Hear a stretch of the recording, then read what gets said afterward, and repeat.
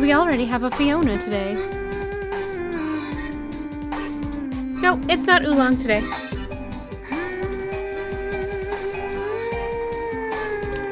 I forgot to turn on the thing. One sec. There we go. I don't have my controller. Fluffernutter, why do I keep doing this? I'll be right back. Sorry, guys.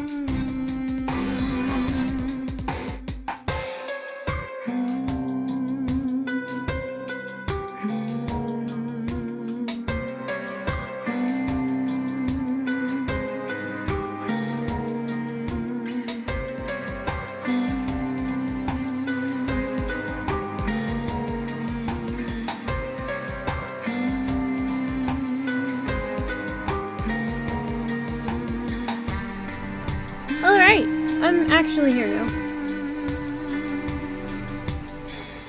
Pause the music. Hello to Odd Sandwich / Jam. Hello, Katja. And Katja, thank you for your contribution to the Pet Stream Challenge. Hello, Nightbot. Hello, Vampire. And I'm sure Buttspot's lurking today too. Okay. Hello. Hello. Today we're doing something kind of out of the blue. I'm sorry, Nightbot's name came up first. I shouldn't have done that, but I did it anyway. I don't know why I greet Nightbot anyway. Anyway, okay, we're good. Today we are trying out Pyre. It's a game I've been meaning to play for a while, but hadn't for a variety of reasons.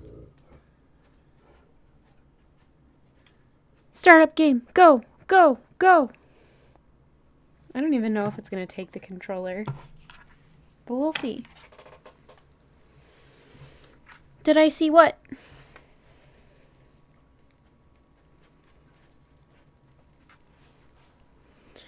You punter took null accidentally? I see. Okay. Yeah, we can take care of that. No worries. Thank you for letting me know. I actually had missed it. Okay. Campaign mode. I have no idea how this game plays, so we're gonna find out. Difficulty? We'll just leave it as is. I'm gonna turn on subtitles, just because I can.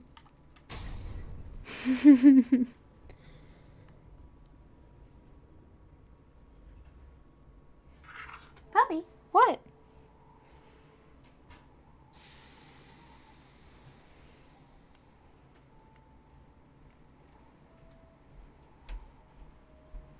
Pup, come here. Good boy. Ah, hi Fiona. What? Okay, I had to hit a button. Intro time.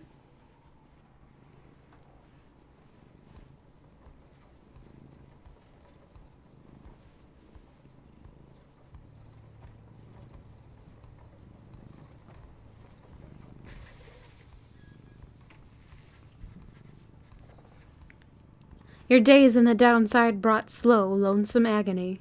Now as you lie yielding to the elements, something rumbles into view. 3 shapes emerge, each clad in strange attire. Ooh, neat. Downside, a vast purgatory into which the Commonwealth casts its convicts and its enemies. None have been known to return from the Forsaken Land. I also like the Supergiant games. I still need to get Hades.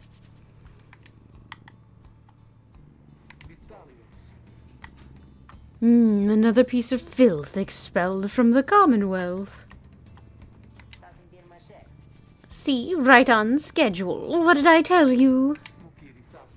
You told us we would find someone alive.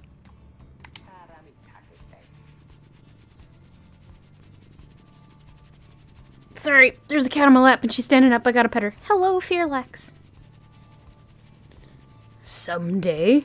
I said we'd find someone alive someday. Just not today, I guess. But don't be glum. You know I see you frowning underneath that mask. Looks like she's breathing. The masked wanderers presume you are female. Interact to change this. We won't leave it be. Oh no, vampire, no! It seems she still is. Then stand aside. I shall send her to a better place. She's a she. Can you people just tell? Hang on. The markings on her rags. I think she's one of them. Hey, little kitty. You're in my face. Why are you in my face? Oh no, the tea! It's overbrewing. It shouldn't be too bad because it's got a lot of stuff in it, but you never know.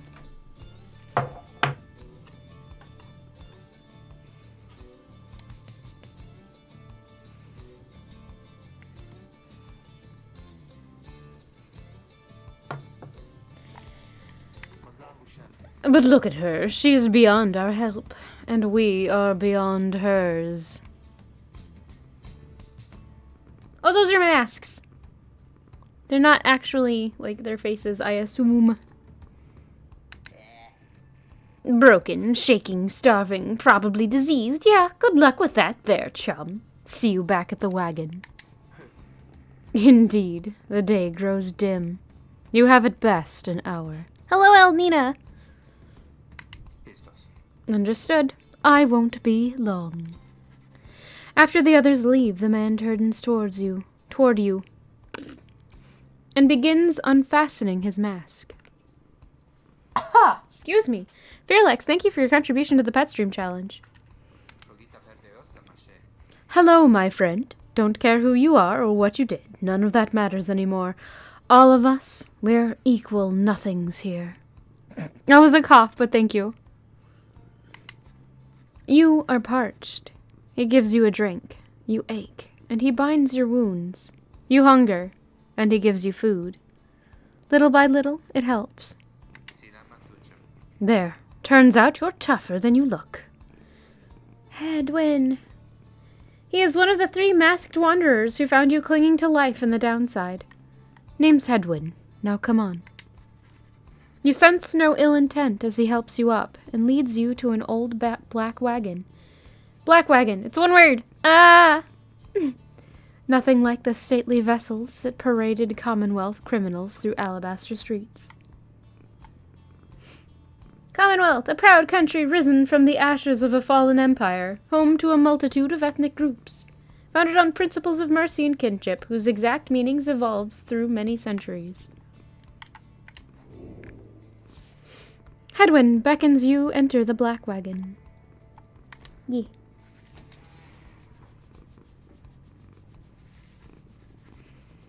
The weather-beaten wagon is as much a mess inside as out. You see the masked woman and the talkative creature taking stock of ancient-looking books. I'm back. And with a guest. She loosens the clasp on her mask. You may call me Jodariel. She is the most imposing of the 3 masked wanderers who found you clinging to life.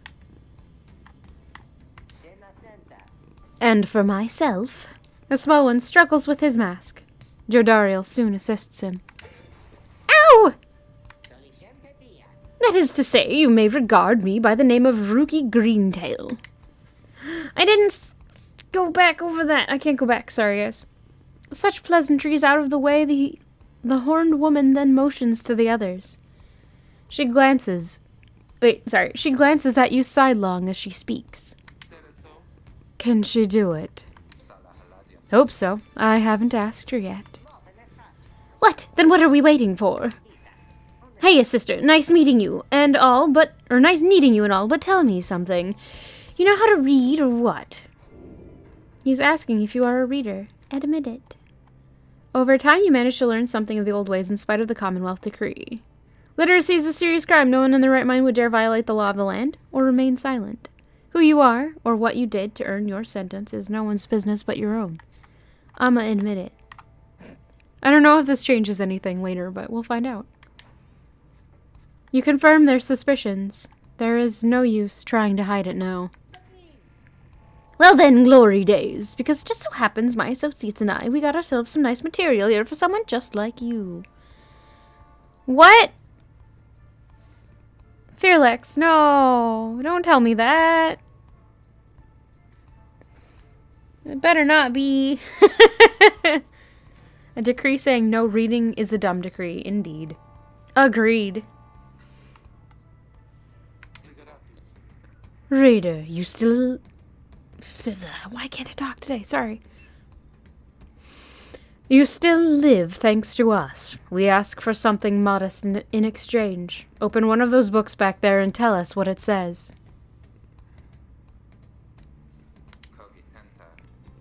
Sorry to put you on the spot like this, my friend. Oh no, you're undead? Oh no. The exiles indicate the book. Or the books in their possession. I'm gonna drink some of my water and try this again. The exiles indicate the books in their possession. There's things! Masks. The Black Wagon's common room must be back there, though you do not feel very welcome now. Anything else I can... Ooh, what's that? Hungry-looking creatures roost near some sort of attic. There is nothing you can do for them now. It likely leads to the wagon centrifuge, judging by the gibbering creatures up there. I know it's the books. So many books. Beyond lies the boundless downside. Even if you could run, you would not get far.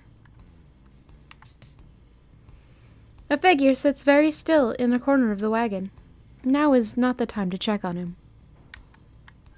Alright. Oh, my controller is vibrating a lot because I'm on the book. Okay. One of several such heavy, ominous volumes. The exiles you meet seem very interested with them. You pick up one of the old and... Astra, thank you for subscribing! Enjoy your emotes for a 6th month. Dang. Keep enjoying your emotes, and here's a sip and thanks. Sorry, it's weird. Fiona's on my lap, and she's kind of trying to be in my face. Also, welcome. Hello. You pick up one of the old heavy volumes bound in material you do not recognize. Thank you.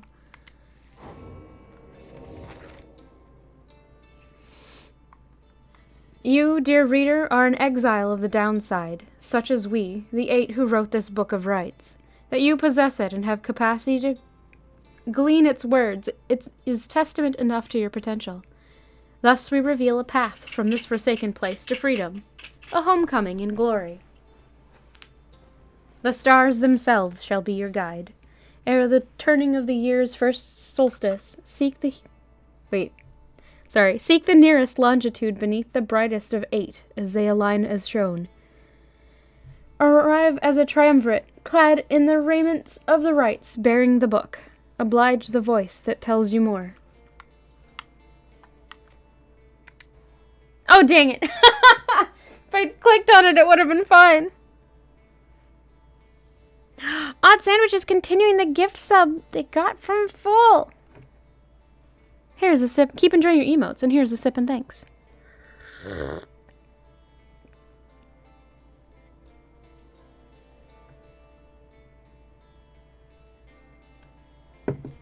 Pet all the doggos as possible, but remember, some of them might not appreciate it. Fiona, lay down. Why are you standing on me again? Okay.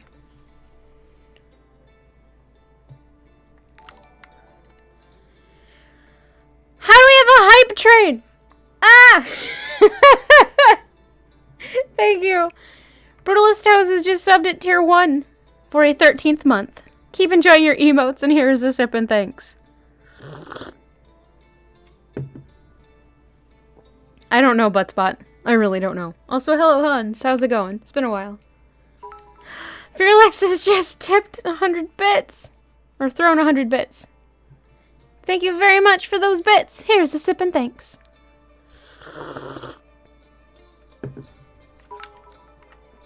Odd Sandwiches just tipped 100 bits. Thank you for those bits. And here's your sip and thanks.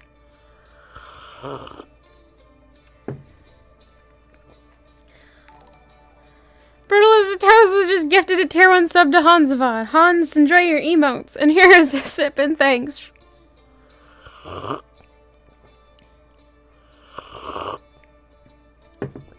Guys, thank you so much. May as well leave the cup in my hand. You are correct. What's that button? Oh, it's not a button at all. Alright. The book describes a complicated method through which exiles can return to the Commonwealth. The words swim through your mind as Hedwyn gets your attention. Vampire has just gifted a tier 1 sub to Nightmare Vortex. Nightmare Vortex, keep enjoying your emotes, or enjoy your emotes rather. That's the 103rd sub gifted in this channel from you? Dang, dude, thank you so much. Oh no! Let's see, first there's the 2 sips for Vampire and Brutal... I'm sorry. Whoa. Whoa. Hold up. Vampire and Nightmare Vortex. So here are the 2 for that. Brutalist Toes has just gifted 5 tier 1 subs to the community. That makes 18 gift subs in the channel for Brutalist Toes. Tankblade, Wizard Emperor, Joshy D, Tate 30, sorry, and Superman 6001. Enjoy your emotes, and here are some sips and thanks for all of you. I gotta put down my controller.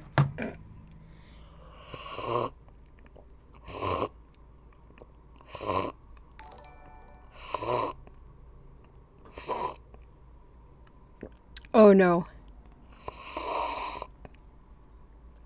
Oh no. Brutalist Toes has just gifted 10 more tier 1 subs to the community. Holy crap, thank you so much. I am Stray's best friend. Red Rum Raven 93, Buttmancer, Valis 77, RPG Solus, sorry. Remeow, Big Broso, the Air Interior 2 bot for you to use too. Sendata 64RD and Odd Sandwich _ham. Enjoy your emotes. And here are 11 sips. Oh no.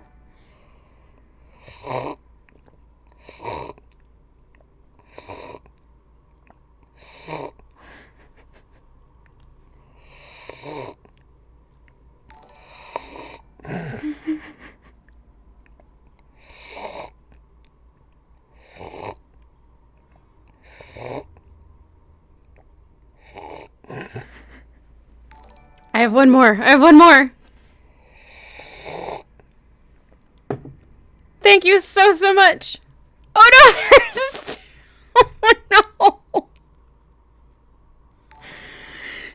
Brutalist Toes has just gifted 2 more tier 1 subs to the community. Sheepdog 81 and Djeef. Enjoy your emotes, and here are 3 more sips and thanks.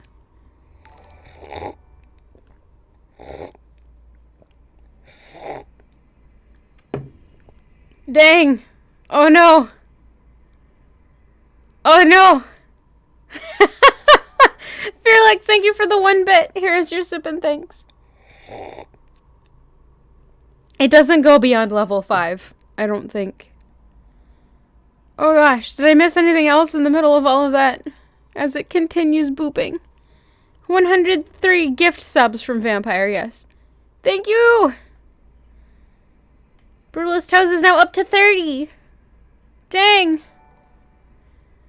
Ah, Luckily for me, I have a mug of tea and or a glass of water, so we're set with liquid for a while.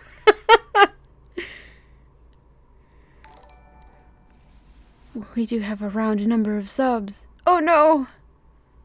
I didn't see a donation. Oh no! Vampire, thank you for the 666! For the tip. I appreciate it. Here's a sip and thanks. Usually I don't notice that one until it does the alert. Sorry.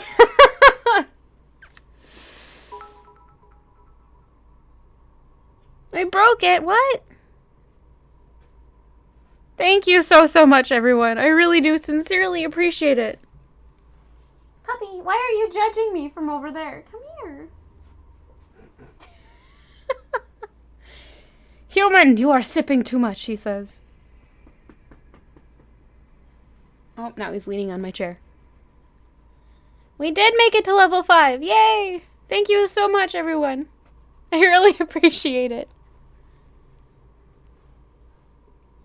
It's true. It was broken before you got here. Alright, we're gonna try to make progress in the game again. Actually, just 1 second.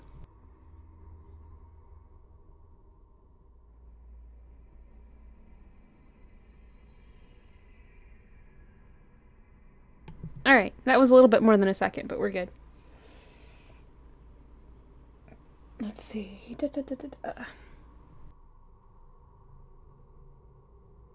Alright, we already read this, but we're gonna scroll over. Okay, so it's just reminders now. Now that we've already been over these. Okay.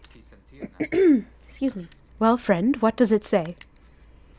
But then your vision starts to fade and blur. You feel your body weaken and give out.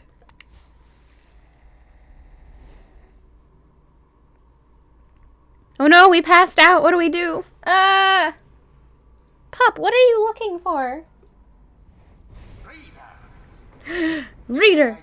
Oh. With forbidden knowledge, so soon after your sentence into exile. Who is this person? This voice sounds familiar. The book says you can be free again.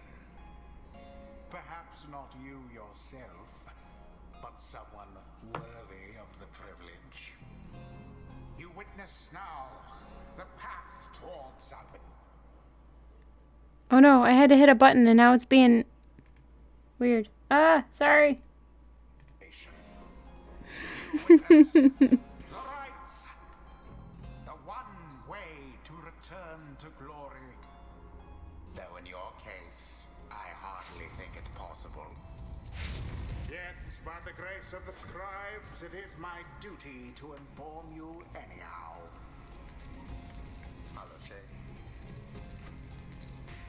It worked? So it is true. I can hit the button now, although it's weird. Bloop. There we go. Thank you for the emote, too. Yeah, but what now? And where did the reader go? She should still be out there. For now, we have to put our faith in her. She could abandon us. She won't.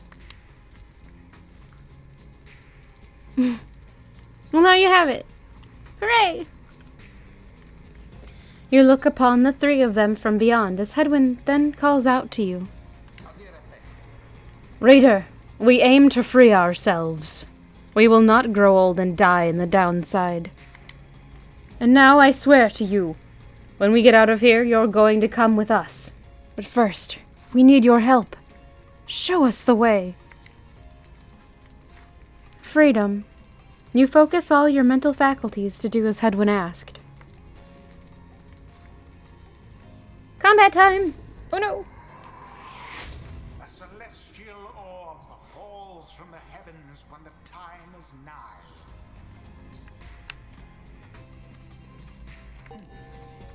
Exiles conduct the rites as a triumvirate, for they must prove their trust in one another, not just in themselves.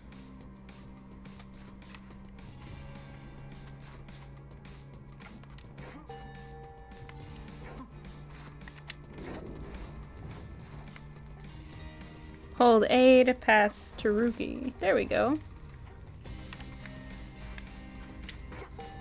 There we go. That was a little awkward, but we got it.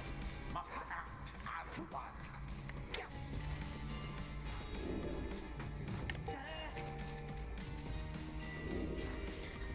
Shown here.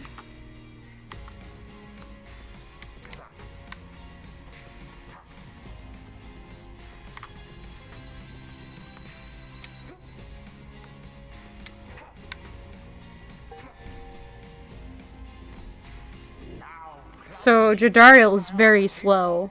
And be purified.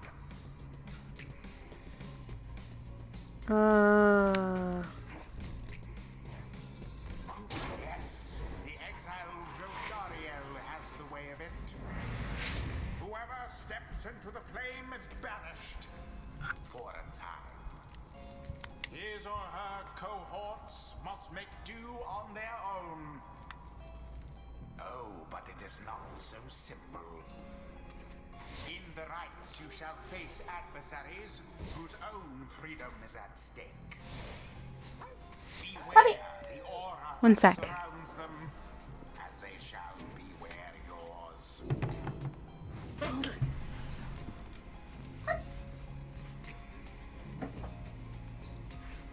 Sit.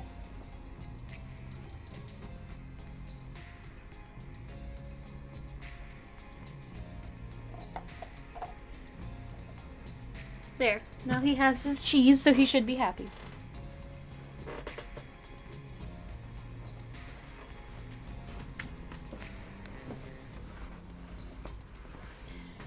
All right.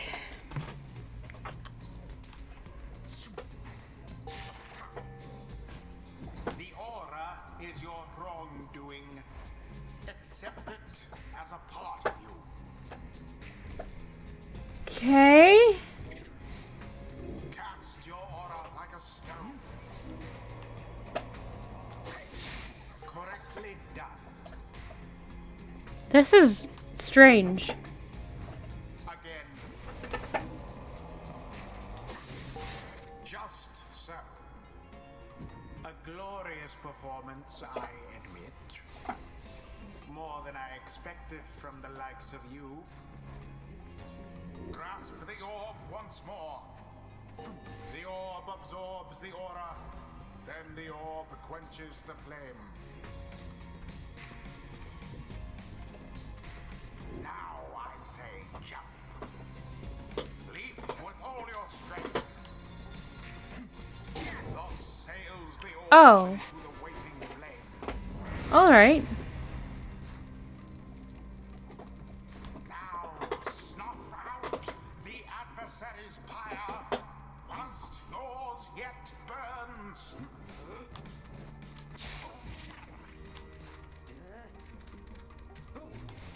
Wherever did the Shoot. twins go? Your exiles shall return ere long.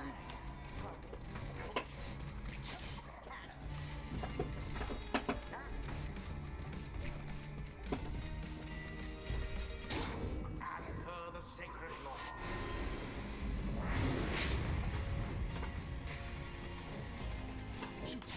Oh, there goes Headwind.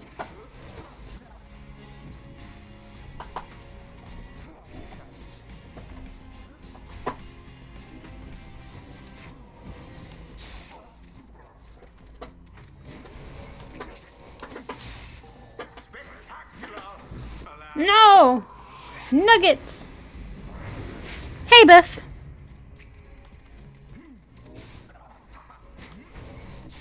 Ah!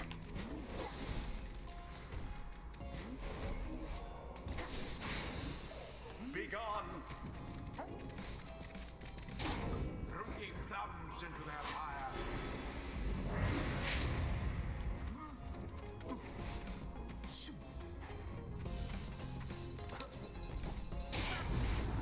The rite is complete. There, dear. That was strange. This battle system is odd. Or do you? No, I don't. We'll figure it out as we go. Of that which lies ahead. I would tell you to turn back. Cast down your hope.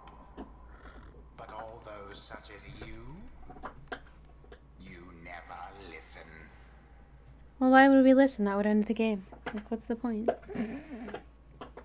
During the rites, only one exile on each side is permitted to hold the... I don't know what it said. The others are still picking themselves up as you awaken.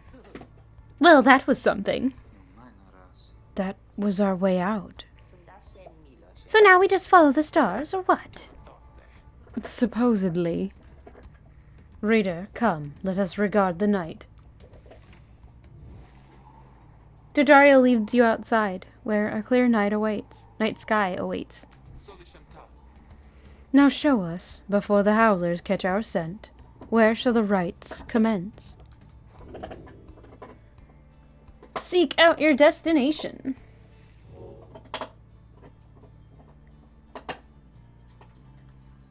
I'm assuming this is it.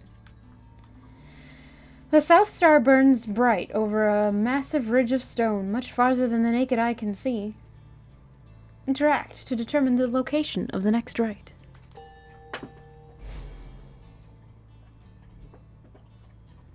It's another goat! 200 leagues due east, the Ridge of Goal. According to the stars, the next rite shall soon commence here. The fossil remains of the serpent titan slain by Golthanian yet loom over those living in its shadow. Great. And we're supposed to be there when exactly? Very soon, according to the stars. You should be able to arrive in time if you make haste. Then we had best get started. Well, this ought to be good for a few laughs at least. What do you say, Jody? Jodariel turns to you, studying you. Reader, do not deceive us. Pray we make good use of our remaining time. What she means is, glad to have you aboard, sister. We're counting on you, my friend. See you inside. Freedom. The rites are the key. It's a lot to take in. An ancient ritual competition through which the worthiest exiles gain their freedom. Your fellow exiles await you in the wagon.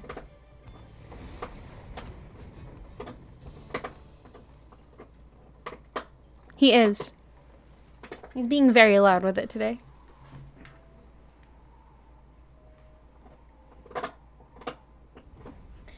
Downside Prairie. Nope, that's Garrus biting. That's chewing on it, I guess. You arrive in Downside Prairie, where the road ahead is forked. There is a lack of consensus about which way to proceed. One of the Downside's only verdant regions. It only gets less hospitable as you press further north. I'm telling you, we ought to take the Northern Pass. Got an associate holed up in Hollow Root I've got to pay a visit to besides. The northern route to the Ridge of Gold goes through a small exile encampment. Every so often, tempests come and scour away the huts and hovels, but they always crop back up. Fie on your associate. Best we head to Blooming Pool and avoid attention. The southern route to the Ridge of Gold goes through a humid area pocked with hot springs. Runoff from the sandfolds means no bathing in the springs, so they're just there to mock you. Dang! And get stuck in a bog while we're at it. The dispute continues as Hedwyn listens for a while. What if the reader settled this? She marks the way, we get us there. If these rites are meant to test our faith, then we'd best learn to trust the reader's instincts on our path. No second-guessing her along the way. Can we all live with that for now? Yeah, sure.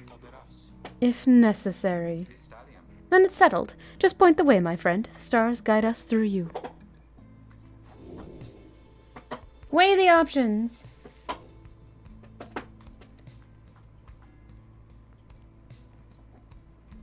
Jodariel thinks she can find rare flora here. Or Yuki knows someone here who owes him. I'm willing to bet they're probably not there anymore, so we're gonna go to Blooming Pool, I think.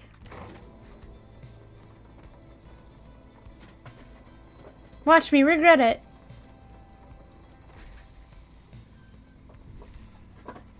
Jodariel offers to show you around Blooming Pool after she notices you staring at the bogs and vegetation near the wagon.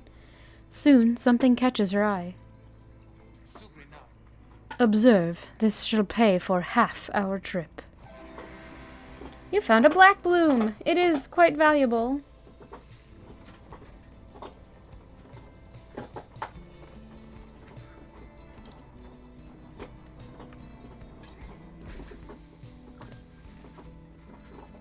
The black wagon grinds to a stop at the base of Ridge of Goal.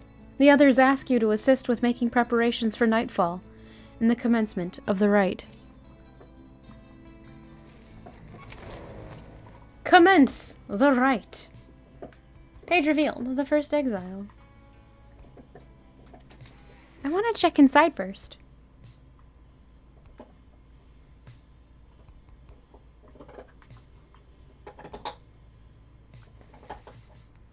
You observe the masks and robes, whose old engravings and embroidery suggest a formal purpose. Some of these garments are massive, while others are so small they might fit a child. Alright, Jam, thanks for popping in, hanging out, gift subbing and all that. I appreciate it. Wait, did you gift sub or did you just continue? I don't know. Whatever. For the subs. Thank you. Later for now. Green Tail Family Portrait. A reasonable likeness of a younger Rookie with his mother and uncle. You observe the ladder leading to the locked enclosure above the cabin. The wagon centrifuge must be up there. Its drive imps stare down at you with big, wet eyes.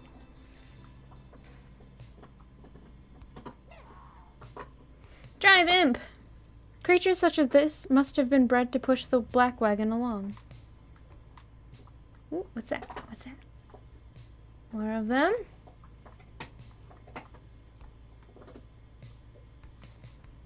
Jody's throw rug, fashioned from a howler's hide, sends her ilk a clear message, or their ilk a clear message. Jodariel says not to step on it. What passes for cooking supplies in the downside. Hedwyn does most of the cooking. He is scouting. In the common room, you may review various notes and observations about your fellow exiles and their respective paths towards enlightenment in the rites.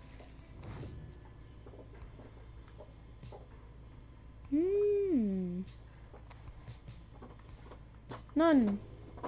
Interesting.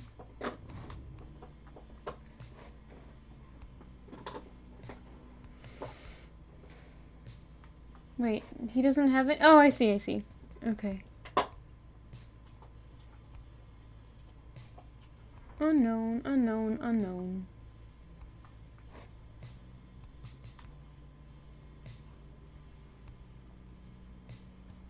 Military background. Okay. I don't know how much of this is going to be important. Ah, gotcha. Sorry. Silly me. It was all so much all at once.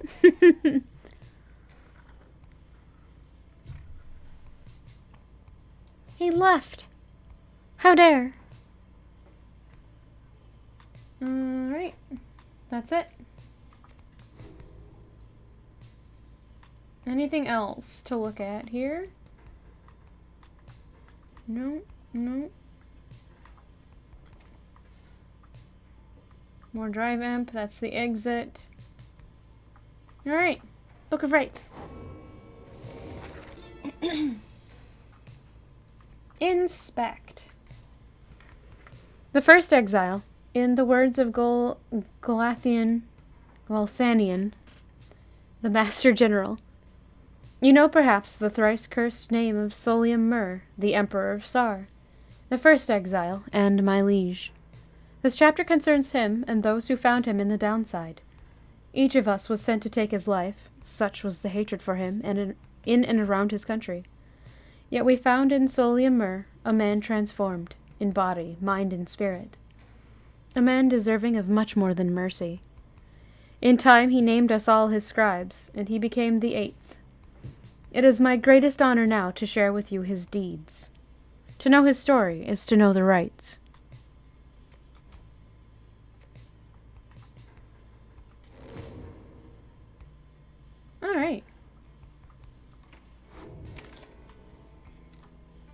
Commence the rites.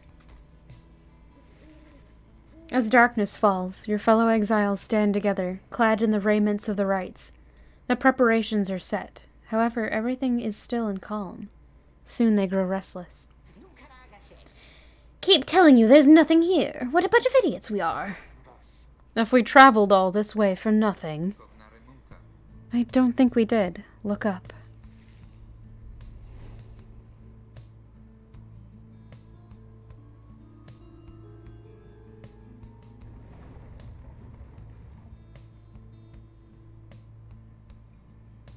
The goal of each rite is to extinguish the adversary's pyre using the celestial orb that falls from the sky. Freedom! The stars align at last. You reach the Ridge of Gaul at the appointed time, and your triumvirate is ready. Your adversaries in the rites this eve shall be the accusers. Whosever pyre yet burns once the other is extinguished shall step closer to freedom. Now let the rites commence.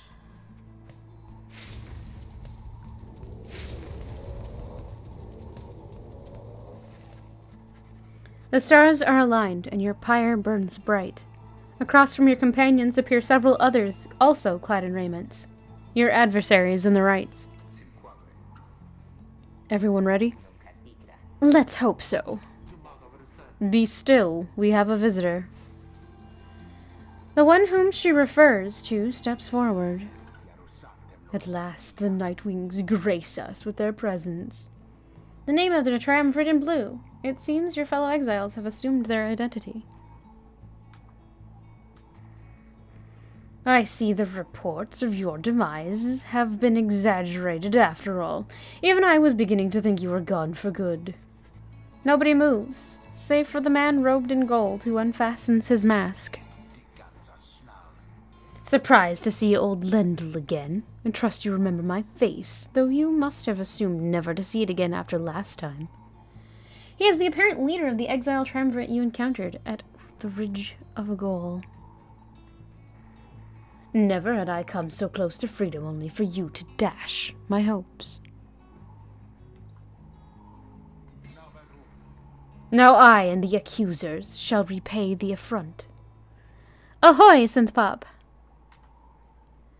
An exile triumvirate clad in gold. Their leader harbors ill will for something he thinks you did. The plot thickens. Alright. He shoves his mask back on and takes position with his comrades. It is time. From the shadows you clutch the Book of Rites and focus on the task at hand.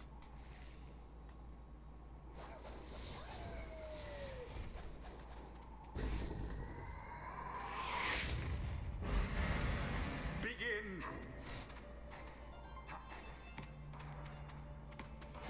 Have the accusers underestimated you? Possibly.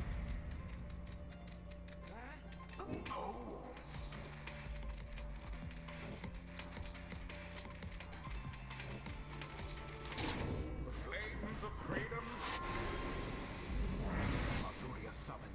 No, I shall not accept defeat from you again. Hear me, accusers. Stand your ground. Let your auras boil with rage. Boil and rage. Whoops. It seems that you have flustered the accusers. Whoops! We're getting there, but they've hunkered down. Fine, then we shall disrupt their formation. Oh, B, to fling it into the pyre, sweet. You deserve his exile,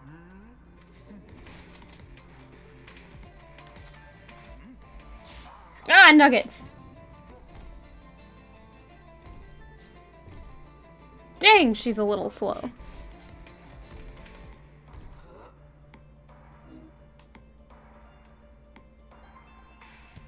How do I undo it, though?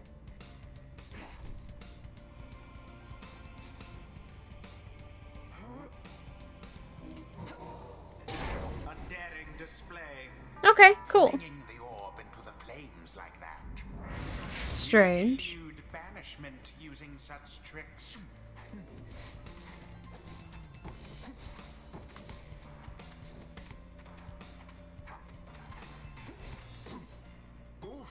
No! I didn't hit the jump button fast enough. Engulfed within the aura.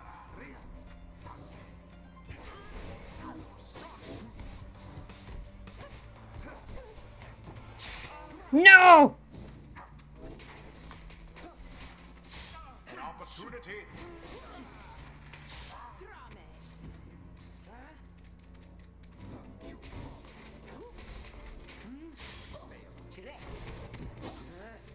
No! No! Edwin.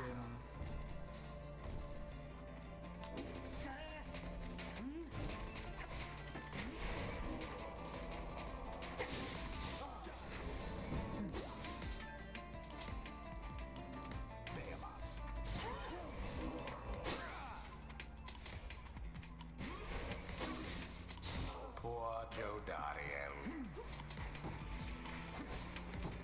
No! Why did I do that? No!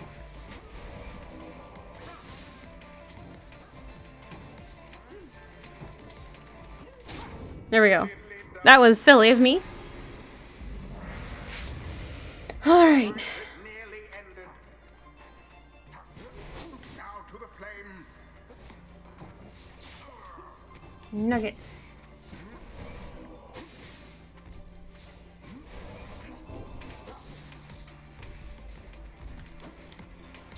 A mere attempt.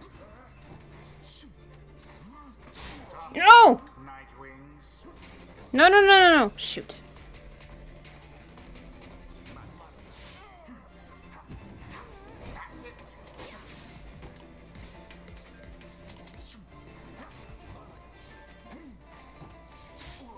That's it. This is weird.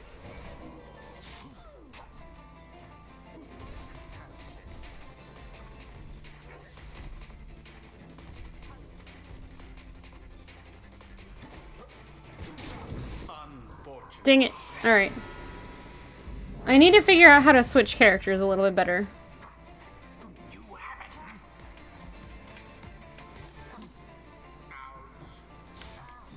Dang it!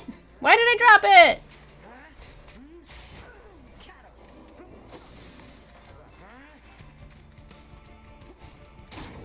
There we go. Everything you hold dear. Oh, crud, it has 5 more points? Shoot. Almost.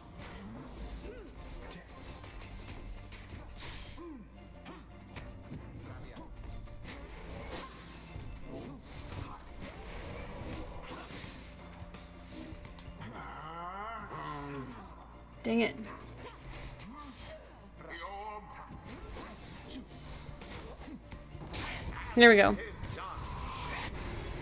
Did it! You have prevailed. Rejoice then in your single fleeting victory. Hey now, I won twice.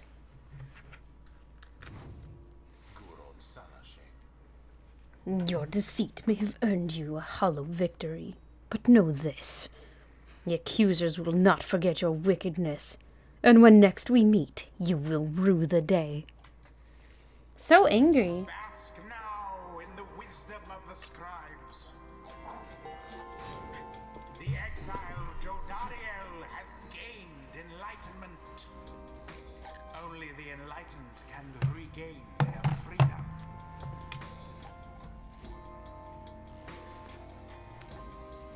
freedom. We have withstood worse nights than this, though few is strange.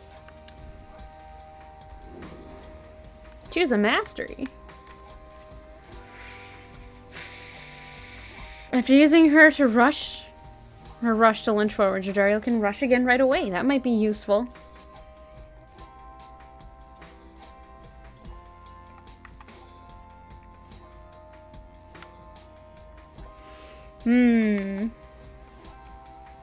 That one might actually be a better route to go down.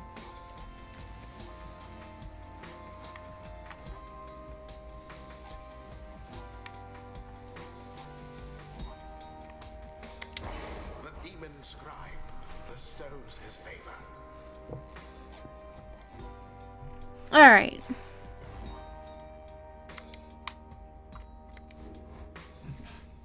After the rites, the accusers disappear into the darkness. As you return to the wagon in the still night sky, you see a single star burns brighter than the rest, beckoning you onward.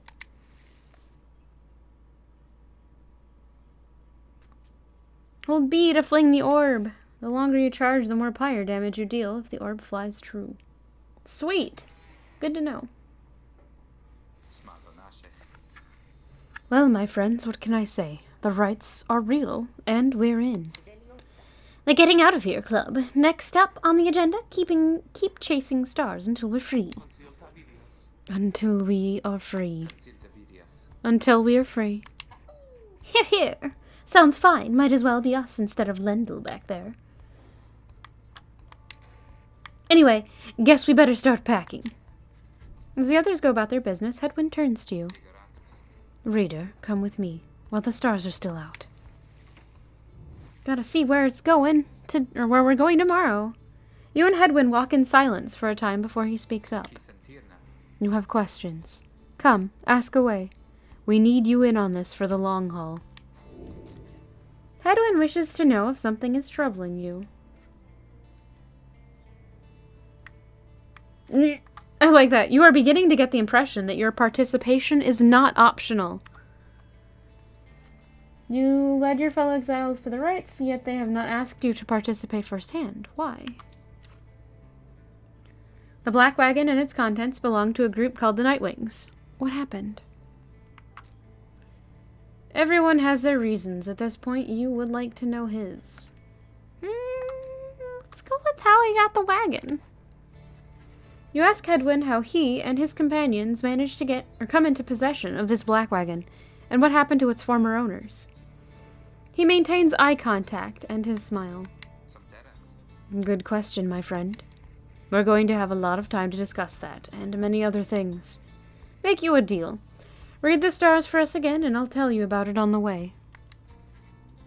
You sense he speaks truly as he beckons toward the fading dark... You sense he speaks truly as he beckons toward the fading dark above.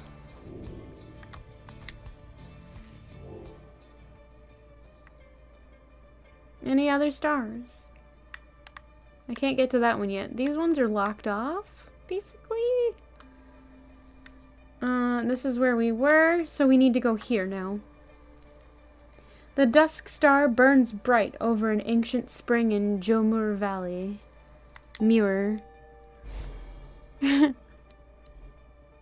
Indeed, a lot.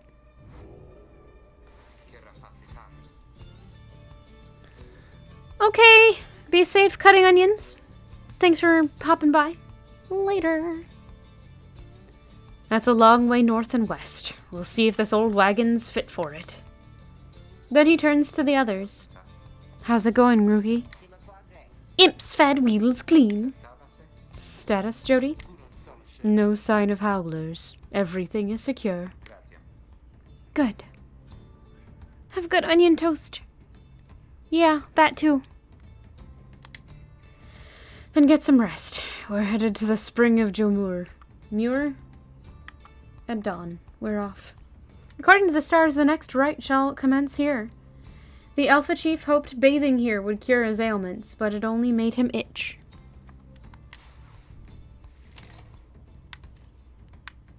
Alright, before we do that, though, I'm going to take a very quick break. So please excuse me while I burb.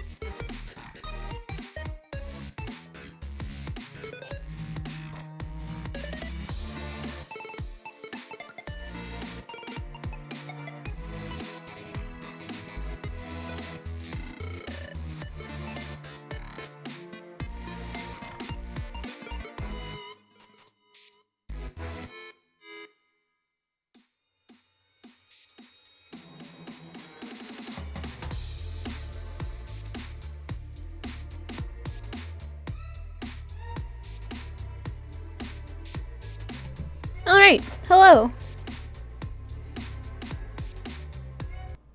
Pause that. Thank you for waiting. Feet have returned, yes. My feet are here.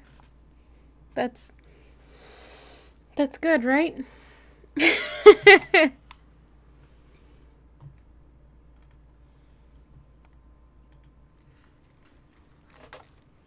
Hello. Let me take a sip of my tea, and then we can get back into this.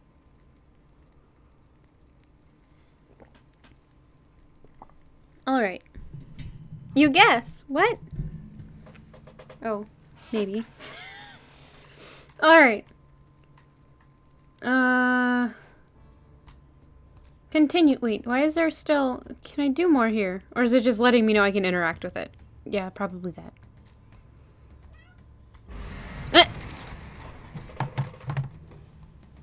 I know.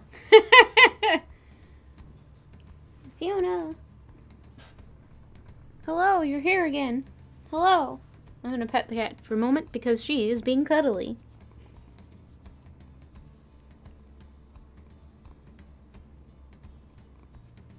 Do you want to be in the pouch? Or do you just want to be held?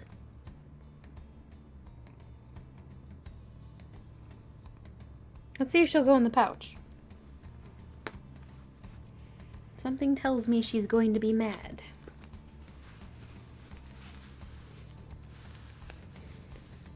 Oof. You're in the pouch. You could, like, lay down in the pouch, too, but instead you just want to be in my face. You're a very strange one. Did you know that?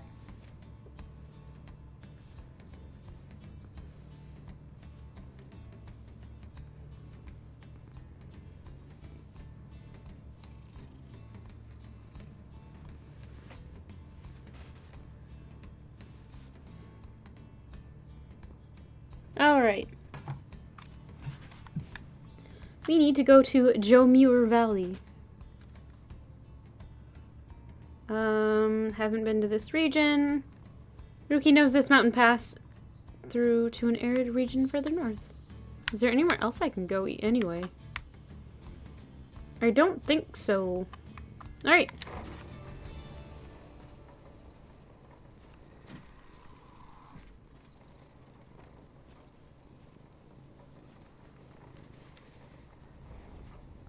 Hello, Pemajor! I'm sorry, I meant to say that earlier, too, and I think I missed it. You showed up in the middle of the hype train, so there was a bit of chaos. The climate here in Jomur Valley, Jomur, probably better, I don't know, is hot and uncomfortable. On top of that, Exiled curs roam this sand-swept fossil wasteland. Among the 8 scribes, the Alpha Chief Jomur Many-Mane took a special liking to this region. We have a stowaway. Home? We can go home? I thought today was Thursday too, and then I realized it was Wednesday. Luckily, in time for stream.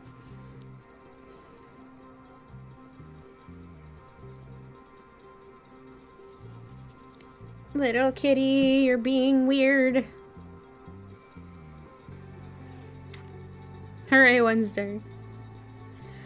She must have latched onto the undercarriage as you crossed the ridge. Her manner is odd, though you sense she means no harm.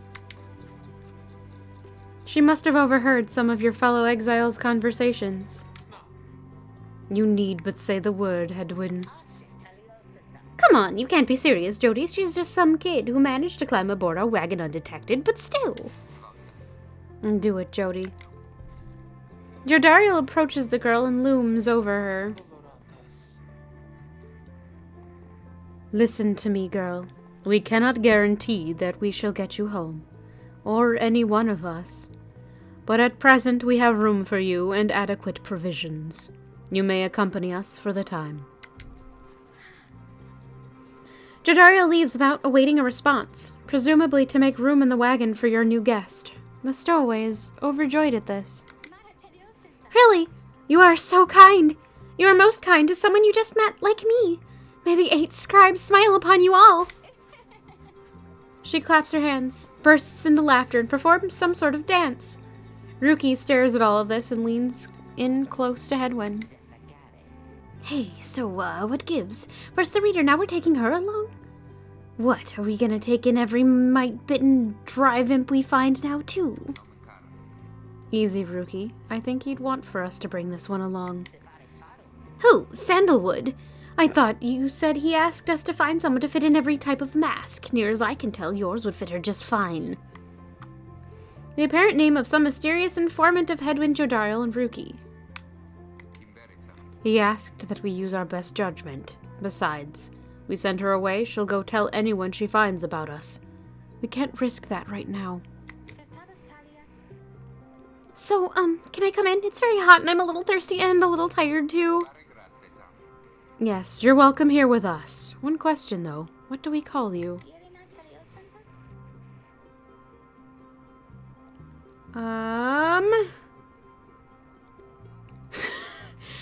Well, this is embarrassing. I think, but I don't know for sure. It's just back home, you called me lots of names, like for the color of my hair. They made fun of you just because you've got gray hair? That's it! My name, it rhymes with gray. It's just, they called me lots of names. You sense the girl is struggling to Why can't I do this? Sorry. Hold up. You sense the girl is struggling to recollect a certain name she felt best suited her. You think you can help this stowaway girl make peace with her name. She looks like she could be a May, doesn't she? Do we want to bring back May? Or will this girl not actually fit that name?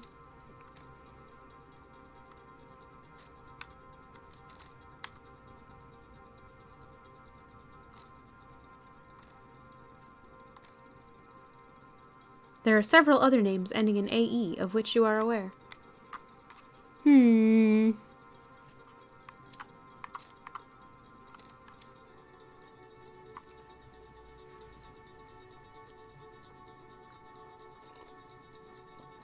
I'm gonna go with May, just because it makes me laugh. And she does kind of have nightmare eyes. You suggest that the stowaway girl's name is May. Why, that's it! My name is May! My name is May! Where I am from, they call me May the Moon Touched, but I guess maybe you don't have to say that part because I didn't really like it. Your fellow exiles decide to bring May along for now. Nightmare eyes! She almost collapses from exhaustion, so you take her in and show her somewhere she can rest. May joined the group. She's tired but excited.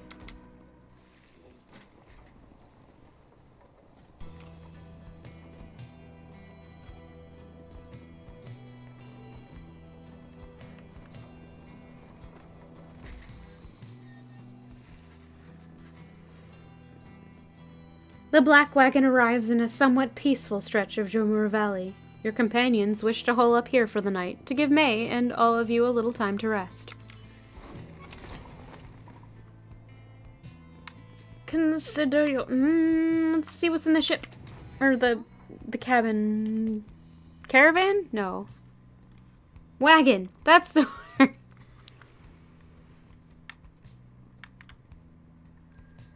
Book of Rights. One of them looks like they could fit a child. I remembered that from earlier. I don't think there's anything new right now, other than May. May seems to be recovering well since you found her. She seems fascinated by everything and everyone in the wagon. Oh, hi, miss. You're the one who knew my name. You guessed it right. You did. All right, enjoy your shrimp tempura ramen and making me jealous, because there are no ramen places around here.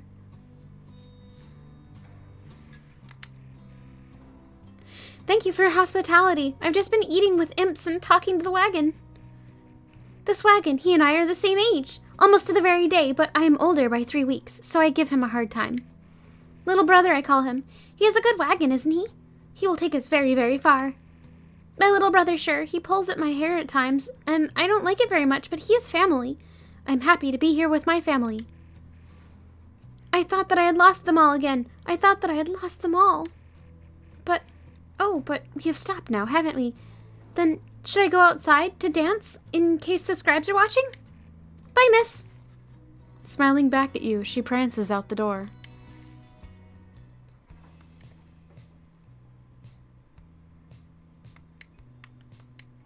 Okay.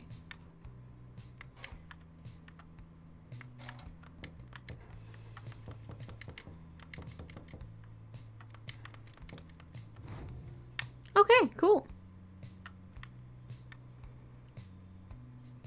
I have never had takoyaki either. I've heard it's fairly good though.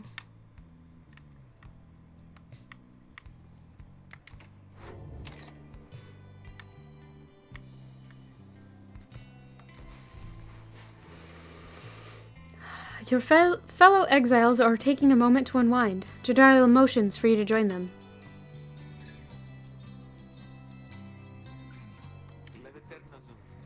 Get used to your new life here, reader. We seldom get such moments of reprieve. Perhaps some further study of that book shall pass the time. You could join me for a little stroll if you're feeling up to it. Always something to be forged around here. Hello, soulless cat. Or you could teach us more of what you know. Prepare us for the next rite. Astro, thank you for your contribution to the Pet Stream Challenge. In any case, we do what we can to stay busy. Keeps the sense of isolation well at bay. Been alright, how about you? At certain junctures, you may choose from several vocations. Alright. Forage for resources, study in private, or mentor a companion. What do I want to do? That's okay.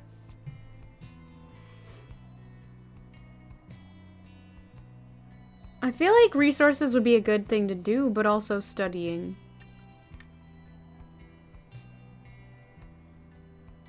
And also leveling up our companions is probably a good idea. So let's do that this time.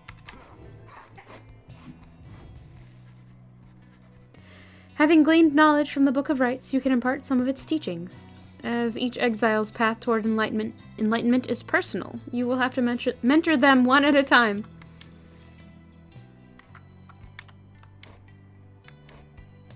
Jodariel already got a level up, so let's mentor Hedwyn.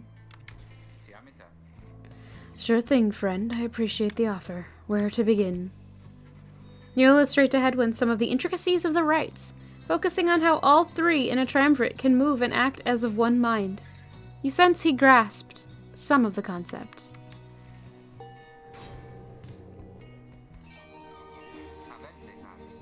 I think I'm beginning to understand something of all this, my friend. He gets to level up! Yeah! I feel like him running is probably a really good idea. And his allies regenerate stamina twice as quickly. Oh.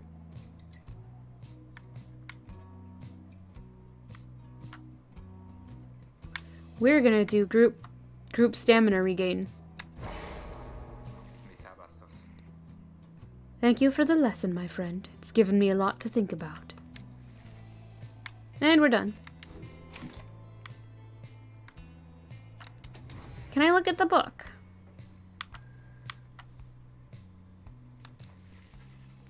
You observe the man slumped in the corner of the wagon, bearing some sort of stringed instrument. You sense he lives, but nothing more. It seems inopportune to ask him about it now. Do we have a new page? No.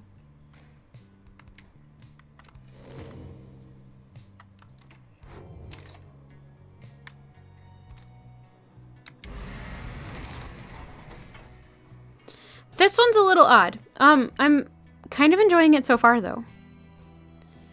I wasn't quite expecting it to have this sort of soccer vibe that it has, but it's good.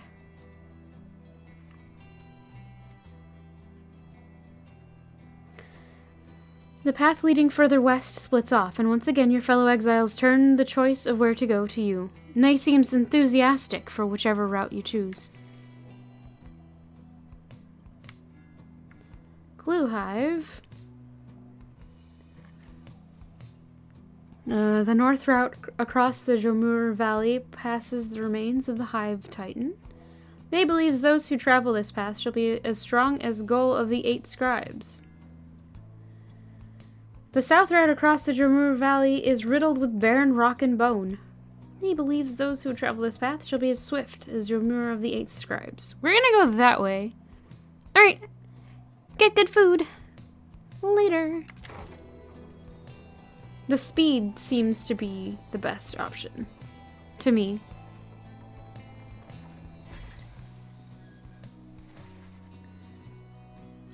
May is behaving stranger than usual as you traverse the stark badlands of Fall Flat.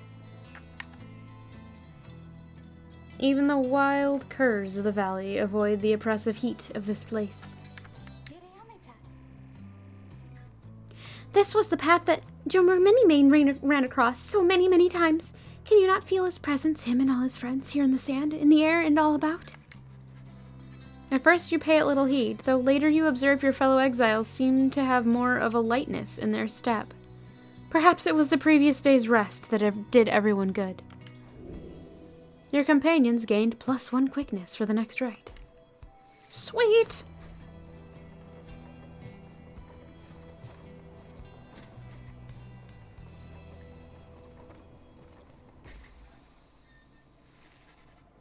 En route to the spring of Jomur, you hear all about the roving slug market, which appears to be nearby. Ruki insists you take a look after you settle in. Page revealed. The last emperor.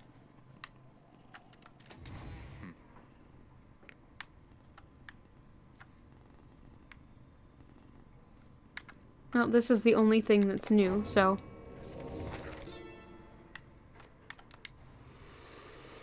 How many nations did I scour in the name of Solium Mur? How many countries fell before our spears and blades?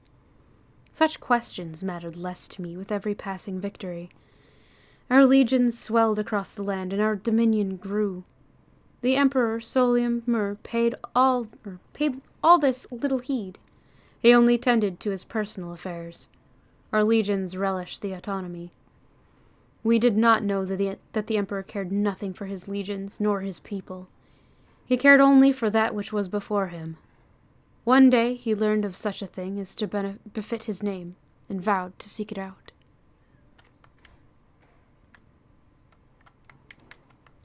Oh, I can switch pages. Neat!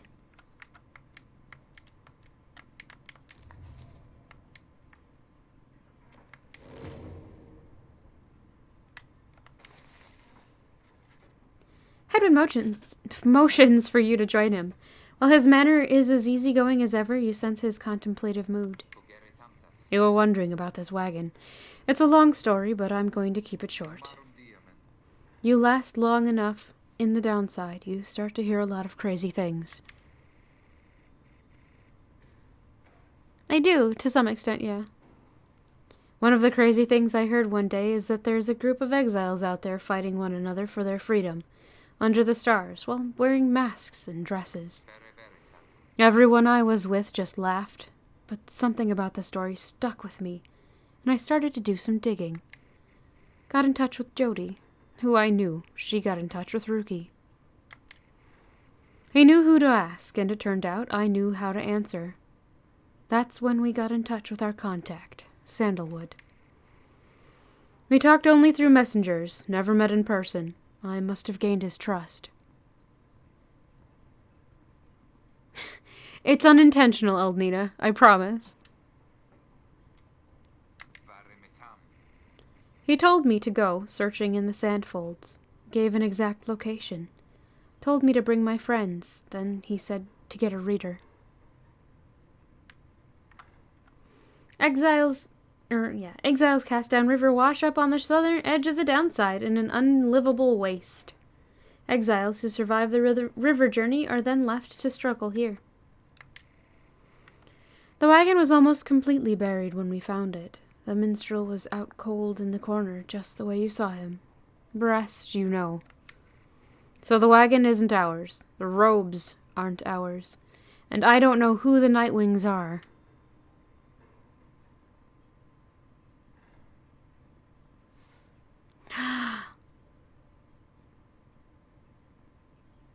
Butt spot. What?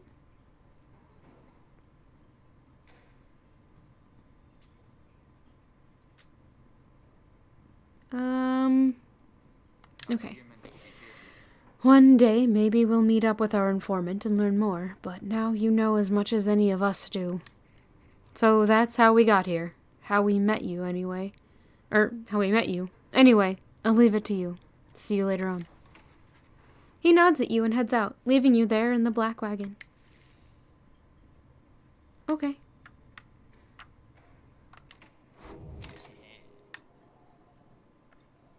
Slug Market! Hey guys, hey, how's it going? Mr. Greentail, been a while and all that. How's it going, Mr. Greentail? Yeah, okay, there we go.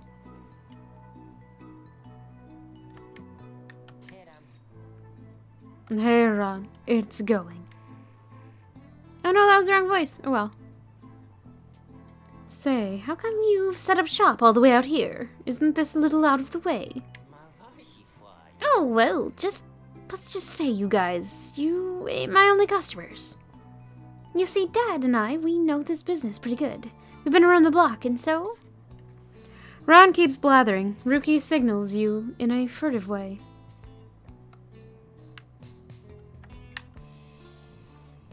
Traveling sales creature and proprietor of the Downside Slug Market. Here's the deal, sister. Got an informant here. Says there's something here connected to this rights business. See if you can spot it. Should be able to pawn some of our stuff to make the trade. And don't even worry about Falcon Ron. So anyway, you guys got something for me or what? That black bloom you got there. I could take it off your paws if you want. Something related to the rights, Mooncrest, Lunar Glass, Kerfang, Ashen Coal.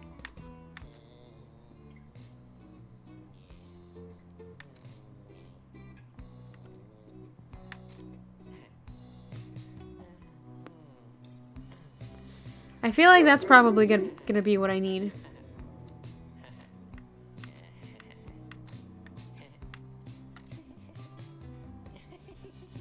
Or it's the one with the actual moon on it. What was that one again? I see.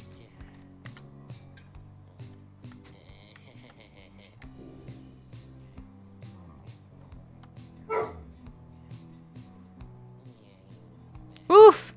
Oof! Yes, that.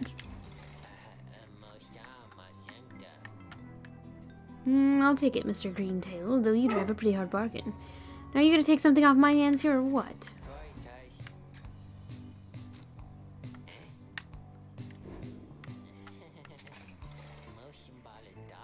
That's a one-of-a-kind thinger you got there, you know? You got yourself a real good deal for me as well, so thanks.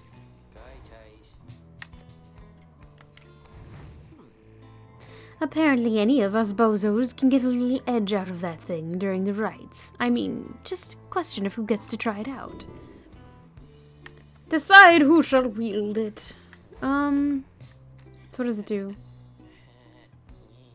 Pyre has a chance to return immediately. 30% chance. Actually, I do think I want it on Headwind because he does run a lot faster. And speed seems to be the name of the game.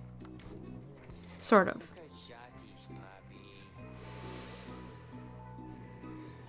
That over there. Over here, his feet, you know. We've been having some trouble with his feet, getting some real something or other from the hoofing around and blah blah blah. Rookie indicates to you that now would be a good time to depart.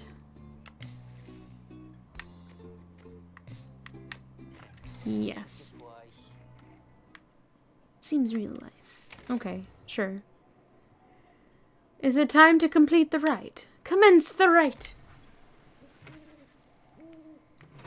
Fiona! Fiona, why are you wiggling? Oh no! Hold on, I have to get her to settle down a little bit.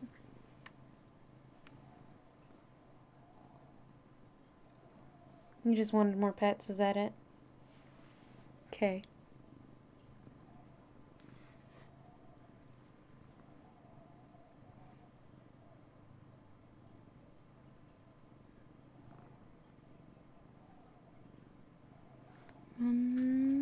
Fiona, what are you doing?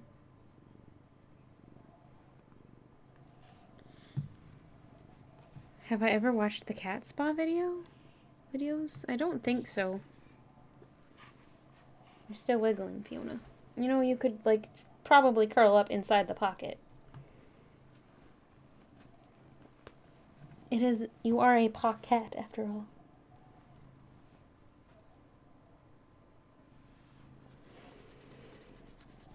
Yes, she's a cat. That's true, she is. Okay. There we go. As you complete preparations for the rites to commence, you notice May approaching. Did that say anything new about that?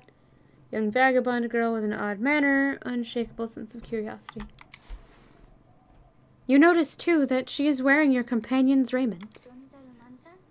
We can go home? May, I thought I made myself quite clear that you were not to touch those robes. Oh, I'm sorry, Mr. Dario. I just thought that maybe you were being funny at the time? Unbelievable. Hey, something's happening in the sky. I think we're up. Am I gonna have to choose who I take with me this time? Or do I get 4 people now?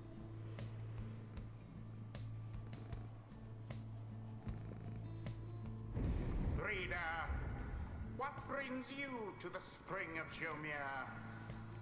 Why, it must have been the stars. Although it seems that your triumvirate now numbers 4 exiles, not the expected 3. Right, I have to have 3. The rules of the rites were not created for you to dispatch. Prepare now to confront the fate. They still honor the traditions of the scribes, and surely have been longing for this chance. But first, you have a choice to make. Oh no, those ones are purple. The sky burns bright once more as your next adversary is in the rites approach. Their apparent leader is the bent old cur, who regards you with a formal bow.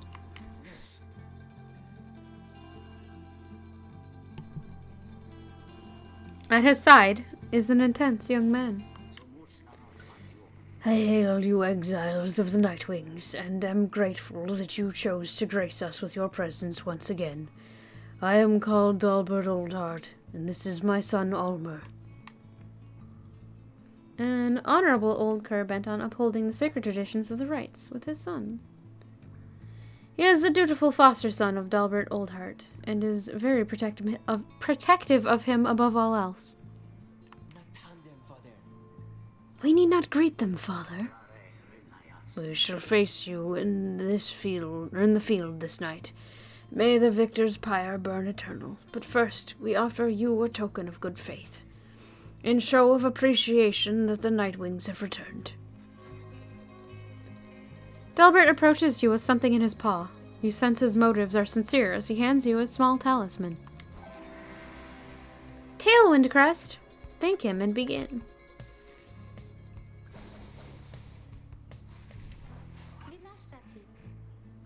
That cur was very kind. And his son, he was so caring, wasn't he? Hold up. Fiona is deciding that she is going to leave. Why do you go after the cheese immediately? Please stop doing this, Fiona.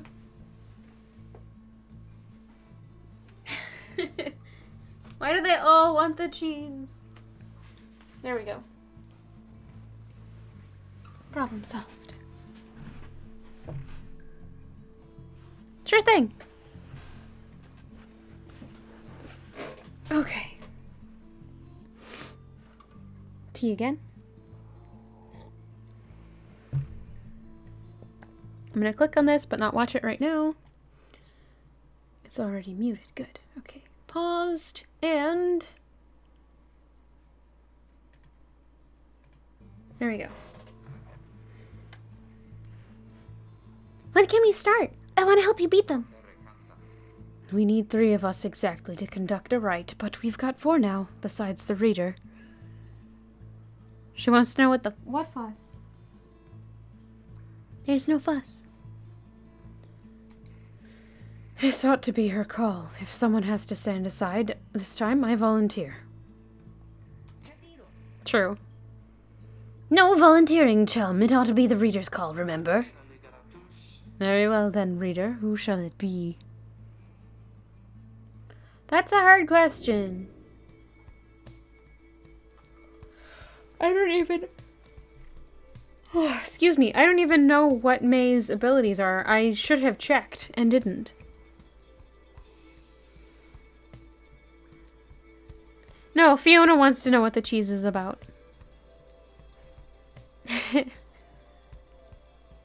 That might be it, Pemajor.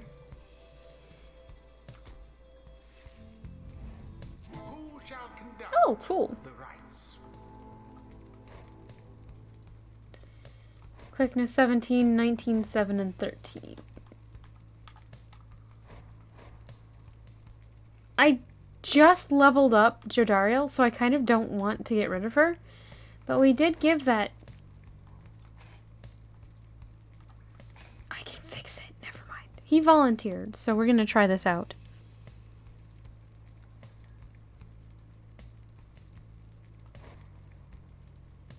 It might be... she's... okay, so Jodariel is 7. When we put this on... never mind. That's probably not what we want. What does this one do? +2 quickness. This will be better for her then.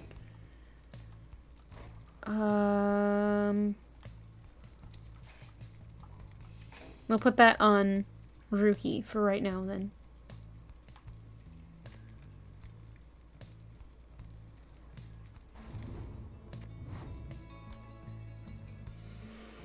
Quickness 17, quickness 13, quickness 10. Okay.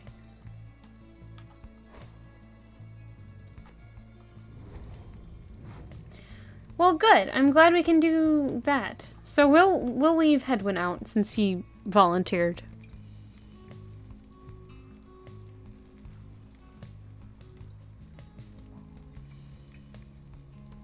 It's not even there anymore, Fiona. What?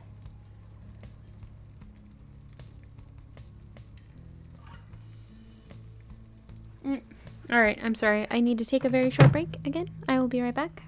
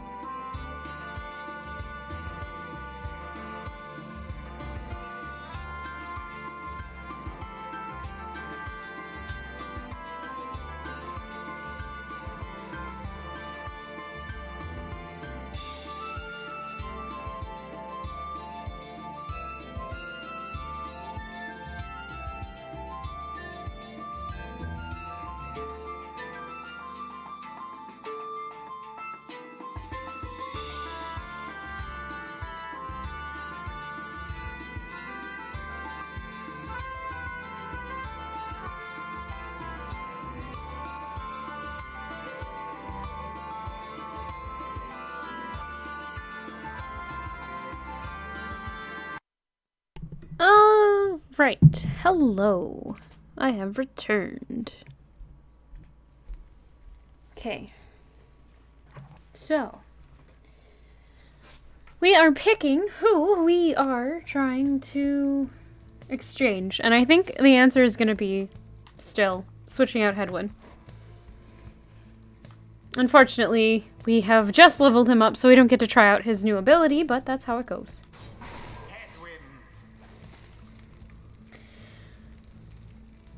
Wait, oh, I had to... Oh. Oops. Can I undo? Nope. Let's leave out Jodariel then.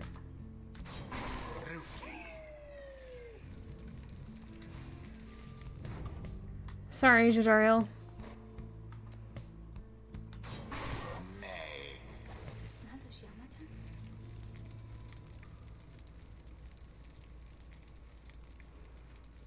Give Fiona the cat spa and then some catnip and she'll be... No, she's actually not that big a fan of catnip. It's weird. Alright. If you intend to prevail in the rites, you would be wise not to exclude me next time. Yep, that was why we went with May for her name.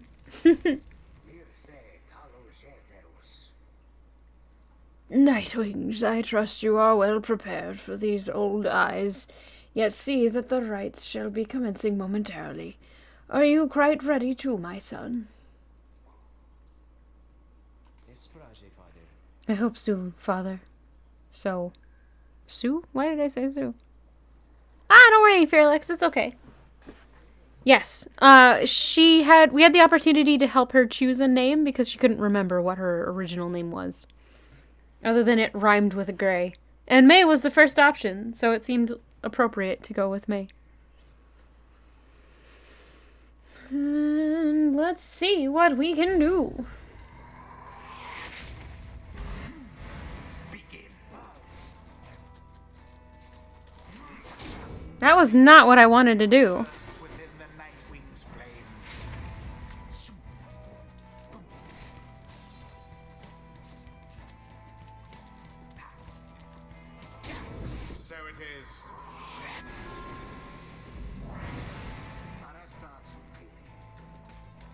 Look forth, my son. The waters of Jomur Menimane bring blessings unto us this eve.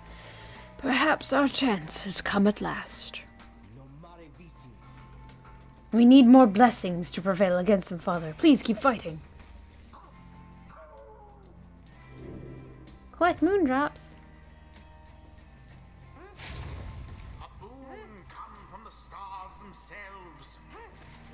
Shall it be enough for Dalbert and his faithful son?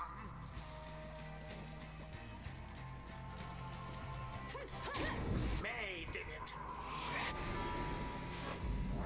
Yeah. Takoyaki is pretty good. Neat. All right. Now then.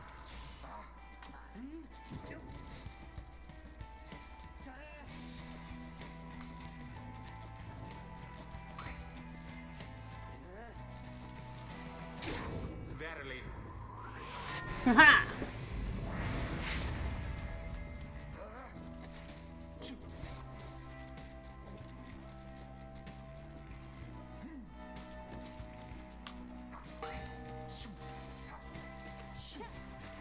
No!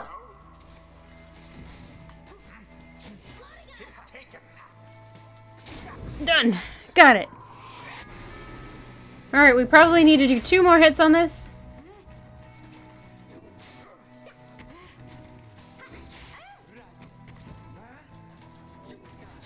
Another banishment.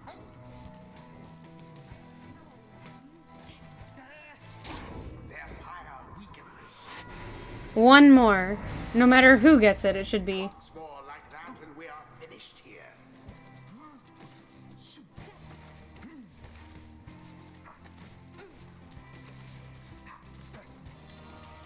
No! Don't. No! Plunge into the adversary's flame. Dang it!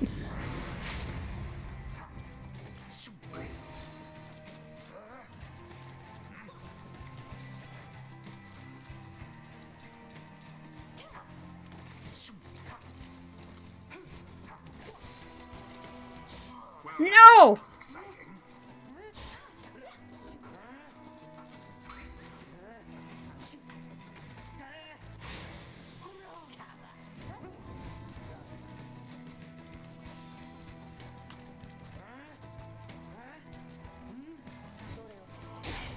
And it is Done. Haha. the Night Wings prevail. Don't... Performance, I must say. I don't know what to do with her. She's weird. She's weird to control. Shan't be quite so fortunate next time. We did it. Yeah, I guess. Alright, drive safely. Later. I know what will happen to the Fate. They seemed so nice, didn't they? Exiles of the Nightwings, the dawn is yours. May you earn your freedom. But, Father, the dawn might have been ours. We failed. I have failed you. Nonsense. We are the Fate. We do what is ordained and nothing less. Fate, an honorable triumvirate determined to uphold the traditions of the rites, led by the Cur Delbert Oldheart with the help of his adopted son. Okay. Almer the Helpless. Okay. Now let us go, my son, for I am weary once again. There is much to learn from this experience. A flash of Oh. inspiration for next time. She did get experience even though she wasn't being used. Awesome. See that, chums? Old Rookie Greentail's got some bite in him yet. You're old? I didn't even think he was old. Alright.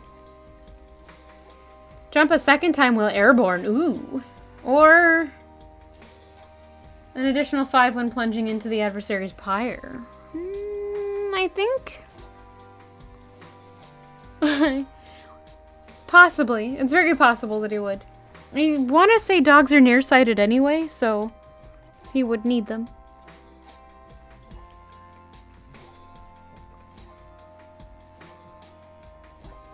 I don't know. An extra 5 damage from Rookie might be helpful, but the double jump. We're gonna go with the double jump. The Alpha Chief himself. And she does not get a level up yet. That's okay. The stars align. Hello, excuse me. I mean, would you excuse me for a moment, do you think?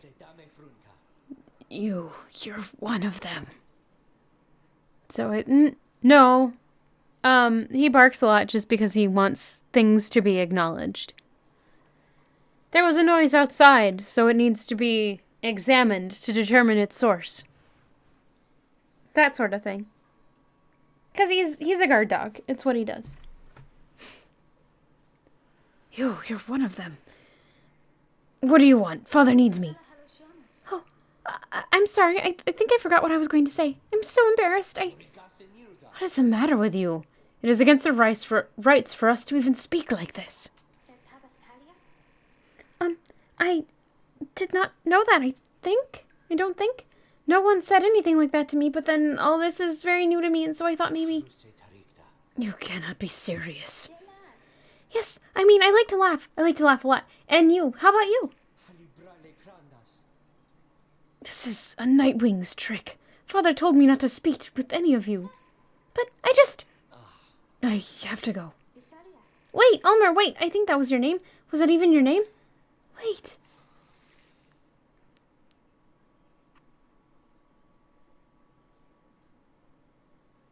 Oh, okay. So we're apparently not supposed to talk to each other, apart from the basic rights stuff. That's a new triangle thing. Star. Whoa. Star thing. As you return to the wagon after triumphing over the Fate, you notice Jodariel tense up and frown. Where did he go? Who? Wait, the sleeping guy? The minstrel. He's gone. You see, it is true. There is no trace of the lone minstrel who had been lying still in the corner of the wagon all this time. You join the others and search for him outside.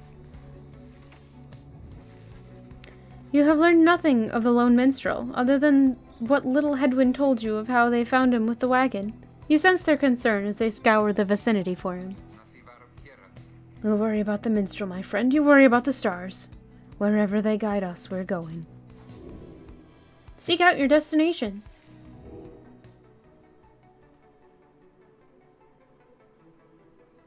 Where is the next one? Is it that one? Yes. The midnight star burns bright over the standing stones at the edge of flagging hands.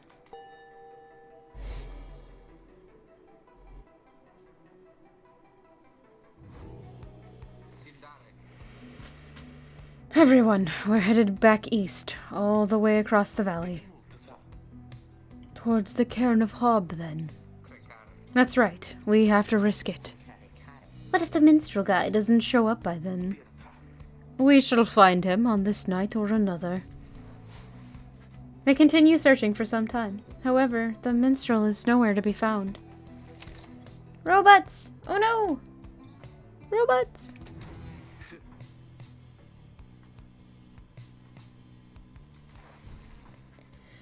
After having bested the fate rather decisively last night, you find Jodariel off on her own. You sense she wants to talk about your destination, to exclude her from... decision, sorry. To talk to you about your decision to exclude her from conducting the rite. Reader, you should know that I did not expect to be relegated to being a bystander in this. I respect your decision to exclude me in this case, though at the time I did not think the others would prevail without me. A lesson learned, even at my age. Now, if you would excuse me, we shall be departing soon. She departs to check on things outside. You sense that she has no misgivings about what transpired, and is more concerned at present about the missing minstrel. May's scribe catcher. The bundle of sticks May insisted on hanging in the rafters. She believes it brings good fortune.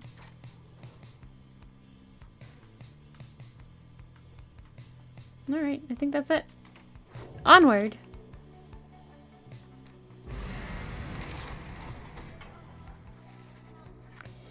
There is still no sign of the lone minstrel, although Jodariel tracks potential signs of movement east, the same way you are headed. You consider where to search for him.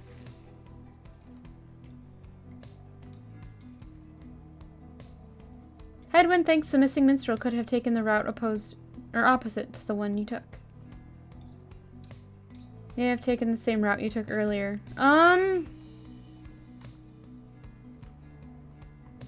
Let's go the same way we took.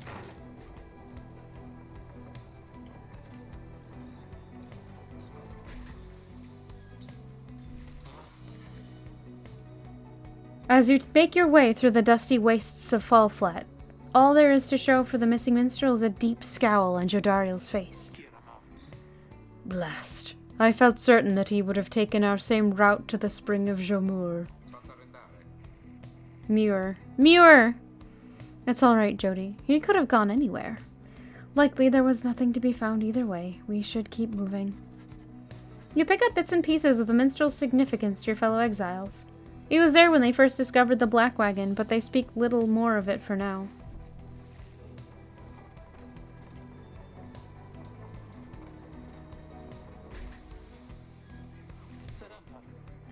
Stop the wagon. What? How come? Because of her. They're coming. They're coming for us. We have to be ready. We have to. Does she mean what I think she means? I believe so. Oh no! Your fellow exiles scramble to prepare the wagon for whatever is out there. You help them settle in. Perhaps you can learn more of their source of concern.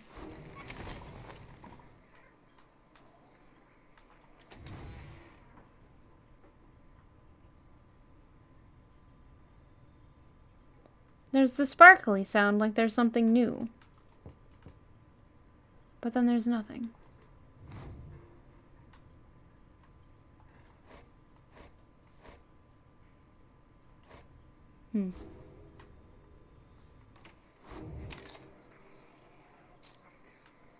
Unless that's just there in case you didn't look at, like the scribe catcher that she made. They are coming for us. They fear the scribes. They fear the scribes, I know they do. What's she talking about? What's going on? Howlers. Lots of them. Then, what are we going to do? They fear the scribes. Calm yourself, May. We shall give them reason to fear us as well. We'll use the raiments and the books. Indeed. One of us can draw them out under the reader's watch. It shall be just like one of our rites. Headwind turns to you. It seems we need your help in this, my friend. We just need a volunteer to go with you.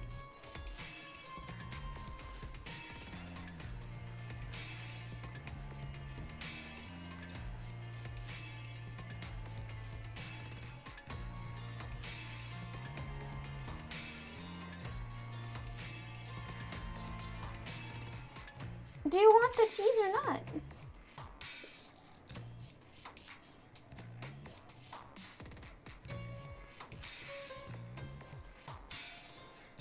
Okay, I don't understand what he's doing.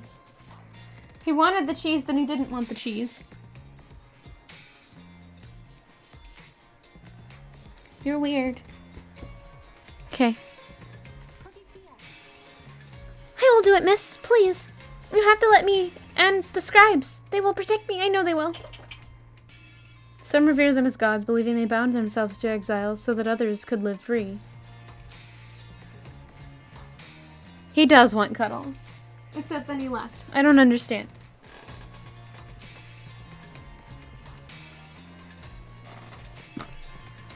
Okay.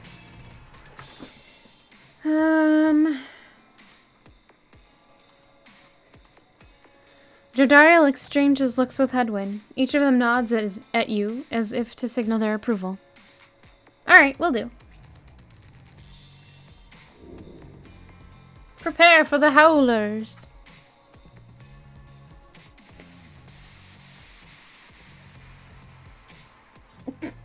He's back already. It's puppy pet time. I'm not sure what he's trying to do now, though. Let me grab my timer, and then we can pet the pup.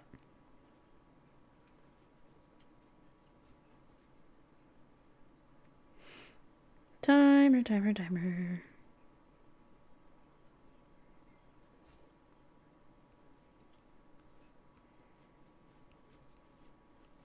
There it is. Puppy pup. Let's throw on some music, too. No, we already heard that. No. What? Wait, why is this not working? Alright.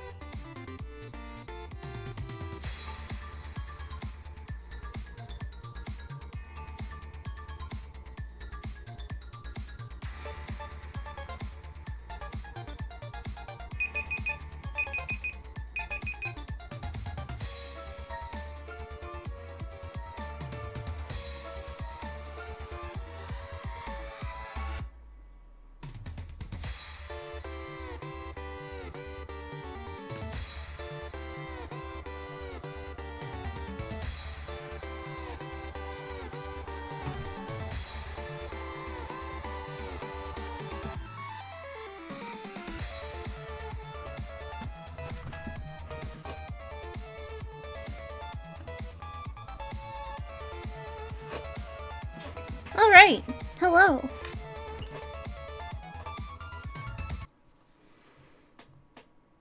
He looks confused now. Puppy, why are you confused?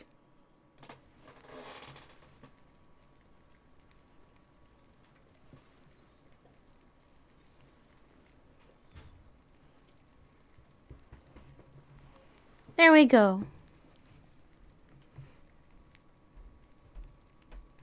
I'm gonna hit the button and go back into the game. There we go. Woo! Ha! That was sudden. That howling sound, it means they're here. Oh, by the scribes, they're here.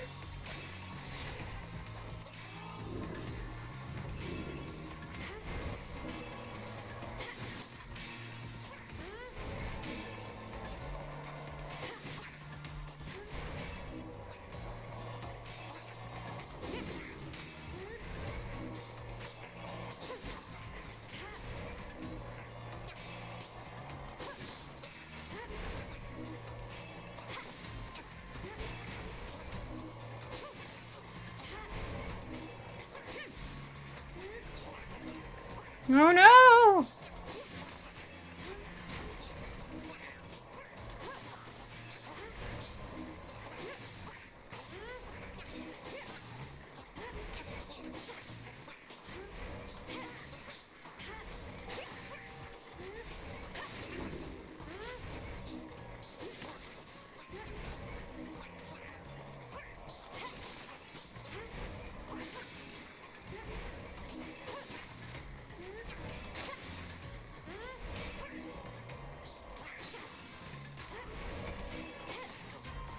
Well, that was bad. Why? I think there's many more. Oh, here they come, here they come.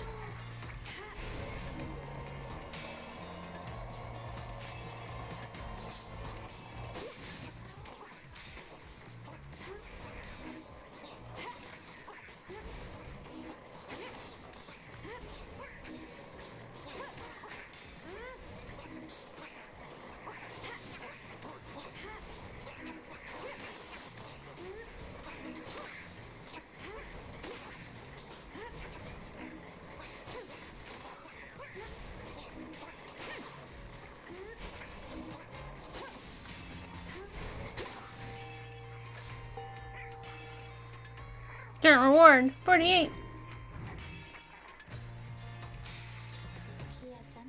Is it over now at last? It is. I think it is. Oh, those poor wretched babies. Beasts. Just then, May spots something creeping toward her. Whoa! Who? What? Hi.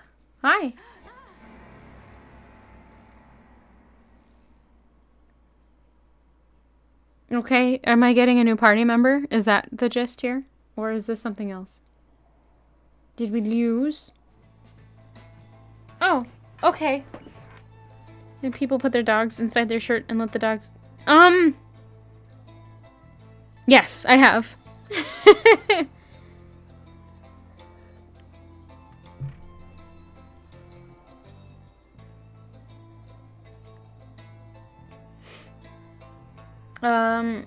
The howling subsides as your fellow exiles scramble out to check on May.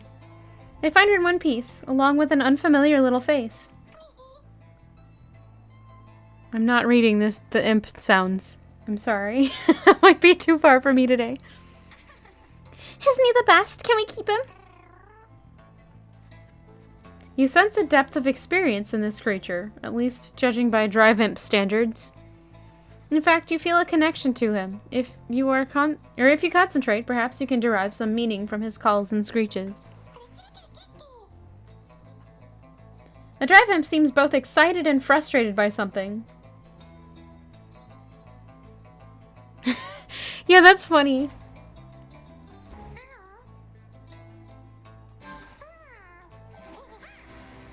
You can now understand this unusual Drive Imp. Recognize you... The Drive Imp recognizes you as the new reader of the Nightwings. He is pleased to meet you. The Drive Imp seems satisfied at having gotten through to you, and you explain to your companions what little you have learned of him this far.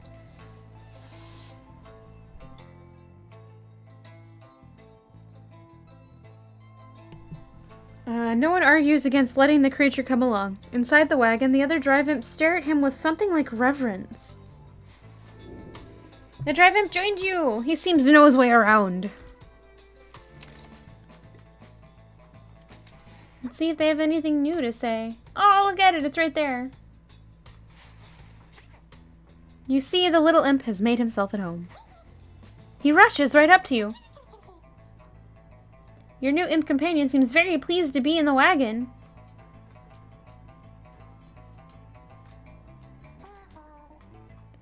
He indicates he was able to find you thanks to the swarm of howlers. He has no love of howlers, and they know not to mess with him either. He plans to set up a nest that should ward off any further trouble from them.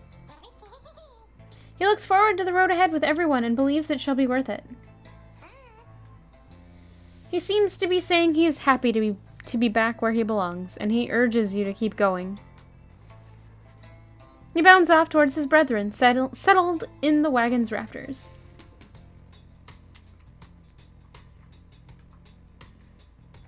Alright, I think that's it.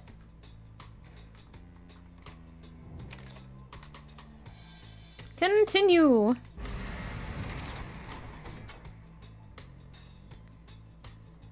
Lick Sand, an arid southern pass toward the ominous cairn of Hob.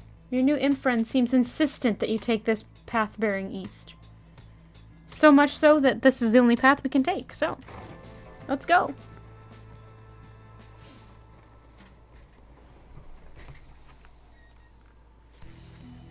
Hedwyn orders the wagon to a halt somewhere in the stark badlands of Jomur Valley. There's someone on the road. Be careful, everyone.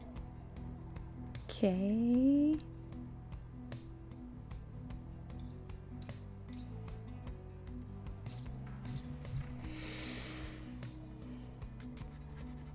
The figure watching the wagon from afar approaches, arms spread wide, although a hat and cloak conceal the figure's features.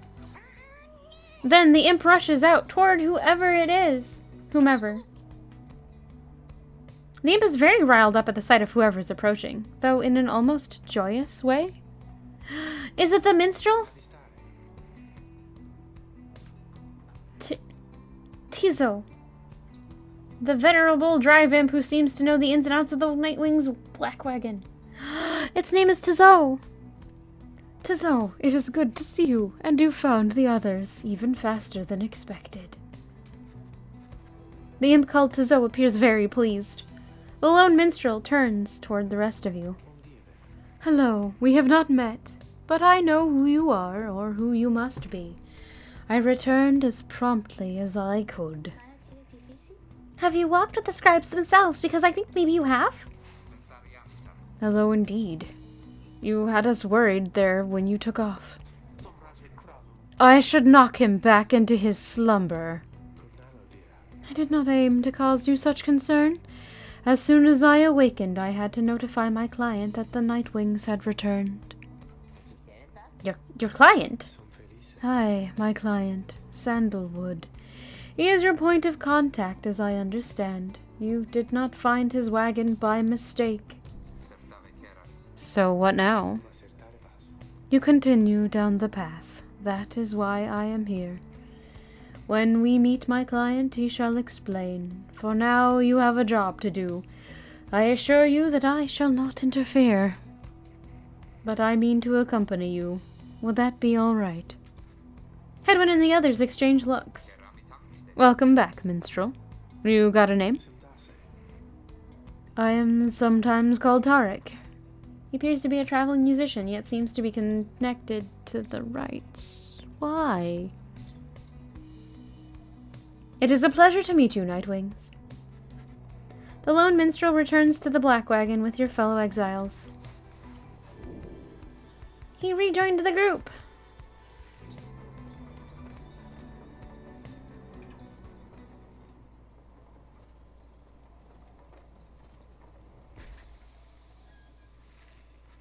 The cairn of Hob is a foreboding sight. It is here that the next rite is soon to commence. Reader, if you have a moment, once we are settled on these grounds, I wish to speak with you in the wagon at your leisure.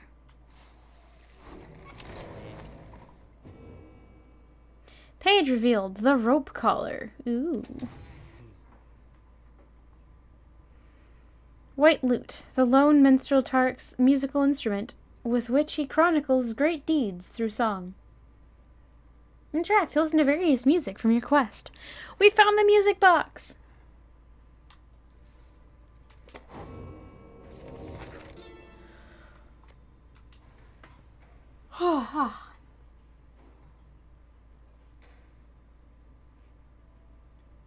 One moment.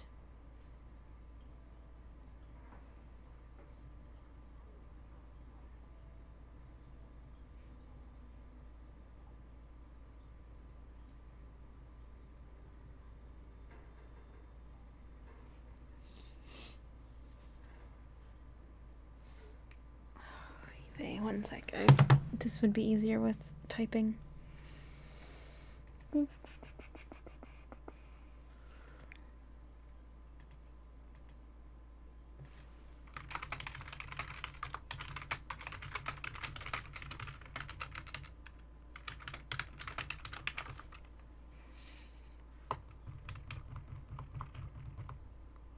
Doop-a-doop-a-doop-a-doo. So, hello. How is everyone doing today?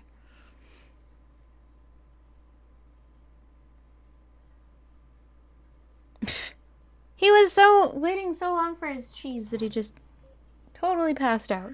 Silly pup.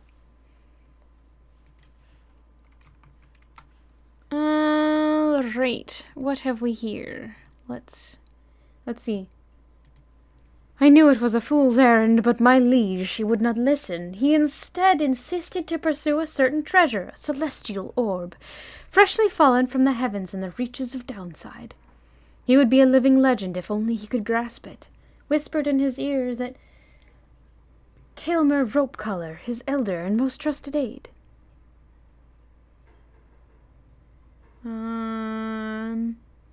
Would that I slew that man myself. His was a simple yet brilliant ruse to draw the Emperor farther from his responsibilities and towards his greed. If I could read, better, maybe. I have trouble with words sometimes. Thus did the Emperor begin an expedition into the Forsaken Lands. He insisted that he go himself. There's actually an audiobook reading volunteer program called the Gutenberg Project. I've been thinking about it. Maybe.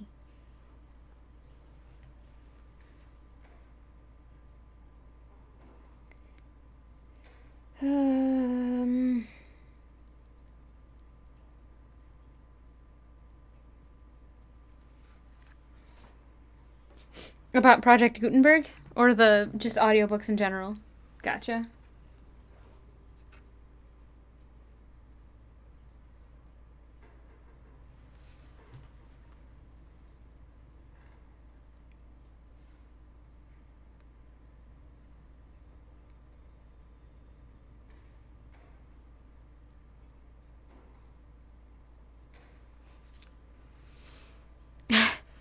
One day.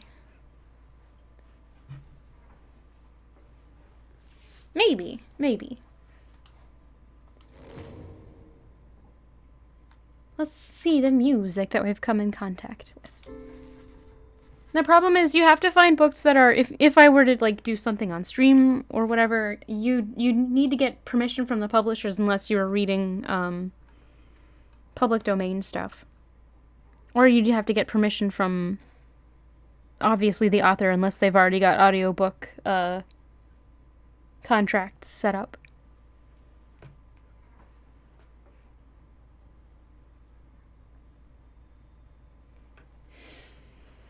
Let's see. The lone minstrel and his white lute chronicle the journey of Nightwings through song. Using it, you may hear glimpses of your past experiences across Downside.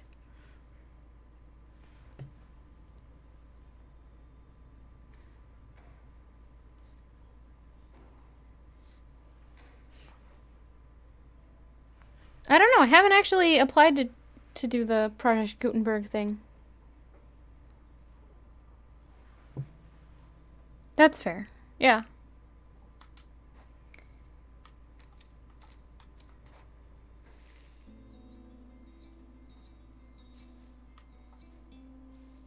I like that you can interact with, like, dirt on the floor.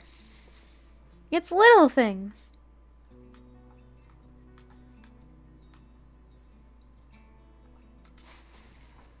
The lone minstrel seems to have situated himself in the wagon. He is very still, not unlike when he was sleeping.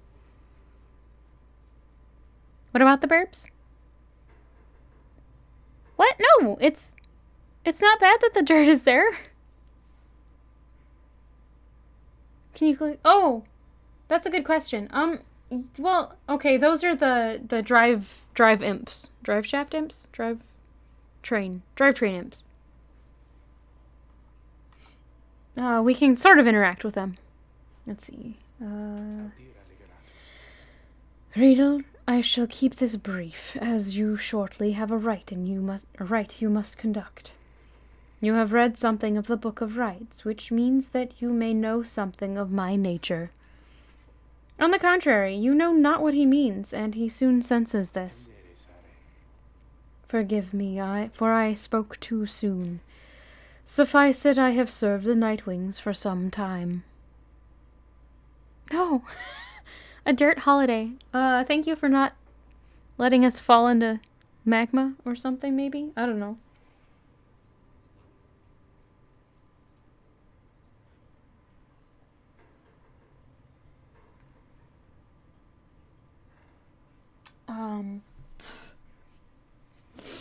Let's see.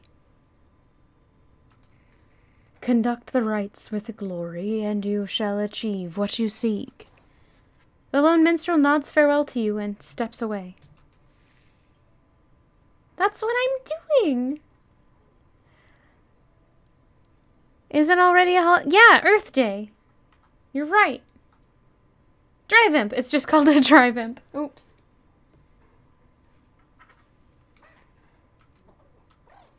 They make little squeaky noises.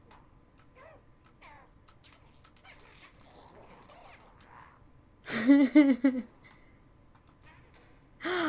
wiggles. Oh, wait. You can clean the place. I'm brushing away all the cobwebs. I like this. It's silly little things.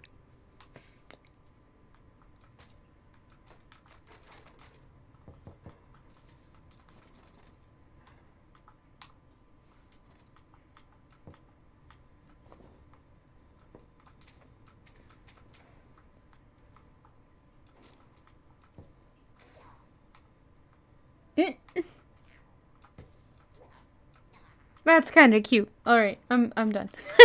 Wasted enough time cleaning the cart. Is there stuff we can actually buy here? Because I don't think we've picked anything else up. How did they make it all the way here ahead of us?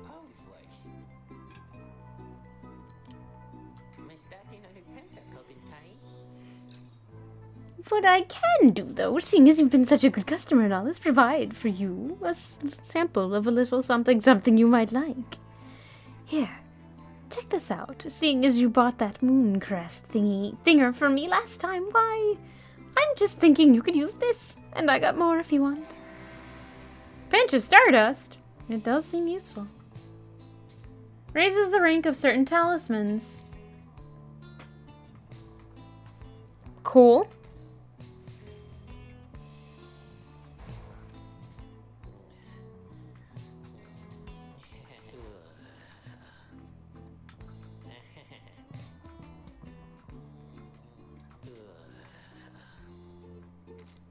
There we go. We can make him stop making noises. Thank you for your contribution to the Pet Stream Challenge. You're waiting on your student to try a practice exercise. All right. I hope your tutoring is going well today.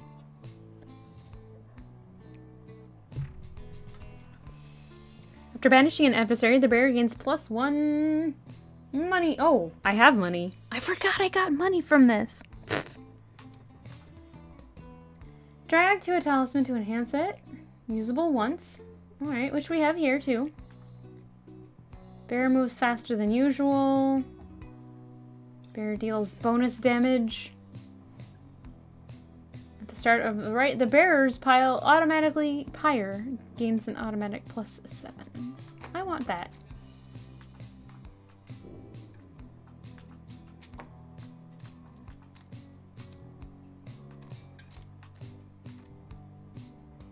Okay.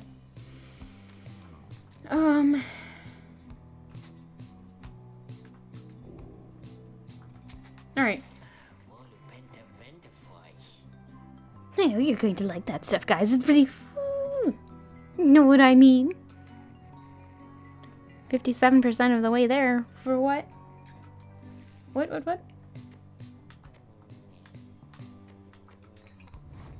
Alright. So we are going to... Oh, wait. There. +2 quickness.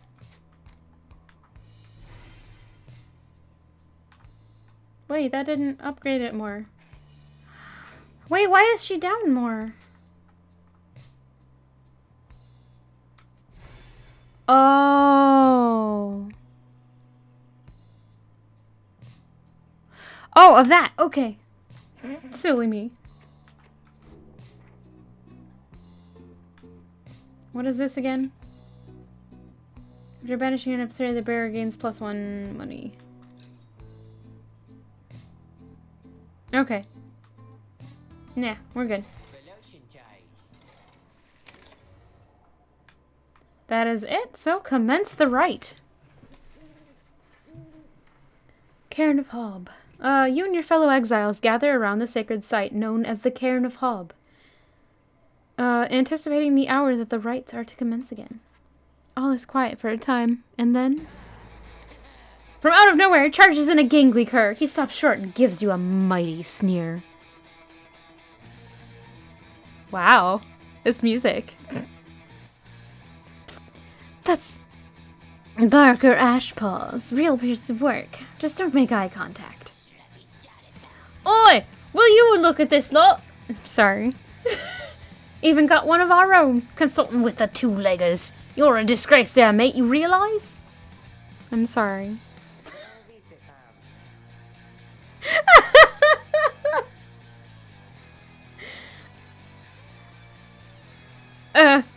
Good to see you, Barker. You're looking well.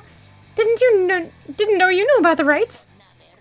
Oh, I know about a lot of things, my friend. For instance, I know you're going to be very, very sad after we wipe the floor with you here. Blah, blah, blah. Don't know whose back you're scratching to earn yourself a spot on the high and mighty Nightwings there, but I'm gonna make sure all of you regret it, because why not? Sounds good, sounds good.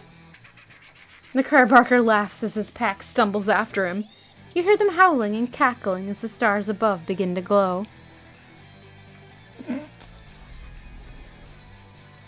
I don't think that's good at all.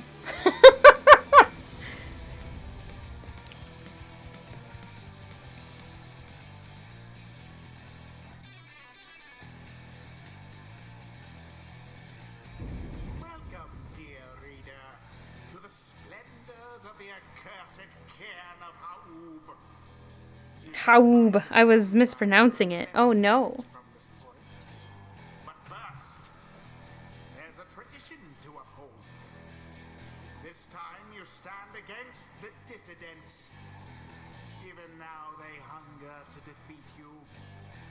Perhaps not simply to regain their freedom, but to deny you yours. Oh! They're jerks, is what you're telling me.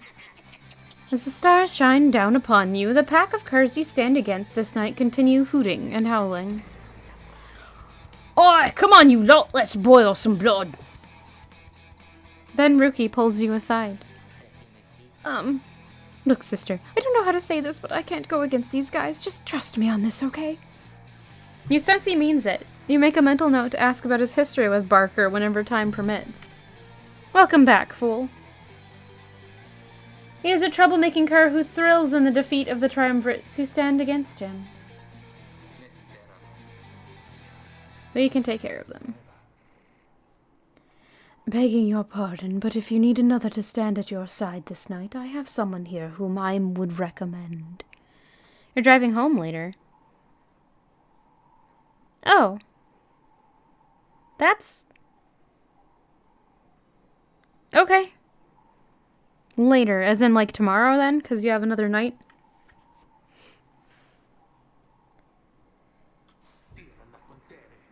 Do not be coy with us, minstrel. Don the robes if you intend to stand with us. Oh, I did not mean myself. The rites are not for me. I was instead referring to this little one. As in tonight, because you're supposed to work at your home center in the morning. Oh, okay. Excuse me. A creature wearing tiny raiments appears at the lone minstrel's side. Wait, what? Tzo seems to be volunteering to take on your adversaries, the dissidents.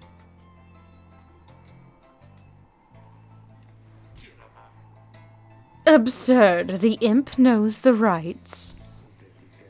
He knows a great deal. So long as the Nightwings stand together, he shall be at their side. Though you need not take my word for it. Tzo, our adversaries seem to be preoccupied. Perhaps you might quickly show our comrades what you can do. The little imp peers at you. You sense his connection to the rites as he awaits your guidance.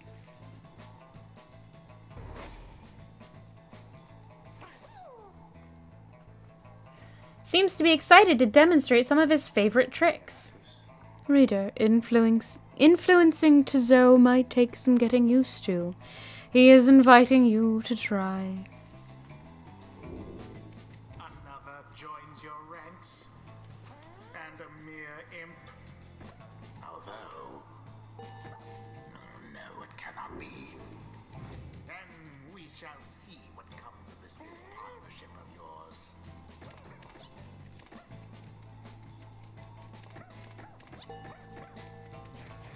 Neat. Implode?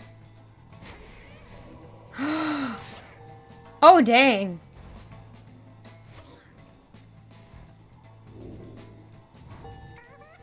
Neat.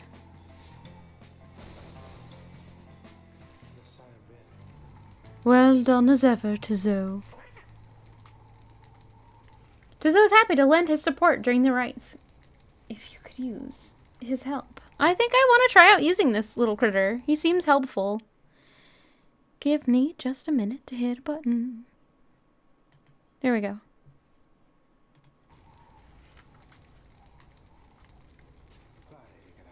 Well then, reader, who shall conduct the rites in the name of the Nightwings?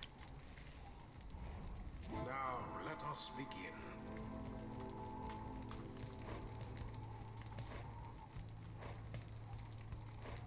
Let's try. Tzo. Tzo, it says. Okay. Head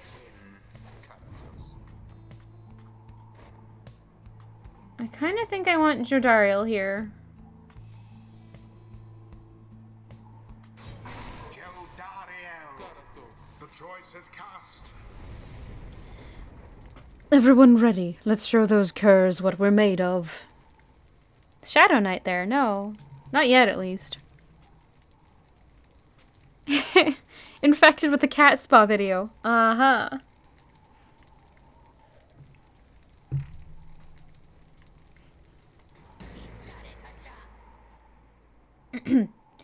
Time's up, you swill. Come on, boys. Let's get 'em. Okay. Now begin. Now toward their flames. Now it begins in earnest.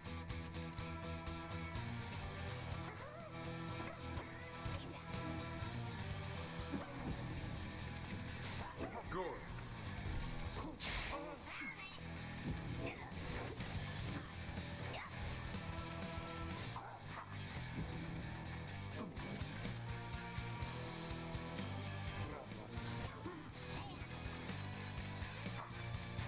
Ah, shoot. And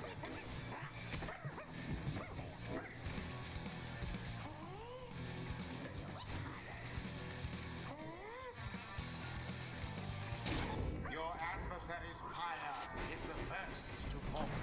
That is a strange critter.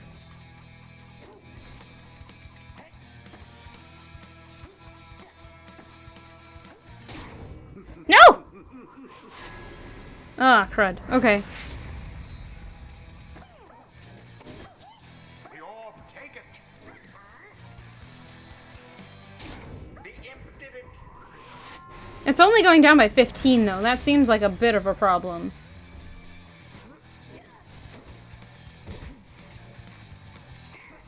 No! Shoot! Weakens. Ah! I didn't mean for her to go that way. The orb is up. Resplendent. Okay.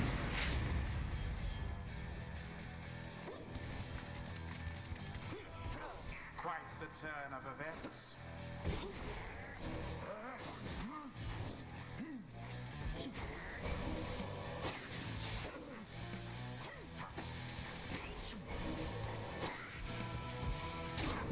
Edwin plunged into their fire.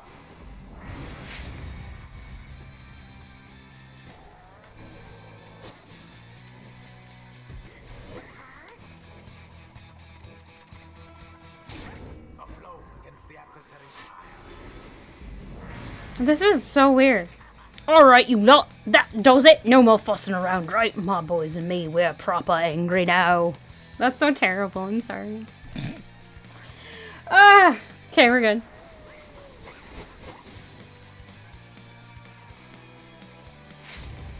Careful now. Your adversary Barker there seems rather fired up. Whatever shall you do against so fierce a foe? Ah, crud. Wanna be rather angry. Oh no! Flee abhorrent. Dang it. Leaps headlong into the fire. Okay. My.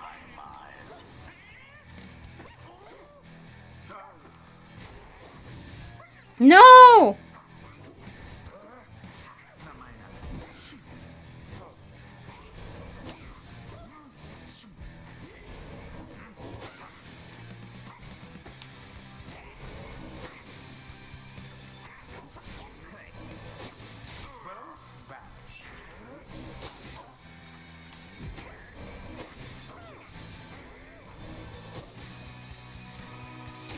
Exactly by the book.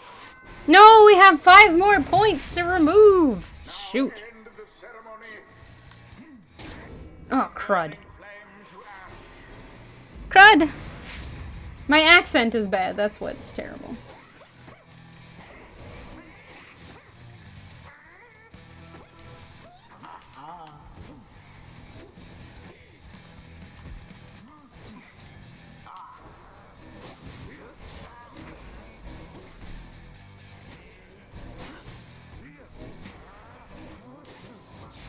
Be gone, you darling. No, I was floating!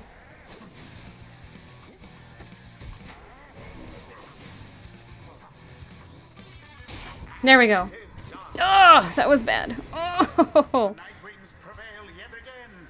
Ah, A rite conducted with aplomb. that was so bad to watch. I'm sorry. The rite is ended.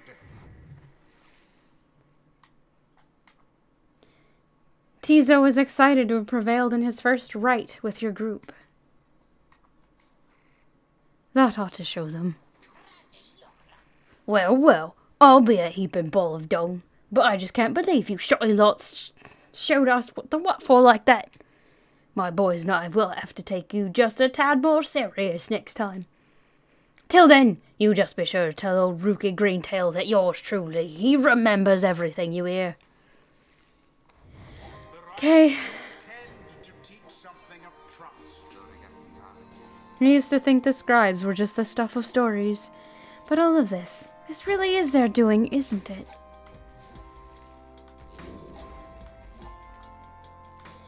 Okay, so we get... we'll move with and pass the orb more quickly, or... May instantly return banished allies. Yeah, we're gonna go with that one. Jadariel doesn't get a level up yet. Ah! Our imp does. Tizo feels solemn respect for the rites and all their myriad complexities. He leveled up! Much more faster than usual. If banished, he drops a moon sign that allies can instantly transport to from their pyre. 'Tis the influence of the imp scribe. There we go. Until the next. Splendid was your guidance of the Nightwings, reader. Your fellows are fortunate to have found one such as you. May you find the freedom that you seek. Neat. Exiles are instantly banished if they touch the adversary's aura. Press X to evade auras. Ooh, what's that? After vanquishing the dissidents in a solid performance, you return to the wagon to recover from the night's ordeal and figure out how to best to proceed. You all right, Rookie? I think so, chum. I just need a little time. Didn't count on Barker being caught up in all this. You don't owe him your conscience. Sort things out with him. You always do. Is that his son? I do not wish to interrupt, but the dark of night is waning. Reader, would you join us outside, please? You find Jadariel and the lone minstrel gazing into the sky above the valley, which is beginning to grow pale. Look toward the heavens.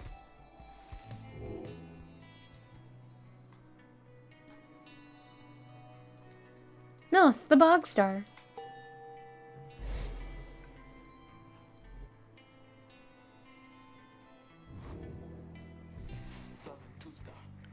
Then it is as I feared. We are to press further north, beneath the valley, into flagging hands. A gloom-filled, desolate region of the downside, beyond which lies the sea. A fetid sprawl of noisome, festering, and unpleasant A fetid sprawl of noisome, festering, unpleasant adjectives. Basically a disgusting swamp pit.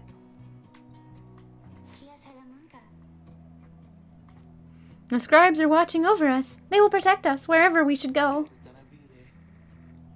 Have you been to Flagging Hands? Or had you been to Flagging Hands, you would not say such things. The scribes have surely turned their back on that place.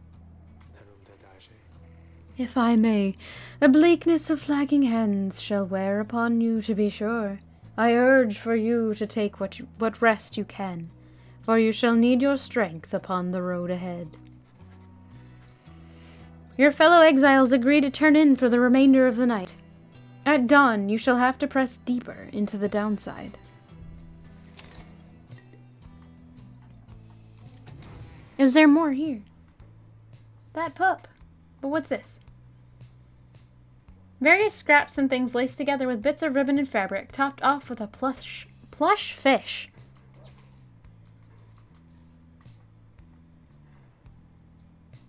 Cute. You can tell something is troubling Rookie, though he seems relieved to see you.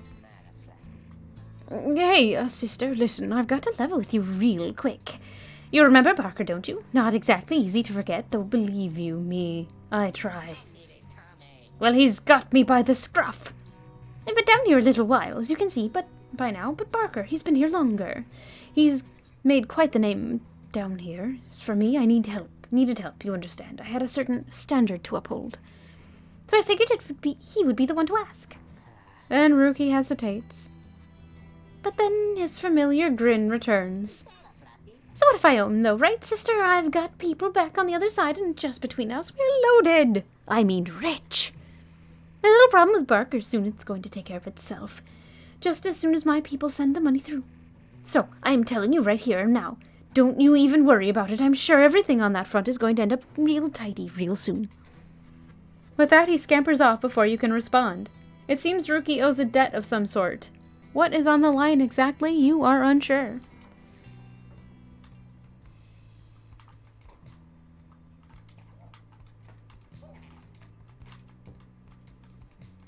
Why do I have to keep brushing the cobwebs away?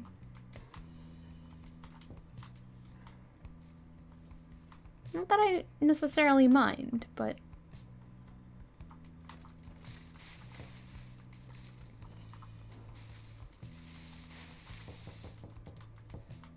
Alright. Continue! Unless there's something else we can click on here. There was not. Come dawn, you find Hedwyn and Jodariel assessing the current situation with the Minstrel. Are you most certain? Aye, madam. I make no claim the journey shall be pleasant, but it is necessary. Hedwyn motions to you as they continue talking. Seems we'll have some work to do once we arrive in Flagging Hands. Let's get going, soon as you're ready. Sooner we get there, sooner we can leave.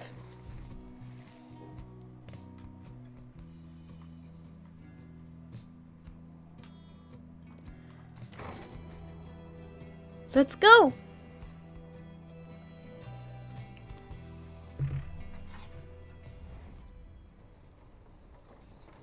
Flagging Hands.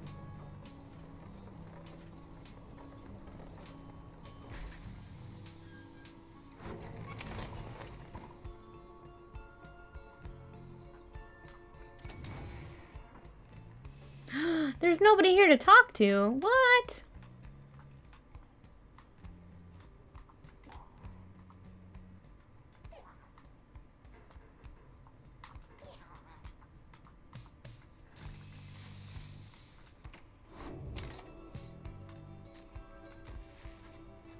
The Flagging Hands region proves as dismal as Jodariel indicated. The air is thick and foul. How far to the pit of Millith? All the way across the marshlands on the coast. Reader, would you join me in the wagon for a moment? We have matters to discuss. Jodariel and Hedwyn exchange looks. Then she turns to you. Go see what he wants. Goat, see what he wants. Thank you for your time, reader. I have something for you. On behalf of my client, before you is an artifact called the Beyonder Crystal. An ancient artifact connected to the rites. Should the reader manage, in your eyes, present the crystal only to them. Message to the lone minstrel. You observe a shimmering crystal of sort beside the Book of Rites. As you have surmised, the triumvirates you are to confront during the rites shall stop at nothing to prevail against you. They have prepared for this for quite some time. The Beyonder Crystal may help ensure that you are well prepared in turn. It is a resource now at your disposal, to be used at your discretion. Gaze upon it, and you shall see what I mean. Henceforth, you may use the Beyonder Crystal. It is calling you.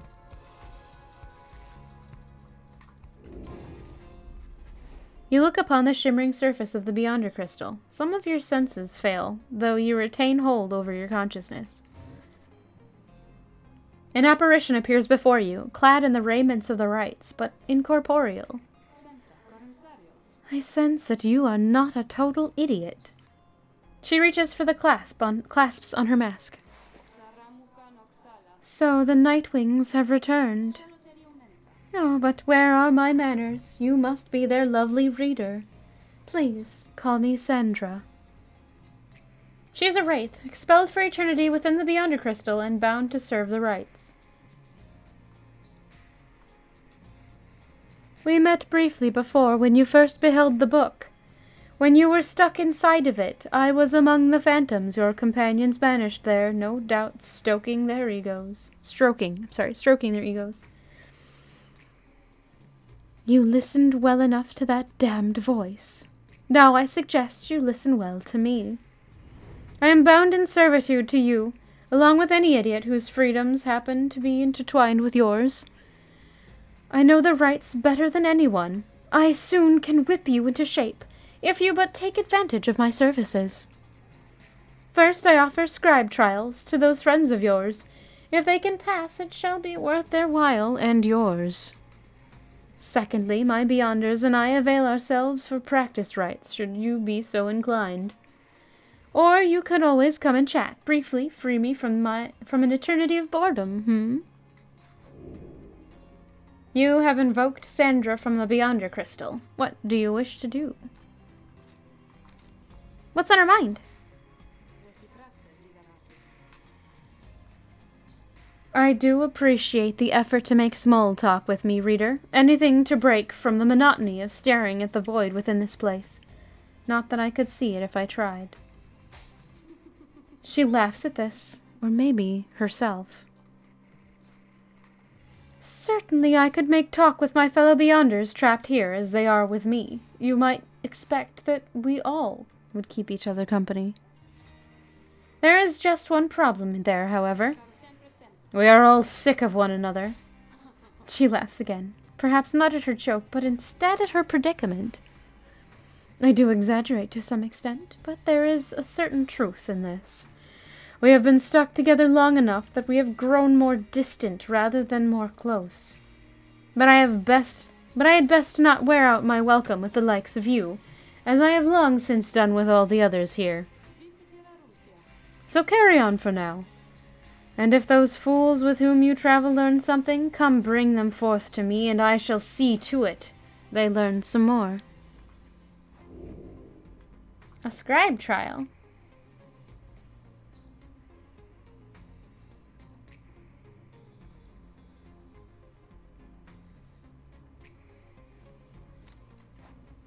Let's try.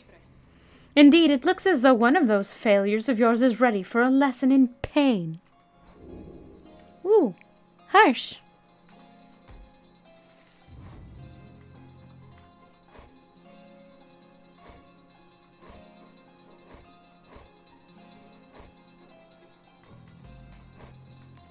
Wait. Ineligible. Only Ruki is. Alright. You ask Sandra to administer one of her special trials for Ruki. What, the loud-mouthed cur? Well, I suppose that he is ready technically, though I have a litany of reservations about him. But let us bring him forth. Soon Ruki appears, in heed of the summons. Sister, why are you looking at me like that? Have fun. Exceptionally quick and nimble in the rights and tend to do less damage to the opposing pyre.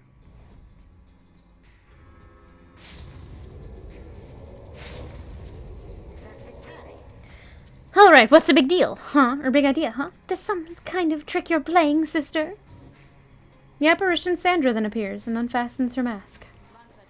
Shut your snout and listen well, cur. You answer to me here. What? Your mouth runs quicker than those stubby little paws. You have much to learn if you have any intent to prevail in the rights. Let us see how you fare without the benefit of your trusted comrades. Save for your lovely reader. I guess it's you and me then, huh, sister? Wherever you are.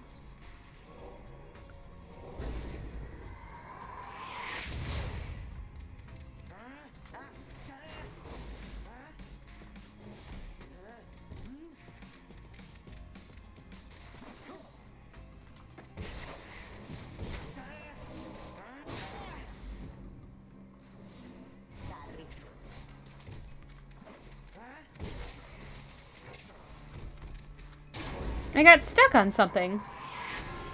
Oof! Oh.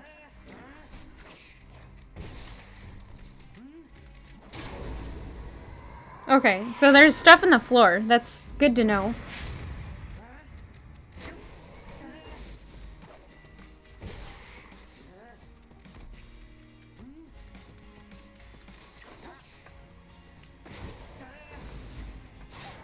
Shoot!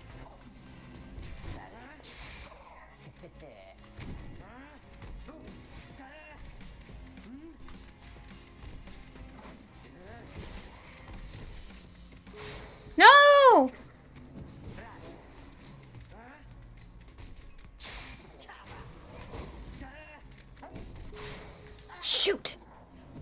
Yeah, those are weird walls. No! Shoot!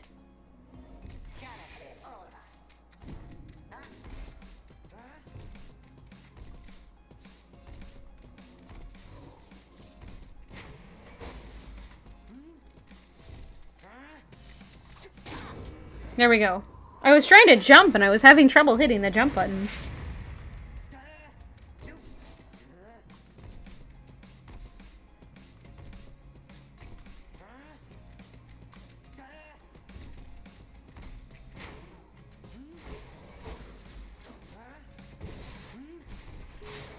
Shoot! No! I think I lost. Nuggets. I only have one more hit I can take.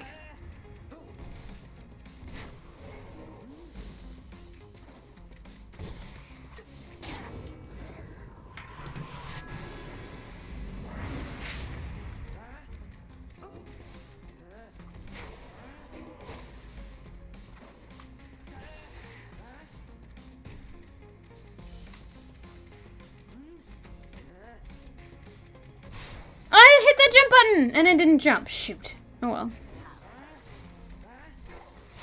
No!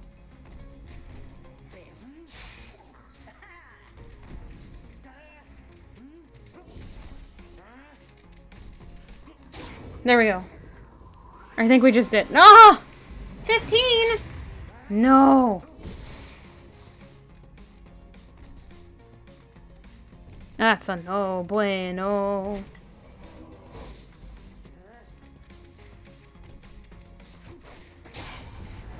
Did it. Dang. That was a little stressful.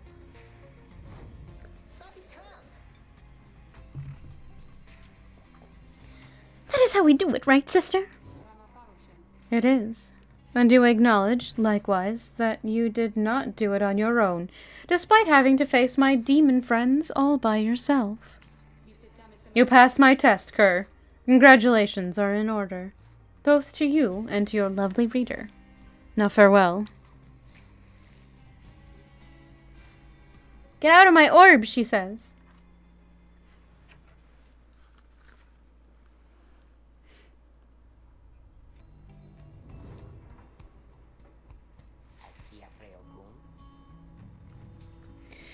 That Sandra kind of gives me the shakes.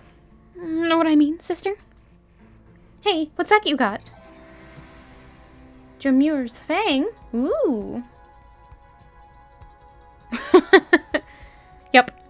Get out of my personal sphere.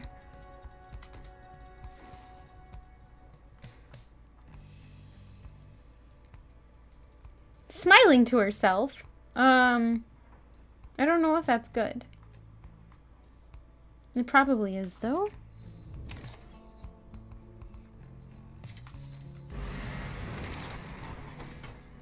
You find everyone is feeling rather miserable. You sense just being in flagging hands eats away at one's spirit. Only the imp, Tizo, seems unaffected. Most of your fellow exiles lost one hope for the next rite. Suffer alongside them. A moment, reader. There are several courses we may take through flagging hands. If you choose to prolong your stay, it may be worth your while. However, your companion spirits shall likely suffer more.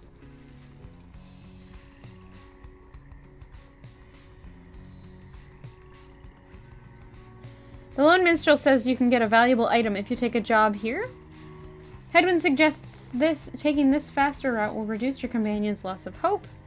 The Lone Minstrel says you can improve a talisman if you take a job here. Let's go faster.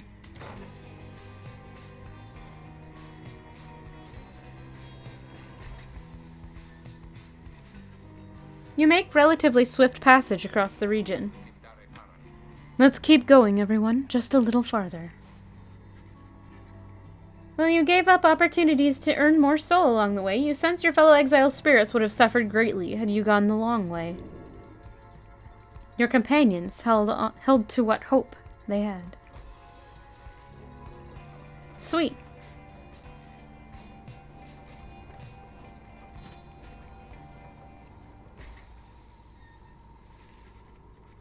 You reach the pit of Millith, having lingered in flagging hands as little as necessary.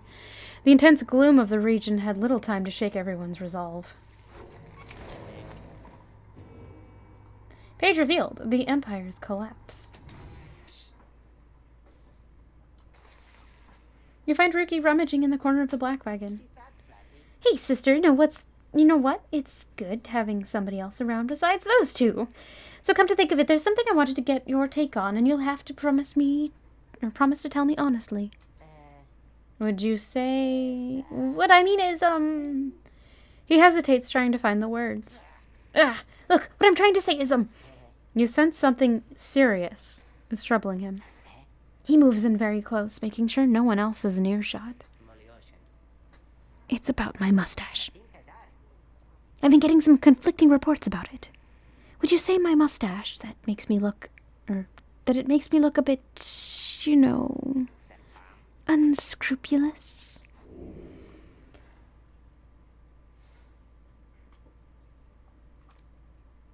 It is very handsome, and if anything, it gives him a distinguished sort of look. Something about it makes him appear less trustworthy and perhaps less youthful, too.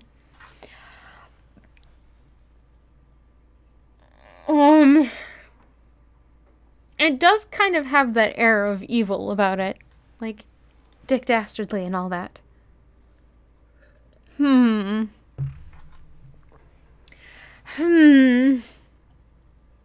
don't know how to feel about this.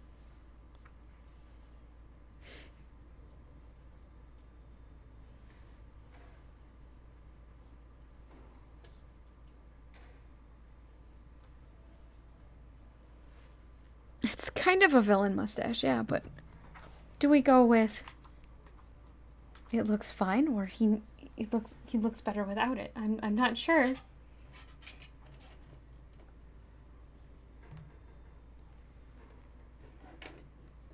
I can imagine he looks better without it, but it also makes him stand out. So I don't know. I didn't mean to reach for my mouse instead of my controller. But that doesn't seem like it's in the spirit of the game.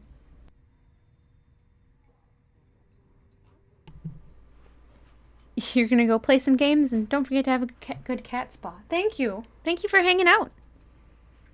Have a great night. Sleep well. All that stuff. Later. I'm gonna say it might look better without it and see what happens. You suggest Ruki might appear more presentable without the mustache. He stares up toward the ceiling for several moments and breathes a sigh. I'll be right back. Then he scurries away. You hear him making quite a racket for a while.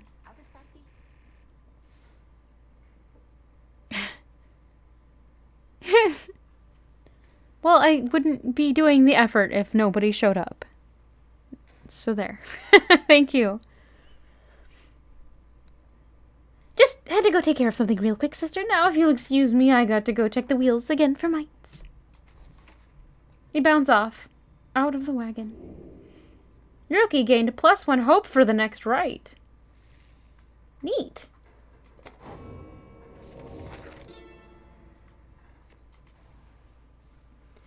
It was not long before the Empire began to crumble. With my liege gone, his own country quickly turned upon itself. I must admit that this collapse had started long before the Emperor's disappearance. His decision to give chase after a myth but hastened the inevitable. All the while the rope collar stood by, awaiting such a time as he could rule in my liege's stead. He would be our people's savior.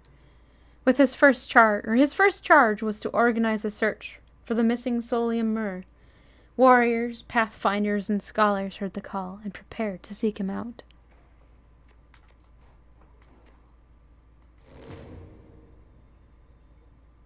Okay.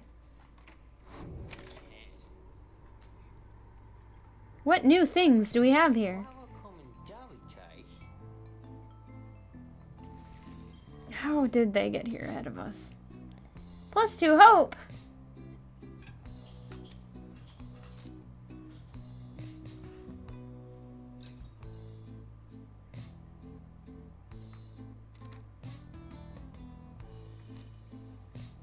I don't have any money, so we're not gonna do this. Wait, I'm gonna go back into the shop because that's an easy way to... easier way to, change this up.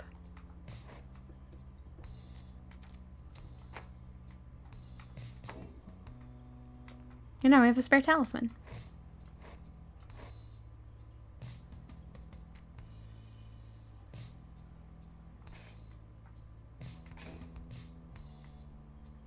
That seems like it would be unhelpful on Tizo.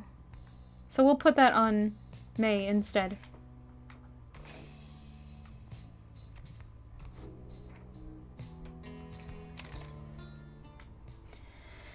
Alright, time for the next rite.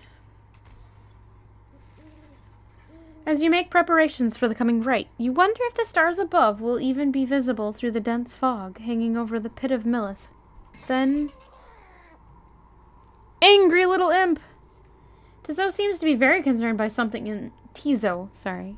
Seems to be very concerned by something in the vicinity. The little imp disappears in a hurry. Oh, Tizo! Oh, is Tizo alright? He was so frightened. Hey, BNJ, how's it going? He was not frightened. He was issuing a warning.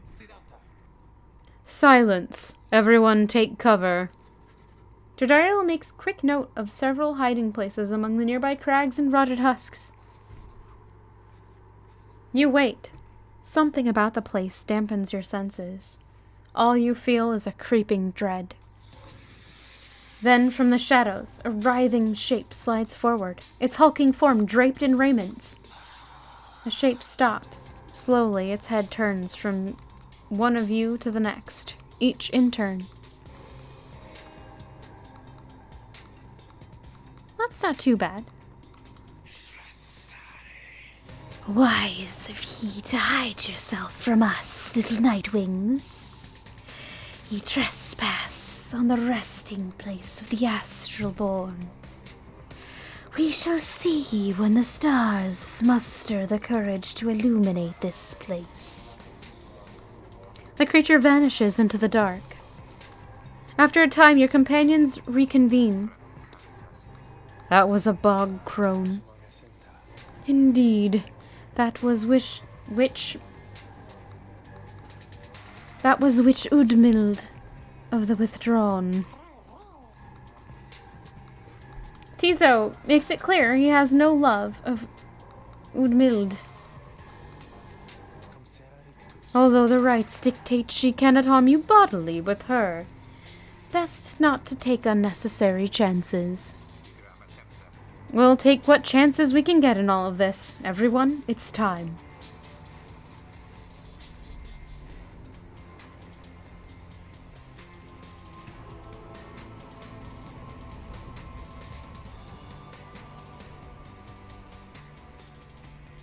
Your fellow exiles gain enlightenment after each rite, whether they prevail or not. The only failure is something. Made it all the way to the detestable pit of Millith.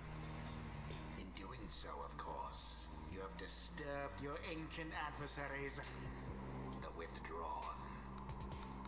The deranged witch who leads them has big plans in store, should she prevail in all this. Now, as you know, I normally would wish you a shameful defeat. But in this case, I wish you a little bit of luck.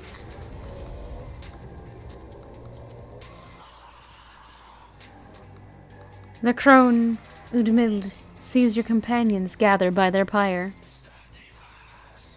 A little flame, as that shall never warm ye here, much less survive the night. Hear us, ye slack, make the nightwings suffer. Rookie trots forward from your ranks. Listen here, you old bag. You don't scare any of us a little bit, or one bit. You or your buddy Islak. Now, we doing this or what? The question hangs in the air for longer than is comfortable. It does seem to have drawn Udmild's attention, however. Ruki begins to squirm a bit. Then Udmild moves her slender fingers to her mask. Foolish! Islak shall grow. Islak shall grow. Islak shall grow. He shall consume ye, ere your little frame has died. That we shall ensure. Udmild slides off toward her followers. Ruki remains motionless for a time. Whoops. Alright, with that said, I'm going to take a very short break, and then we are going to decide who goes with us. So, if you'll excuse me, I'll be right back. And B&J, thank you for your contribution to the Pet Stream Challenge.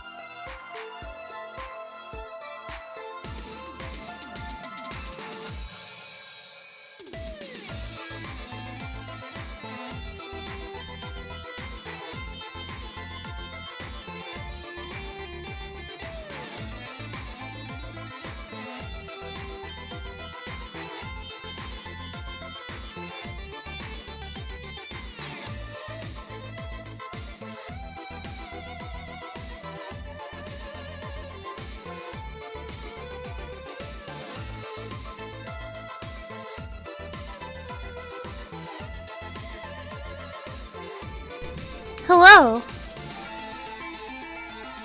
I return. That was really loud. Oh my gosh. Headset. It's like I can't find a good balance between headset and, like, game volume. Game is not over. I was just taking a quick break. Puppy! You're a very good boy. There you go. Hello, all names are gone today. That's it. All right. Thank you for welcoming me back, Fearlex and B&J. And kind of maybe Beth. All right. We're about to get into another battle. I have concerns. Wait. 1 second. Okay.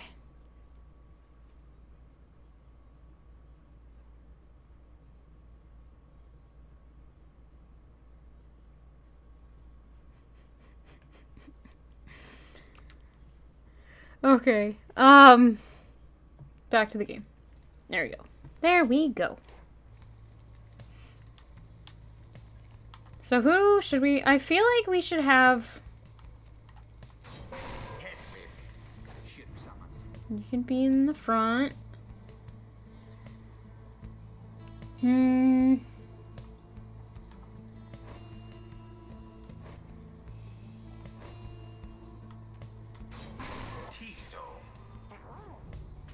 And maybe Jadario? Maybe somebody else.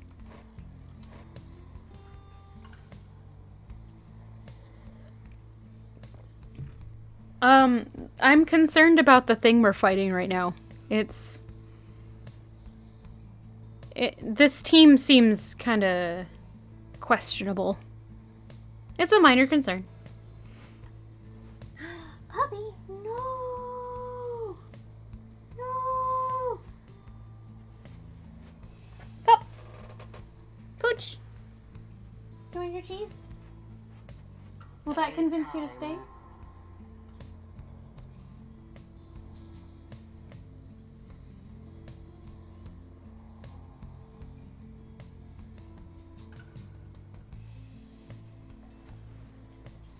There we go. He might stay now. Maybe. Garrus, no! Pooch!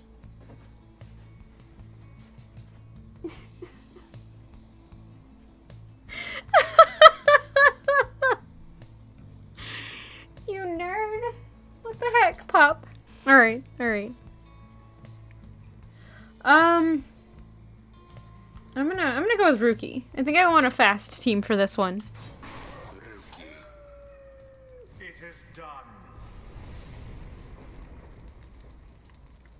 Hey, you don't suppose that crone's got it out for me, do you? Oof. Sorry. There we go. What? What are you talking about, Beth? No matter where you go, ye slug shall find ye and devour ye. Oh no.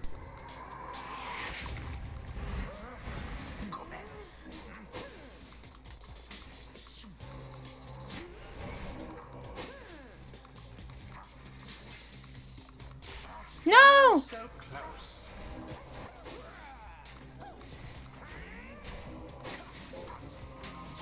The Nightwings are first to strike the adversary's. There we go.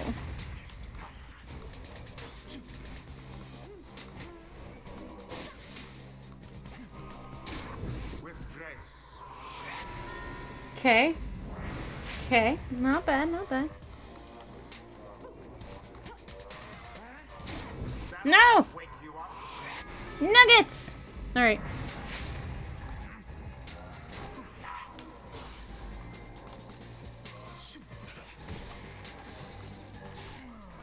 No!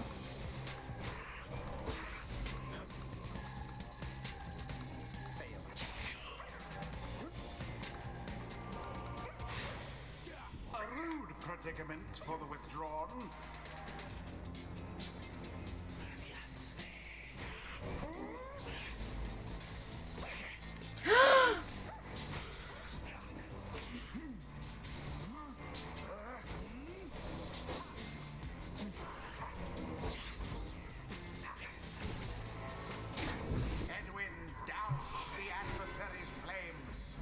Okay. No! Oh no. The Nightwings banished. Oh no.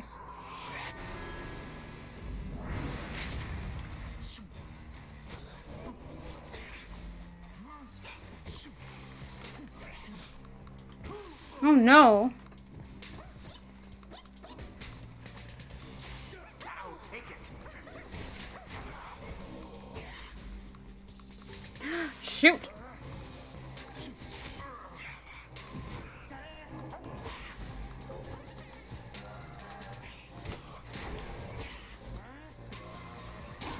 Absolution. Alright, that helps a little bit. We're still gonna have to do 2. The lifeblood of Islak. It flows within the Slayer, and beneath this world, his lifeblood it shall engulf ye in such blackness and despair. Not for long. I feel like they're doing something weird. The witch invokes a profane name I shan't repeat. Best beware of ouch.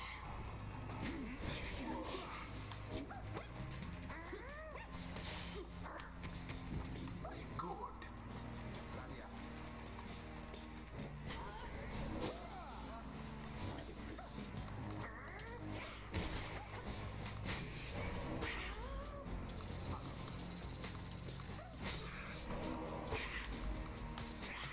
Hedwyn is banished. No!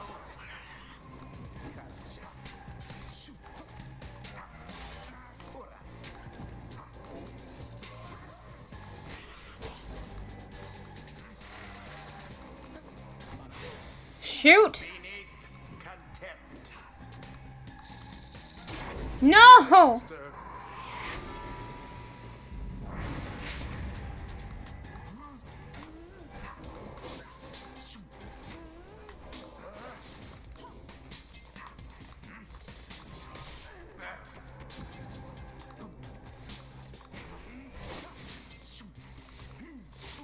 Shoot! I meant to jump there. All vanished. There. Glory to the scribes. Dang, that went a lot better than I was expecting. Your victory is at hand.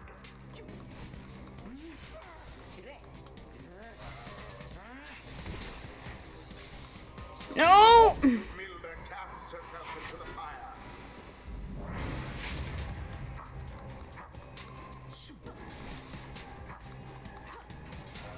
I thought they had you there.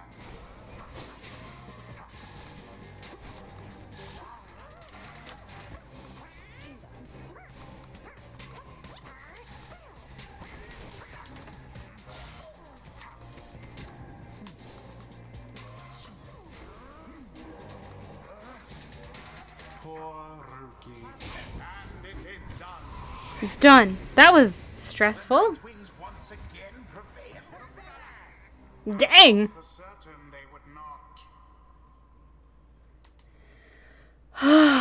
Is done.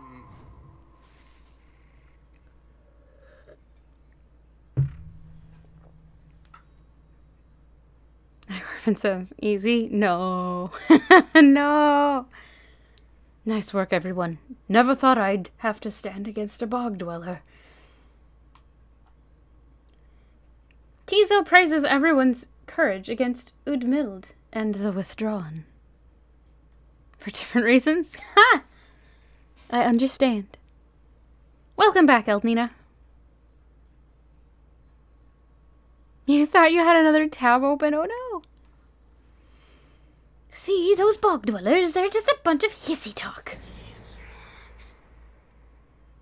We have failed thee, and the deed shall be repaid in blood.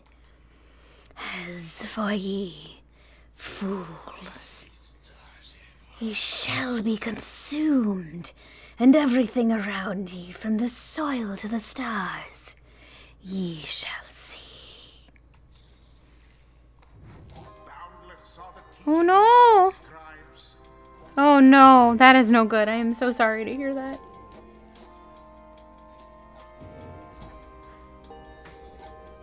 That is the worst type of sigh, and understandably so. Until the next rite.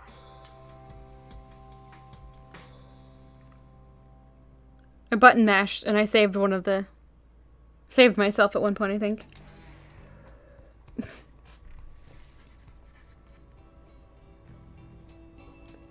Alright.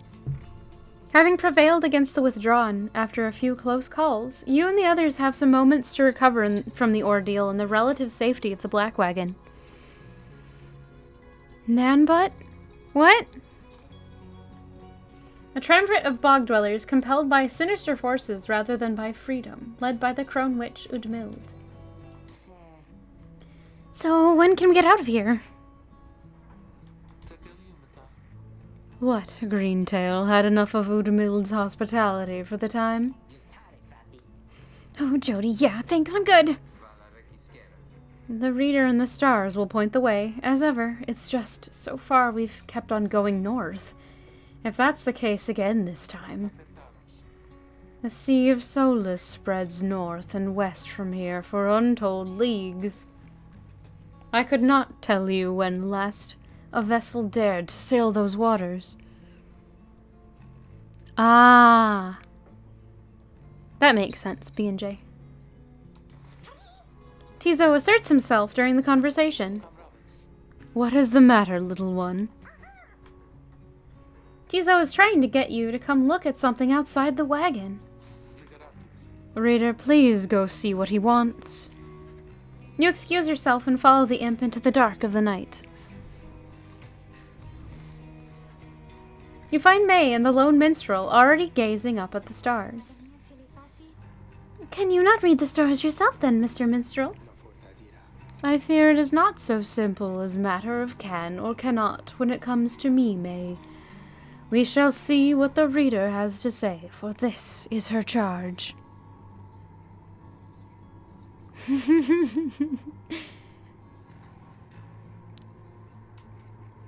And here she is, in fact. Thank you for fetching her, Tizo. Tizo is happy to have obliged the lone minstrel. Reader, it would seem the skies have cleared to some extent. Please look upon the stars and see where they compel us to go next. Seek now your destination. The azure star burns bright over the ruins of a lost frigate in the Sea of Solus.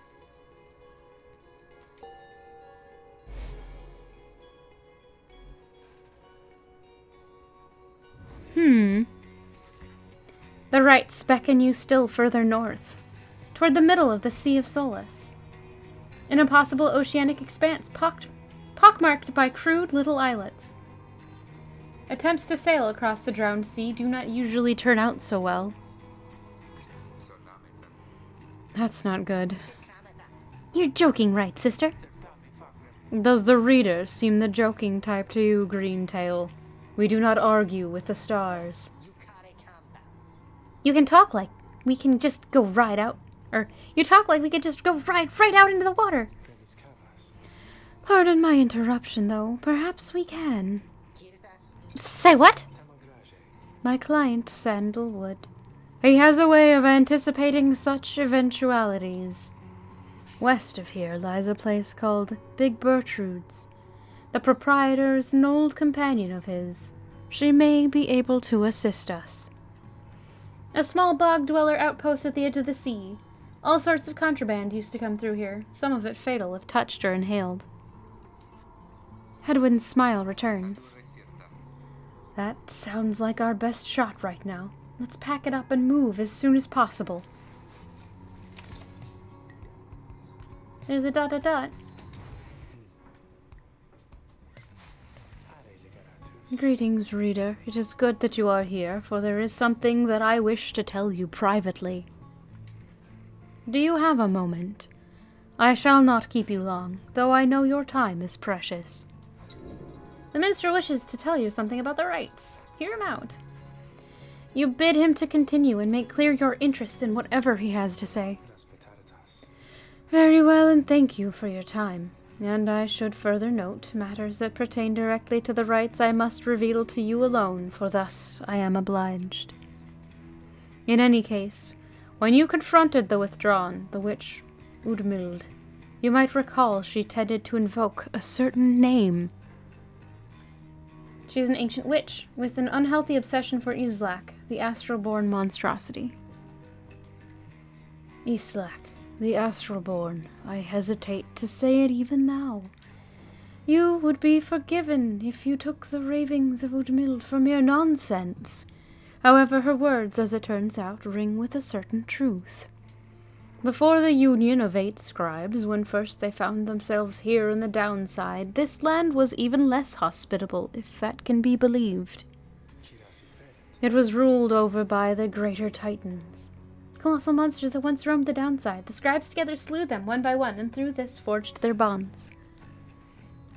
The one called Islak was the eldest and most fearsome of the lot. Monstrosity described in myths and ballads, thought slain by the 8 scribes. Even in death, the Astroborn yet feeds upon our world, and unsated by its own, the scribe Sklorian. Blah, blah, blah. Blah, blah, blah. Just the same, the scribes managed to defeat it. They later used Islak's own hide and ichor to bind the Book of Rites. However, Islak did not truly die, for by some accounts it seems to be incapable of death. The creature is regenerating even now, though very, very slowly. Its vow is to devour this land and everything in it. Only then can it return unto whatever plane that banished it to ours. So in a way, it is an exile, just like you. If ever should the creature be reborn, it shall be many ages hence. Thus the ravings of Udmild are more or less inconsequential for the while. Yet the history of Islak is inexorably linked to the rites, and therefore must be known. I trust your research of the book shall lead you to discover more in time. I hope all of this is some reassurance. And now I leave you to your more immediate concerns. I shall go check to see how everyone is faring at this time. He heads out into the evening, bidding you a good rest of the evening. Orb! You call upon me for some purpose, my reader. What's on your mind? Are you sloshing all the way across the Flagging Hands right now? A hideous place, or so I understand, for I can neither see it nor experience its wondrous aroma as you surely can, although perhaps you are accustomed to it now. The Nightwings of the past misliked the place, of that I can assure you. We share a common misery. Now, please leave me to mine, unless there is a service you require me to render at this time. Take care of yourself, then.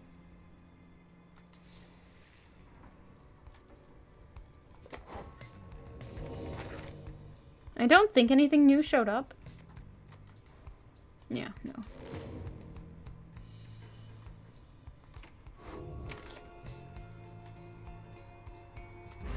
Continue.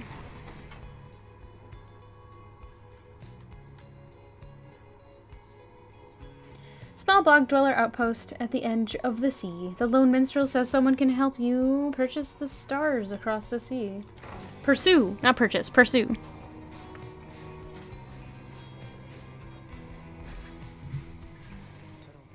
This is the place. Let us go to see my client's companion as soon as you are ready. There's more to do in the wagon, though. Jodariel? You sensed Jodariel's steel gaze well before you turned to her. Rita, rummaging about the wagon once again. Tell me something, now that you are here. Look at me. Are you afraid of me? You consider the question. You have never before met someone like her, but do know something of what happens to those who remain in the downside for many years.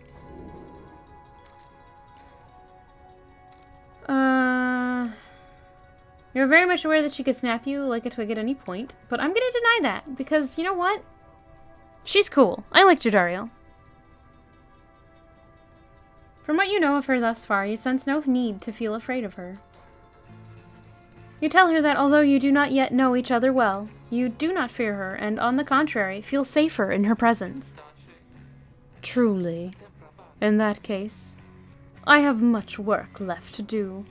You shall fear me yet if you survive this place. Or if you survive this place. Now then, I shall go make my rounds. She walks away. You feel the floor of the wagon shake with her step. Jodariel gained +1 hope for the next rite.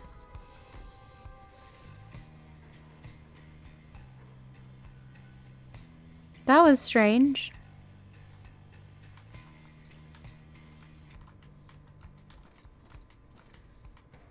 Brush away those cobwebs.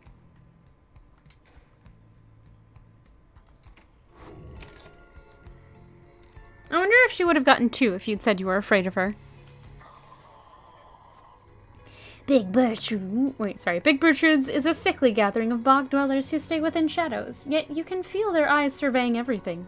The lone minstrel steps forward. Sandalwood sent us.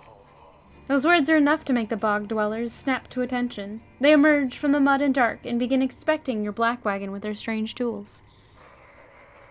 One of the bog dwellers slithers forth. She is larger than the rest, and leaves no doubt that she commands the others. Thou speakest the name Sandalwood. We would know his whereabouts. Reveal them to us. Good day to you, Big Bertrude. It is a pleasure to meet you at last, for Sandalwood always spoke highly of you and your handiwork. He did he? In turn we know who thou must be. Yet thou speakest of the past. Sandalwood, doth he yet live? Speak plain and quickly. To be quite frank with you, madam, I do not know for certain, for I have been apart from him for some time, carrying out his will. Though I have every faith that I, Sandalwood, lives. As for his current whereabouts, I understand that he awaits us somewhere near Wakingwood beyond the waters. A labyrinth of a forest on the western half of Black Basin. Few know their way around in it. The path to the sacred mount Alodia lies far beyond these suffocating woods. We wish to seek him there, though as you can see our wagon is ill-suited for the task. The one called Bertrude frowns at this, studying the lone minstrel all the while. Indeed. Then leave us. Return at dawn, that is all. By your grace, Big Bertrude. The lone minstrel turns away, but Hedwyn stops him. Hold on, are you sure about this? Leaving the wagon in their care? All should be in accordance with my client's plan. You keep calling Sandalwood your client. He must reward you well. Aye, in a manner of speaking. He helped me find a sense of purpose I thought lost. Hedwyn nods at this, then turns to you. Well, my friend, I guess we'll see what happens, right? I'm off to let the others know. You find yourself with time for your vocations, while the bog dwellers go about their business. Ways in which you can make yourself useful during occasional moments of free time.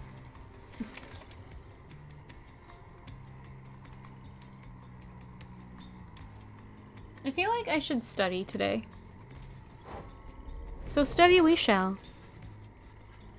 You find a relatively quiet clearing to study the Book of Rites with undivided attention, though greater understanding comes... through greater understanding comes the reader's influence. Focus on which aspect of the Book of Rites. Increases the size of your auras. I need to do this twice. Dang. I'm gonna go with quickness. You concentrate on your knowledge of the 8 scribes and how together they composed the Book of Rites, among their many feats. Inspiration comes to you in a flash, but whether from the book or from within, you cannot tell. You gained Reader's Influence, Clarity.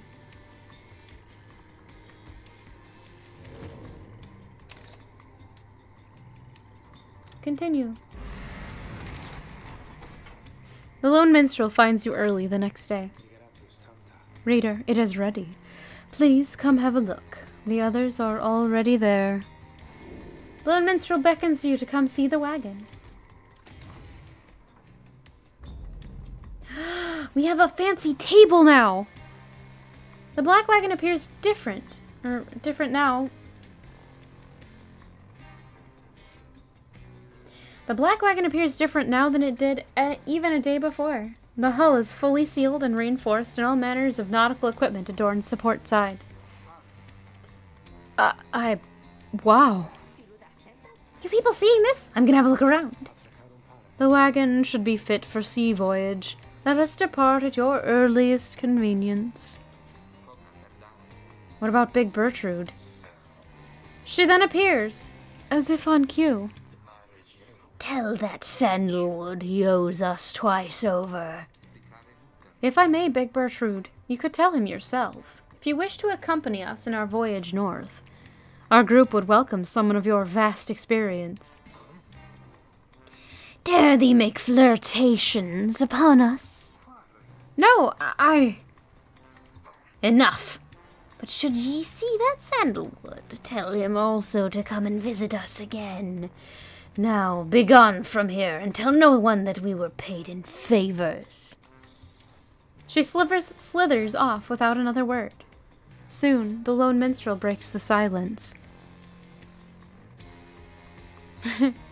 Visit us again!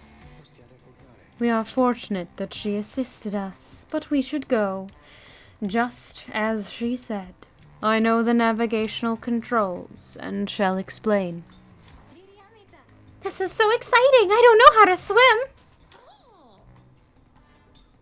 Tizo seems to share May's enthusiasm for heading out to sea.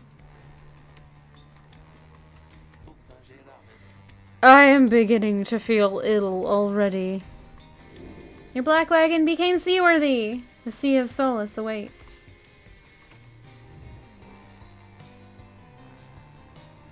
Alright. I don't think I can click on anything else. Nope.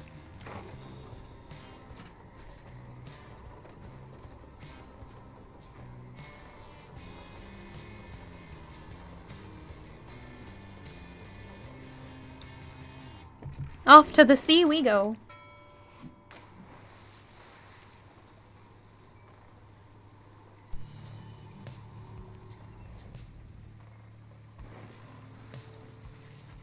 You and your companions watch the sea as your wagon rolls over the gentle waves.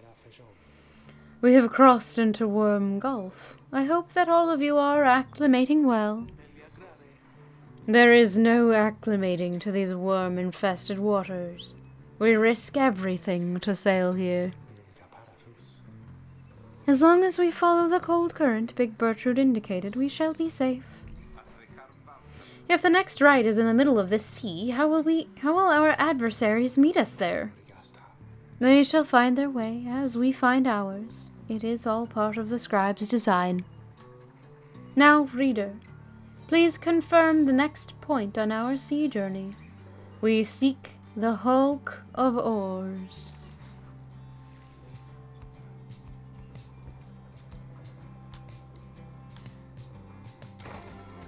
Oh, I should have read what it said. Shoot.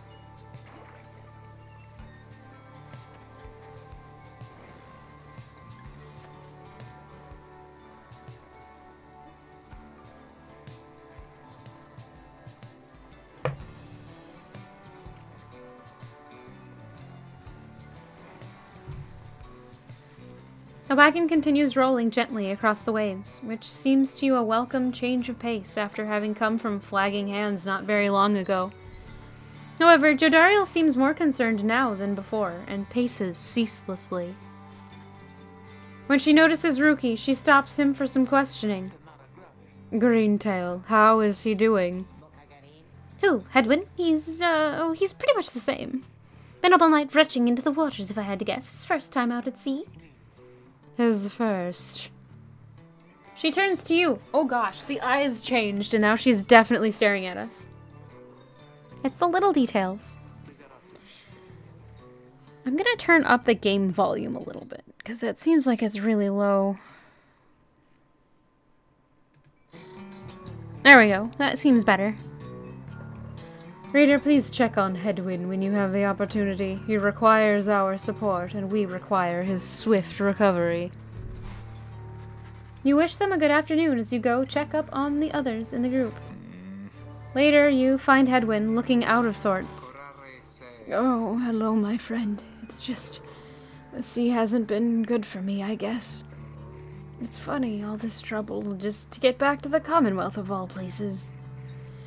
Hey, tell me something. What do you miss the most about that place? Your book collection! Sure, it was highly illegal, though just the same, you miss having had access to those volumes. Your life was almost always difficult, but several of your lifelong confidants did help you get by. Your mouth waters at the thought of it, at least compared with what passes for sustenance here. Books, friends, or food?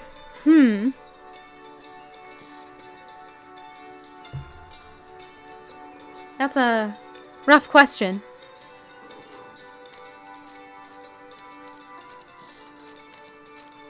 Let's go with friends. You tell him that there were those who did support you over the years, and that it pains you now to be apart from them. Yeah, I hear you, my friend. There's someone I miss terribly back there myself. I'm sure that when you make it out of here, your loved ones will be waiting. Anyway, I'll be fine, I think. Thank you for checking up on me. You sense he wishes to be alone.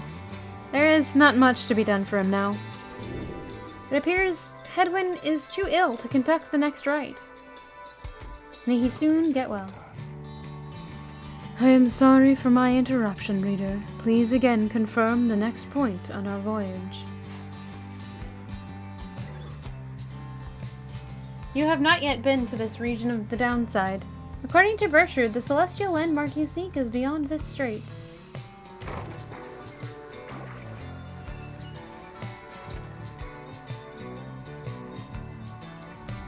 Sea of Solace.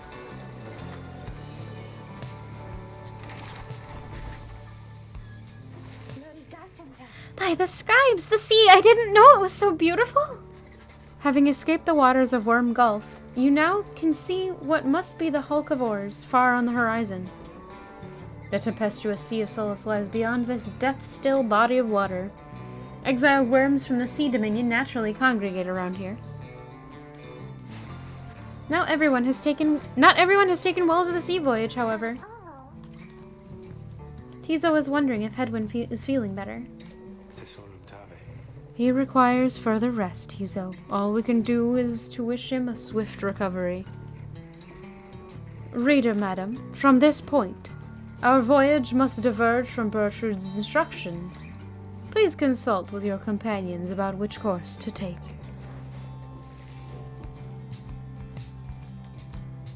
Fathomless Trench. The south current toward the hulk of oars teems with fish and other sea life. Tizo wants to fish for something tasty here. The north current toward the hulk of oars run as quick as Underking Oars himself. May believes that the 8 scribes shall bless you here. I feel like we should be blessed. Sorry, Tizo.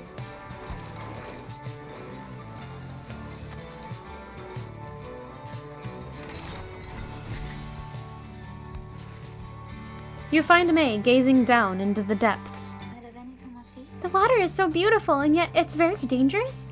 They always said it's very dangerous if you fall in or drink enough of it. But the scribes, they have protected us. They are watching, I just know. Even out here in the waters of Underking Oars, they urge us on. I feel it, I just know. 7th of the 8 scribes of the Book of Rites, known as the persevering, or the sea Attempt 2. 7th of the 8th scribes of the Book of Rites, known as the persevering, or the sea sojourner. The legendary leader of the Worm's undersea crusades sought to reach the edge of the abyss. There is no denying that the North Current sends you quickly on your way. Perhaps it is the thought of reaching land again, but you can sense a spring in everybody's step. Your companions gain +2 quickness for the next rite. Journey onward. Nice! That should be helpful.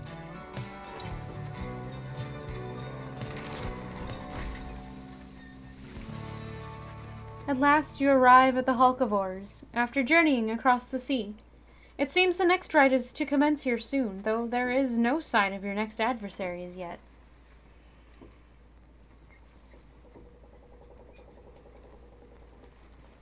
Okay.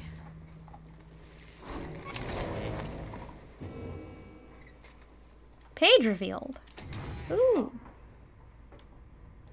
Jadariel first. Reader, a moment of your time. You ask what is on her mind. Hedwyn is beginning to recover from his illness. However, its sudden onset serves as a reminder, I believe. I have known Hedwyn since he was a child. Even now I hesitate to say he has grown. Nevertheless, there are such things that even I would never say to him directly. For instance, I struggle with his confidence at times. Whether he leads us to our freedom or our doom, I am ambivalent. Speak not a word of this to him, of course. In case that is unclear, I shall tell him in my own way if and when the time requires. In any case, when times remind me of his mortal weaknesses, I end up having to consider what should happen should we become separated prematurely. Permanently. Sorry. Wrong word. She trails off a while. What I mean to say is, you should know that I am fully pledged now to this quest of ours, whether Hedwyn is the one to lead us to its end or not. I have my reasons. One of them is him. I expect the same holds true for you. That is all I wish to say. Take care, reader. She nods and brushes past you toward the door. Silver Cudgelhead, a limbless, cold-blooded creature rescued from the sea. It is fully grown and has led a rich life. A keepsake from the Worm Gulf.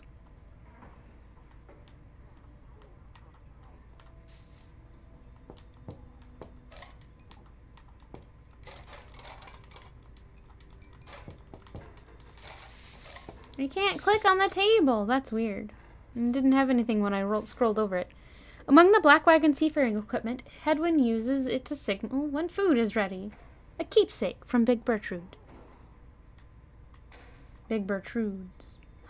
The books are on a shelf. Sweet. Alright, book 10.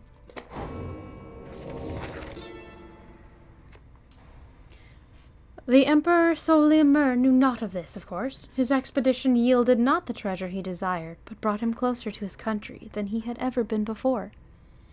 As he traveled down the river Sklorian. As he traveled down the river Sklorian in pursuit of greed, he found instead an inkling of shame. He saw the sunken faces of his people, heard their words for him. In time he could not ignore it, and proved more than he could bear. And it proved more than he could bear. The river finally claimed him, his belongings, and his retinue. Once the people heard, I understand they cried with joy. Perhaps he ought to have perished. But the mercy shown to him, I think, is what transformed him.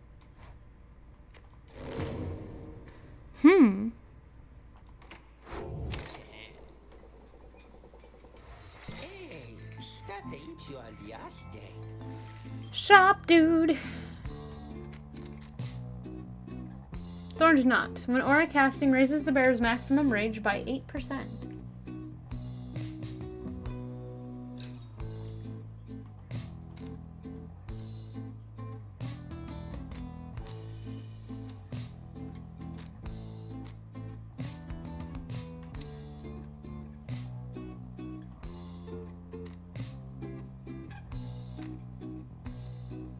I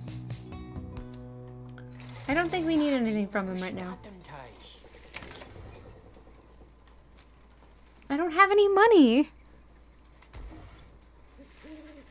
Having landed at the Hulk of Ores, you and your fellow exiles now anticipate the hour that the rites are to commence again. What do you think, Tizo? Don't I look just like Mr. Hedwin? Tizo is worried that Hedwin is still feeling unwell. Wait, I think... What's that? A serpentine creature emerges from the water, followed by several others of its kind. You recognize it as a worm of the Sea Dominion. What they all are doing here, you see plainly by their ritual raiments. The nearest one somehow loosens its mask. Good sirs and good ladies, so it is you that heed the summons to glorious competition against this knight and his brigade. Well then, let us do battle now without delay. More than our freedom is at stake here, but our very honor. And this knight fully intends to reclaim his. Oh, and lest his knights forget, he is called Sir Gilman. He salutes you all on behalf of the Pyre Hearts until the contest. He splashes out of view, just as the stars above begin to shimmer with strange light. That guy. Oh gosh.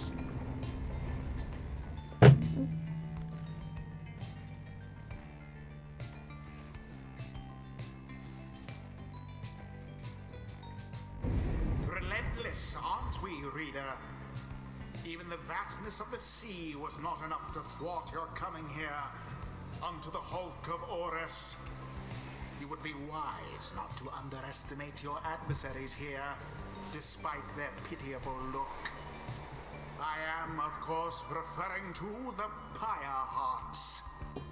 These rites are but another war. You are Dad? Why? How? That makes you their mortal enemy. Do not underestimate Georgie. To be glorious. Georgie is good.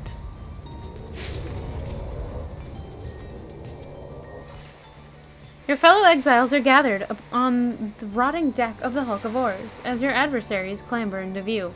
Rookie paws up to them. Say, what are your worms even doing here? Can't you just swim back to the Commonwealth or the Sea Dominion or whatever it is from you're from? Where? Or wherever it is you're from. Ha! An excellent point! It seems that these adversaries in the rites are clever, wouldn't you say, sire? Just get rid of them already, Gilman. As your commanding officer, this knight hereby commands it. Hark! This knight wishes to introduce his noble commander. No worm knight in history has withstood as many frontline battles. You're, oh, okay. Please don't be dead. Doff your helm, sire, as is our custom. May our adversaries tremble at the sight of you. Sir Gilman attends to his commander's mask, despite his protests.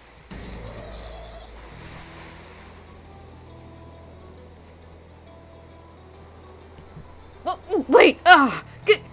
Give this knight his mask! This knight hereby presents to you the great Sir Deluge. A noble visage, is it not?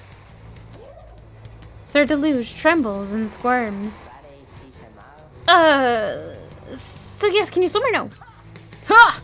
Of course we knights can swim. All knights of the Sea Dominion can. But we are exiles in this land, the same as ye. We can swim, 'tis true, but 'tis summarily impossible to swim back up the river down which we were flushed to end up here. Nay, there is but one way to return. Silence, Gilman! Nobody cares, but back to your post! Sir Gilman hesitates, but does as he is told. This knight knows who you are, Nightwings, and he is not afraid of you. He somehow climbs back into his mask and coils up to his full height. Now, on guard! The exiles of the Worm Triumvirate take their positions as you focus on the Book of Rites. Alright. Reader, Hadwin's illness means he cannot help us here. He shall be counting on us. Gotta go fast! Let us get started. Rookie.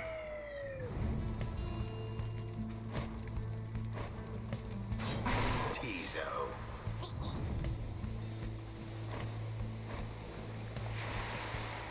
I'm gonna have Jodariel here as well, just for good measure. Jodariel. It is done. Let us make short work of this lot. Gilman, status report. What's the enemy's position? They now stand ready to confront us, sire. A very brave triumvirate they seem to this knight's eye. Brave air-sucking monsters, what do? Pyre hearts, be ready! Excuse me. Now begin.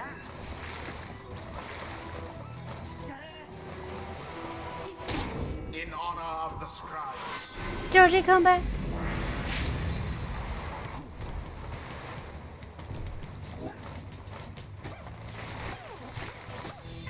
That one almost got through.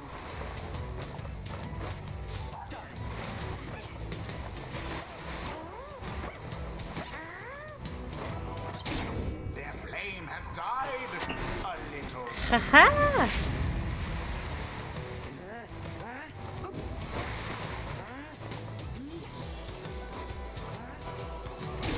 Rookie doused the adversary's flames.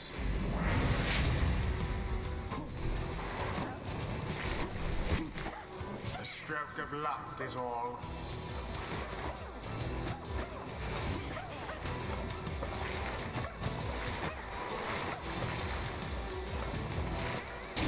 Glorious!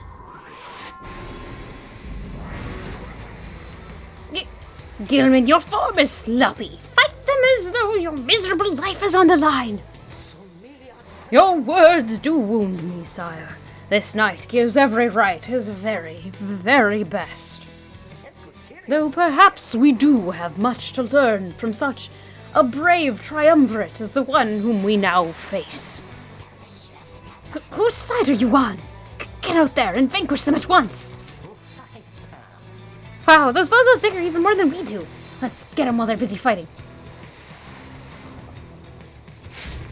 There seems to be dissension in your adversary's ranks. Sublime.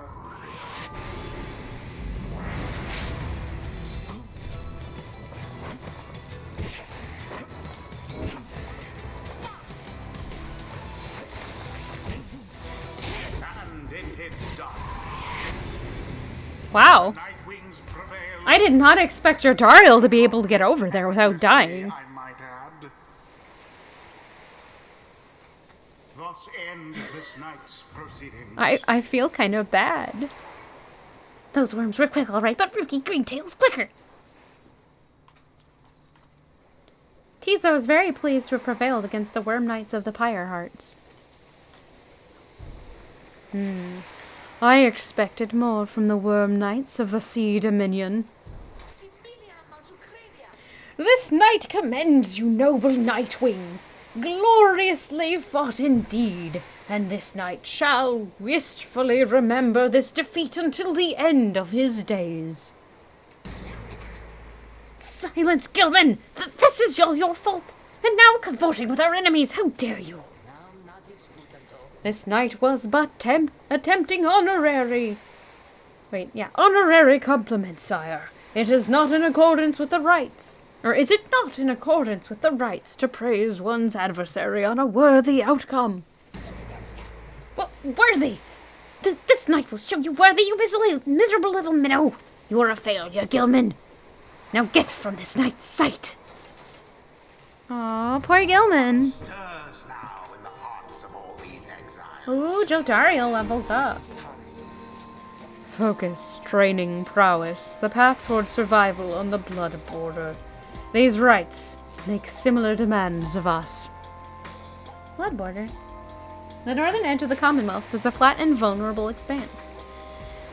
The Highwind remnant seized upon it at every opportunity, from the cover of clouds or darkness.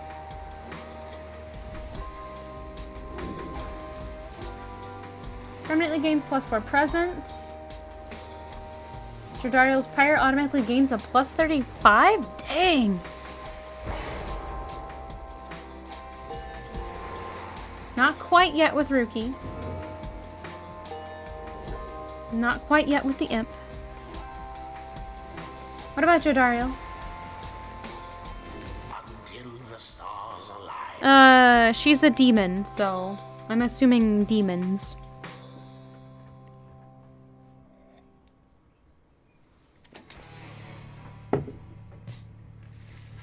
After overcoming the Pyre Hearts with great prowess, you at last return to the wagon with your companions. There is little discussion of the Pyre Hearts, who seem to have already swam off toward wherever the stars direct them. Instead, your fellow exile's attention turns toward your companion, who was absent for the rite. How is Hedwyn? The lone minstrel makes a sound, but no words form yet. Something is troubling him. Hey, I urged him to remain bedridden. Oh no. Elnina, please no. Drink some water. See if it's just a catch in your throat. And he simply would not listen. I am very sorry, but... Wait, what? Everyone stares at the lone minstrel in stunned silence. The lone minstrel breathes a heavy sigh. But then... Tea. I approve of tea. Hey, what's with the long faces, everyone? Minstrel, I should wring that neck of yours. As I was attempting to explain, Hedwyn is already up and about, despite my having strongly recommended further rest. Those that are accustomed to sea voyage and take ill, they are very likely to experience further symptoms if they do not remain bedridden or at least sedentary.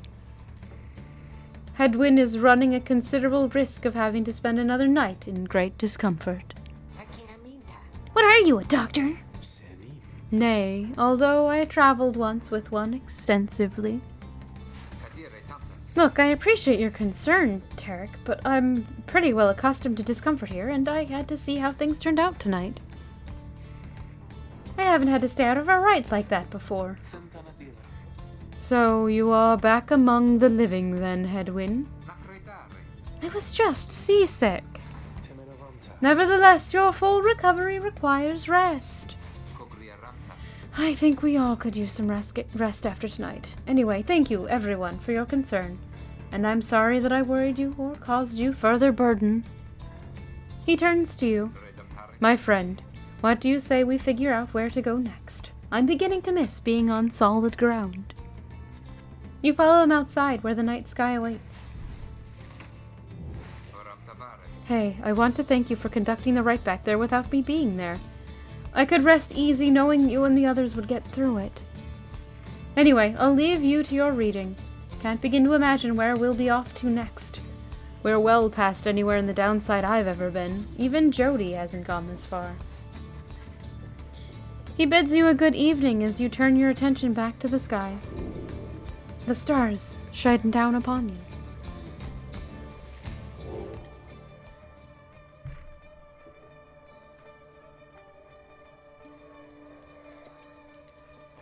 Triesta, the Silver Star. The Silver Star burns bright over the fissured lands of Black Basin.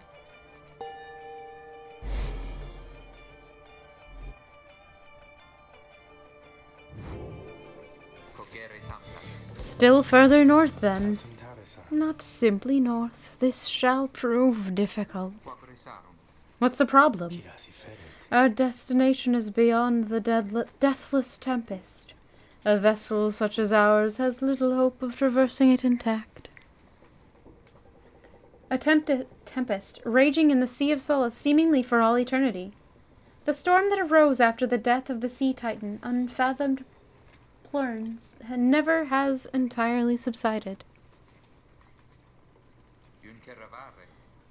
Can we go around it? Given our confrontation with the Pyre Heart, our chances back in worm-held waters would be even worse.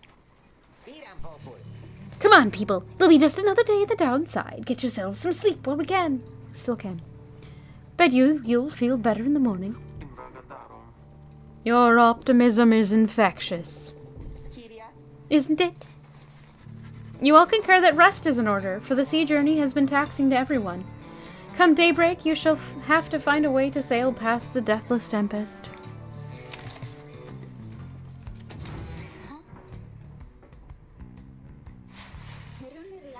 Oh, hi, miss. I'm so happy right now. I'm happy because I was so worried about Mr. Hedwin for a while there, you know? He was so kind to me when we first met, him and Mr. Dariel and Mr. Greentail and you too. But I just really like him. She sighs. She seems happy to be here. Say, do you, She trails off for a moment. Do you think he likes me too? May is wondering if you think Hedwin likes her.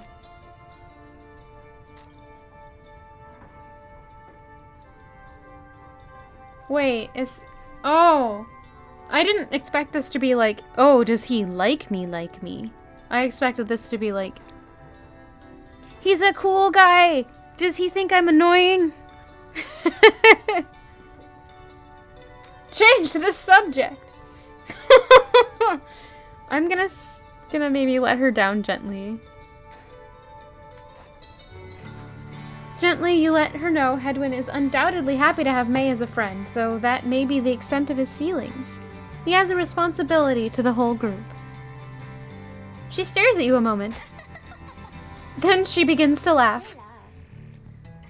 Oh gosh, oh good.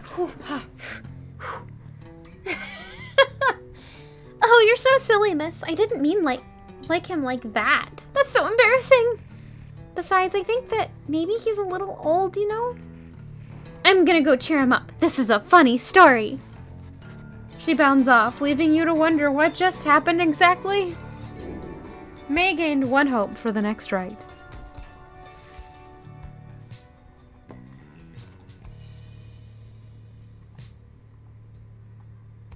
I like that we have a fish. What brings you to me this time, my dear reader? What's on your mind? There is an undulation I have sensed, reader, which means I think that your black wagon sails the sea. Am I not right? Of course I am. She laughs at this, or at herself, perhaps. I scarce remember the sea. It has been a little while since I bathed in it, you understand?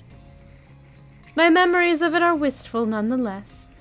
Although, if I remember correctly, the Sea of Solace is a disgusting mockery of the emerald seas near the Empire. Do be careful out there, will you?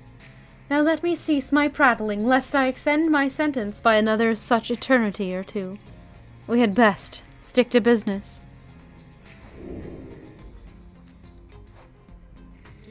Until our next appointment. I really like that song. The when you're talking to the green orb thing. Song. It's nice. Anything else to do here? No. Let's continue then.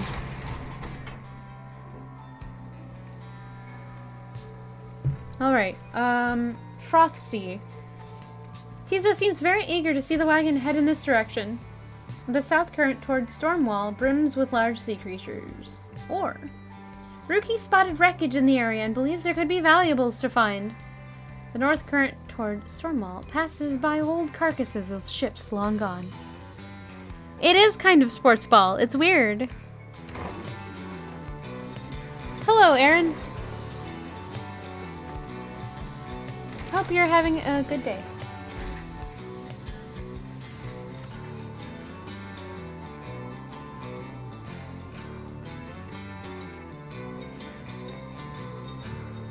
The remnants of a shattered fleet do little to raise the confidence of your companions, given that the massive deathless tempest rages to the north, not far from your position.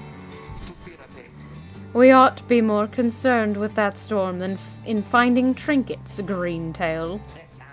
Oh, relax already, Jody. Let me do my job. I don't know when you're out there keeping watch and Wait. I don't know. Gosh, I can't read. I don't show up when you're out there keeping watch and start telling you to come off it now, do I? You interrupt me in the middle of my work no fewer than 4 times per day. They go on like this for some time before turning to you. Investigating the wreckage is going to take time, but you may find something to show for it. Yeah, why not?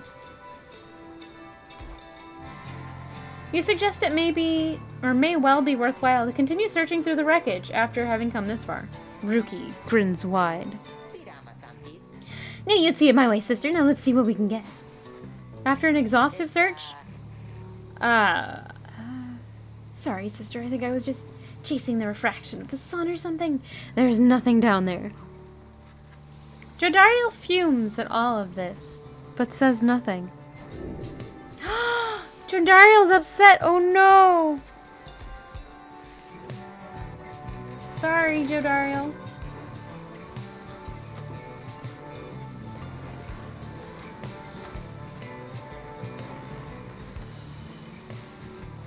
You and your companions look upon the deathless tempest. The stars demand you sail beyond it, yet the very thought is beyond reason.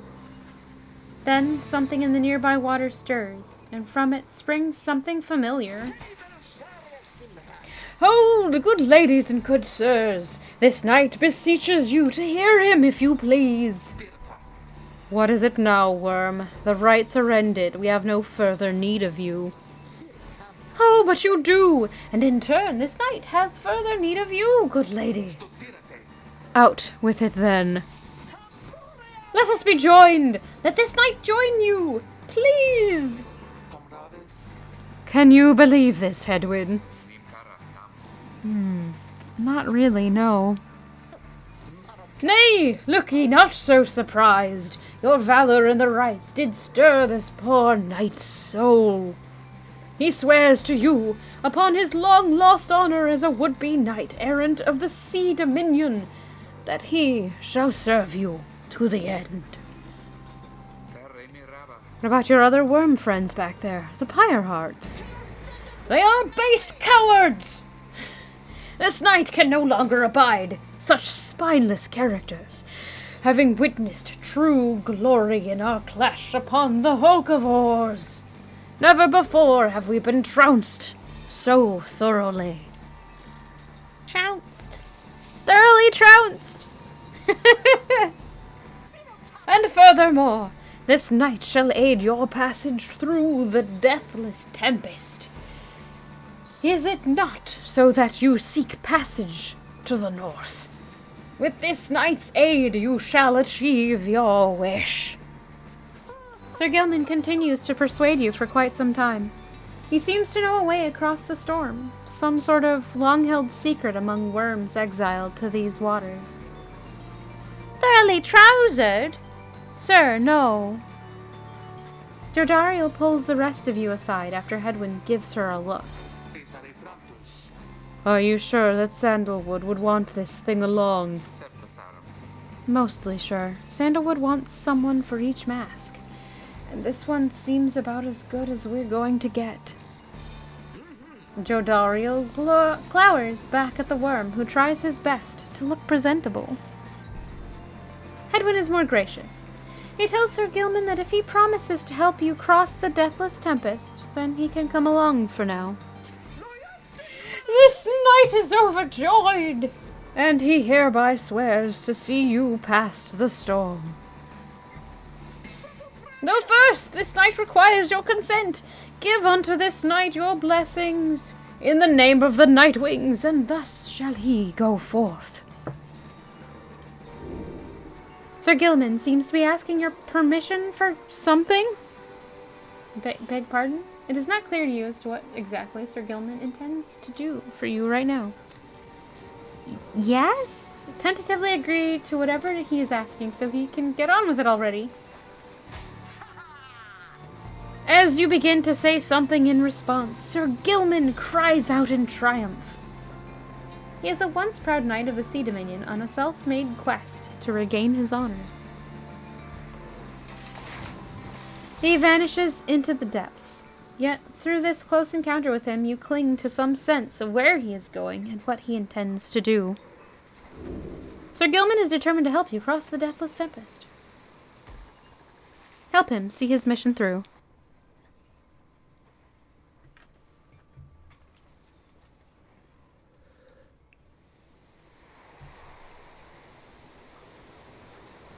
You opted for hot chocolate instead. Well, you missed us thoroughly trouncing someone. And by that I mean, this knight fellow talked about being thoroughly trounced. Determined to prove himself to you, the Nightwing, and the Nightwings, Sir Gilman emerges somewhere in the outer reaches of the Sea of Solace and calls out to you. Master Reader, if you can hear this knight, then he implores you now. Lend him your guidance. This knight's objective ought to be not far east of here. Today we shall bring peace to the embroiled sea. Know, however, that among this knight's brethren, the actions we are about to take are highly forbidden. This has to be obnoxious. I hope you're all enjoying these voices. Someone clip it. But they are highly just. Thus, Sir Gilman sets forth to quell the storm that rages to the north.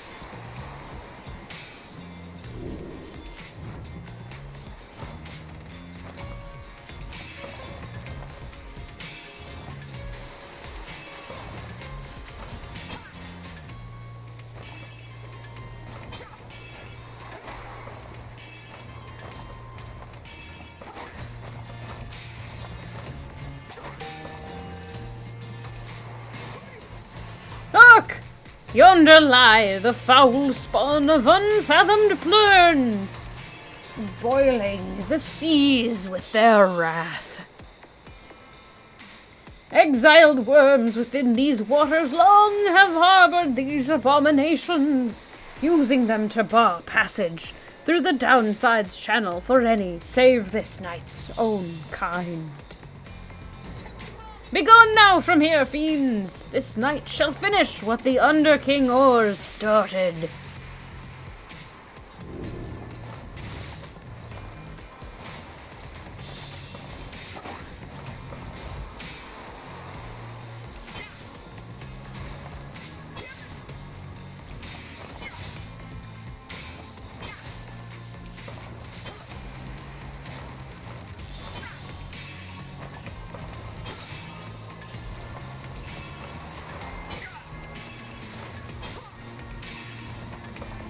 I don't know if this is what I'm supposed to be doing, but that's what we're doing. Oh.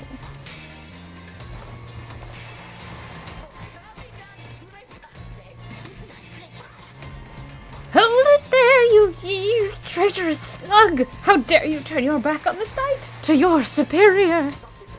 Superior by rank no longer, for we no longer serve the Commonwealth. Last this night checked. Here you hold no sway over this knight. Ah! I had to mimic it, I'm sorry. And what have you done to the spawn? Have you no honor left at all? This knight has done that which required doing. His honor cannot sink much lower anyhow. He figured this would be an ideal time to free himself from servitude to you. Why, you! You dare to staunch the tempest with those nightwings! Good Sir Deluge. This knight was born to dare. Now come and fight this knight if you so dare as well. Ah! Pyre, banish him! This is an order!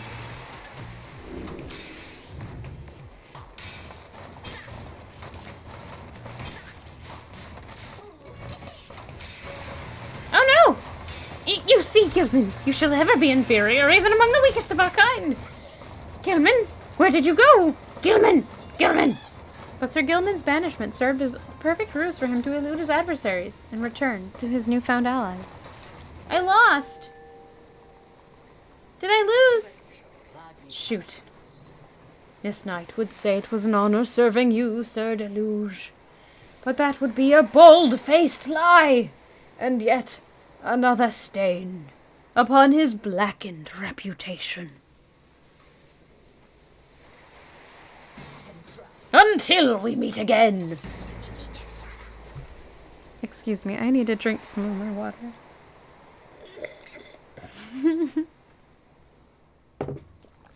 Oh, wait, you lovely traitor! This night will have your head, Gilman! Okay. Oh gosh, my throat. My throat's a little mad. As the day wears on, there is still no sign of the Worm Knight. Your companions grow restless, but then... Hail! This knight returns with newfound tales to tell and new scars to show for them! Sir Gilman is sopping wet and visibly shaken. He struggles to maintain decorum. He is, in short, the very image of a Worm Knight. And more importantly, that little tempest ought no longer pose a threat for now. Behold! As if on cue, the deathless tempest begins to simmer and subside.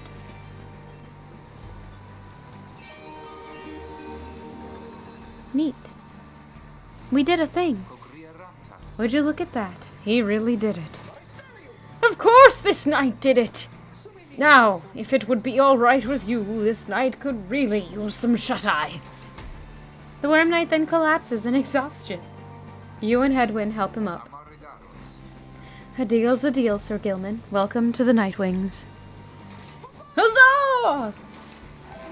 Sir Gilman joined the group. He also revealed a path north for you.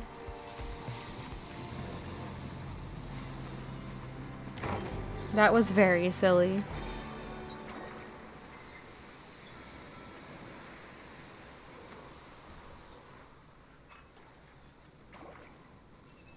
Oh, the frigid Northlands. Deathless Tempest.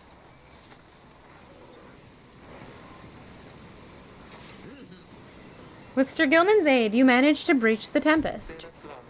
You were true to your word, Worm. I shall give you that. But now what? We are stranded in this cursed storm. A most excellent question, and from one most fair. Call me that once more, and I shall tie you in a knot. And from one most spirited as well. This knight was wise to side with ye. Just, where do we turn from here? Answer the question now. Sir Gilman does no such thing, although eventually he does make note of a specific current that should lead you to the lands beyond. If I may, I can corroborate Sir Gilman's account. We are close to making landfall. Then let me be the first to say, let's go.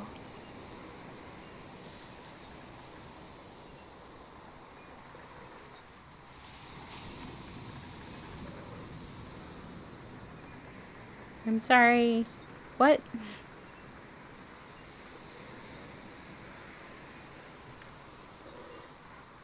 Let's see. Let's go. Voyage onward. Don't be a joke. I'm sorry.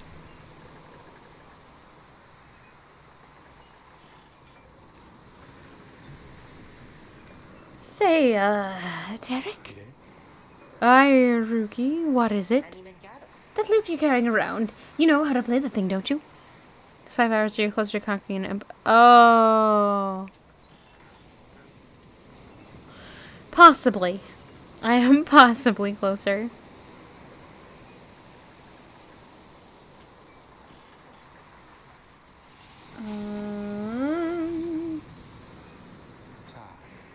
Why, I suppose I do.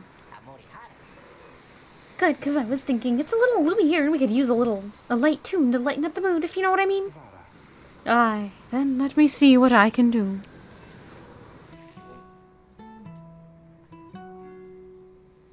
You have not yet been to this region of the downside.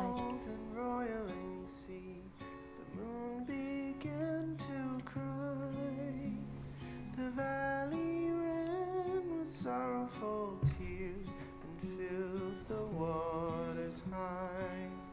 The misty morning over the brine belies a leaden sky.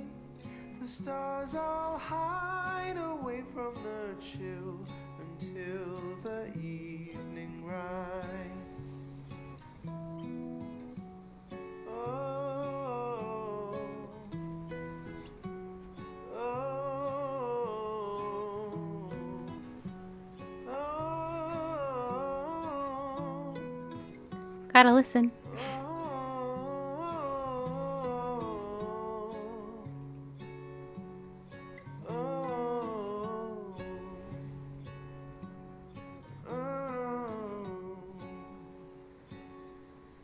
The place where Plern scuttled her foe, the doomed ship still resides. The Titan met her end on its prow. Twitch sings, baby. By tides. In death she leaves her stain on the place. The tempest never dies. Her final throes and shivers and shakes 1,000 years gone by. Oh,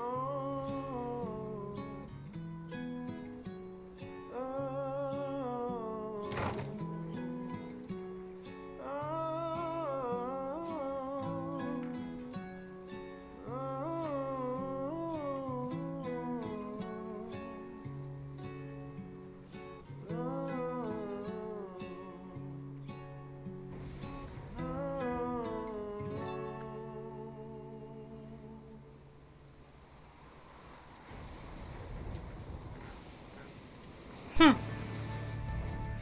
Okay. Neat.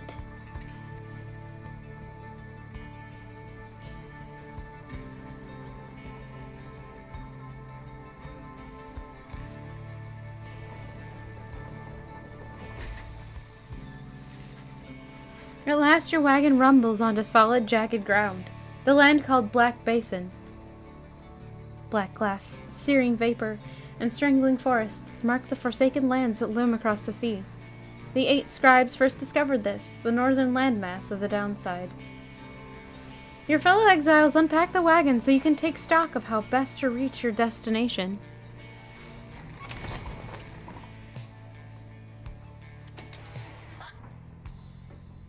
Oh no.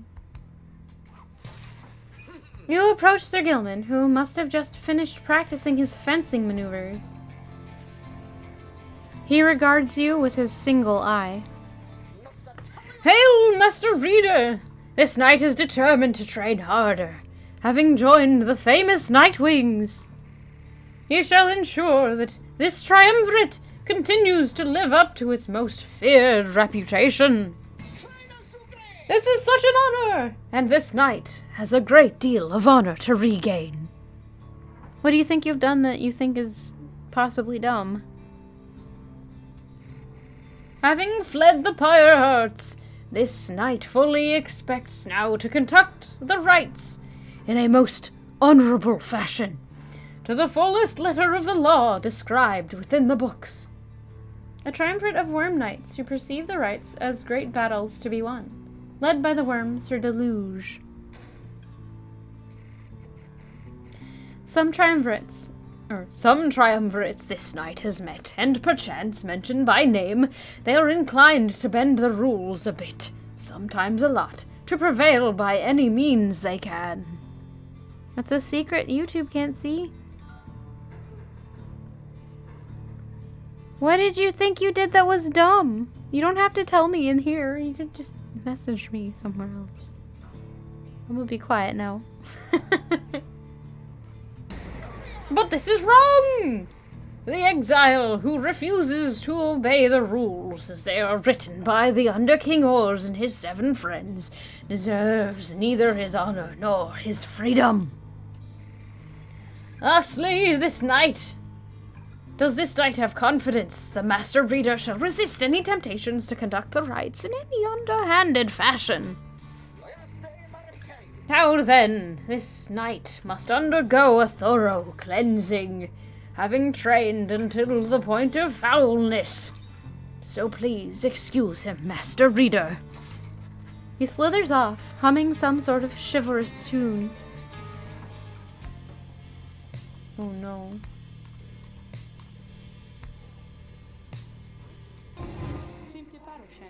I can sense you out there somewhere. What is it you want? What's on your mind? So then we are back on solid land, or something like it, Then this must be Black Basin. Flames and noxious fumes on one side, suffocating forest on the other. Lovely, lovely place. So good of you to take me here. You truly would pursue those blasted stars until the furthest corners of the land, it seems. Though I had better cease my blasphemy, or else the scribes themselves just might descend from up on high, and strike me with another much-deserved penalty. The thrill of such transgressions, reader! Sometimes it keeps me going. Not that I have any real choice. Now, we had best get back to our normal business, as it were.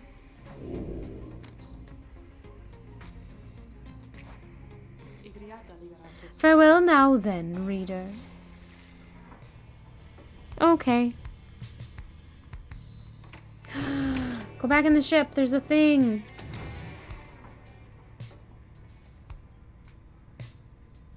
Sir Gilman's Crest. Official certification of knighthood in the Commonwealth oft sought by worm knights. Neat.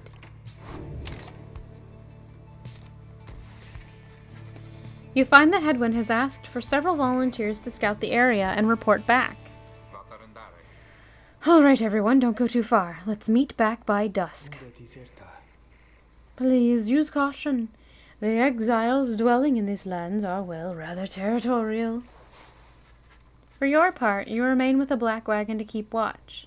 You see occasional dark shapes soaring across the sky, but none of them draw near enough for you to see in any detail. Eventually, your companions make their way back, and everyone arrives as planned. Or earlier. Hi, everyone! I'm back! I have come back! May returns from the east with little to report, save for word that the glowing molten rock here is very, very hot. This knight yet lives, although he has little else to report. The newest member of the group, Sir Gilman, returns from a northern pass, visibly shaken. He appears to have discovered an intense fear of heights. Tizo wonders whether any piece of fish lives in the pools or rocks nearby. Little Imp Tizo seems disappointed to have left the water behind. He remains with you, near to the wagon. There is a western pass that seems transversible. If we travel by the light of dawn, the shadows in the crags may very well cover our advance against whoever may be watching. Begging your pardon, I do not wish to contradict your strategy, madam, though in my experience we shall not remain hidden for long during the climb toward the nest of Trieste. According to the stars, the next rite shall soon commence here. The exiled harp matriarch lived in solitude among these very cliffs. The exiles of High-Wing remnants. You may have no love for them inherently, but they have no such qualms with me. For now I may be able to negotiate safe passage. The last surviving faction of the winged harps, the ancient enemies of the Commonwealth. They are as coarse as their feathers. They hold themselves superior. The Archjustice Androbellus, the ninth. Negotiate with them. Then Hedwyn steps in as the lone minstrel bows and backs away. Hey, let's not decide on this just yet. We're not going anywhere right now. That much we can agree on. We'll decide how best to go ahead come morning. For now, let's take the rest of the afternoon and get our bearings. Jodariel glares at the sky as everyone else disappears. Or disperses. The word was disperses. Use well your time.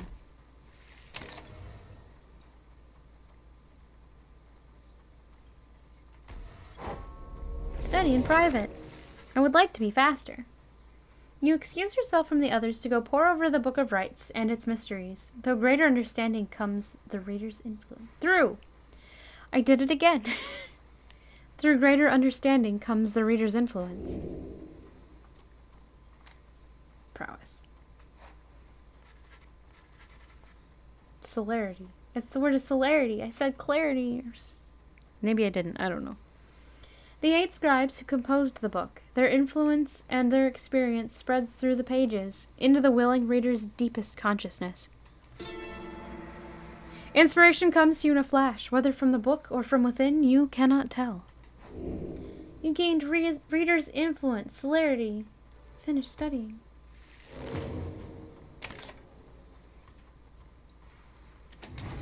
Everybody's faster now, yay! Maybe.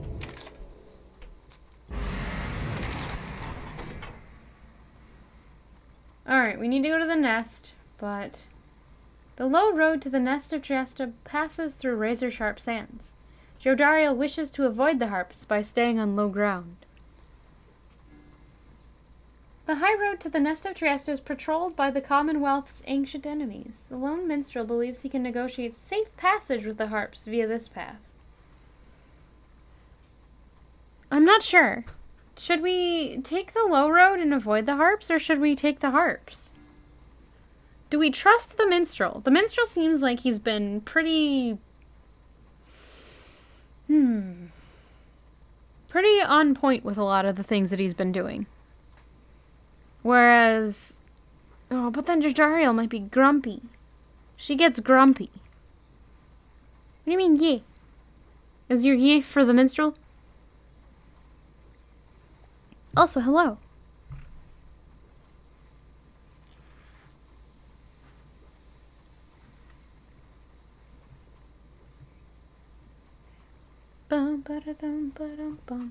For sure, why not? Let's follow what the minstrel has to say, because he, again, has been pretty on point with what he's been doing and saying. Sorry, Jodariel. Please don't be grumpy with me. Please.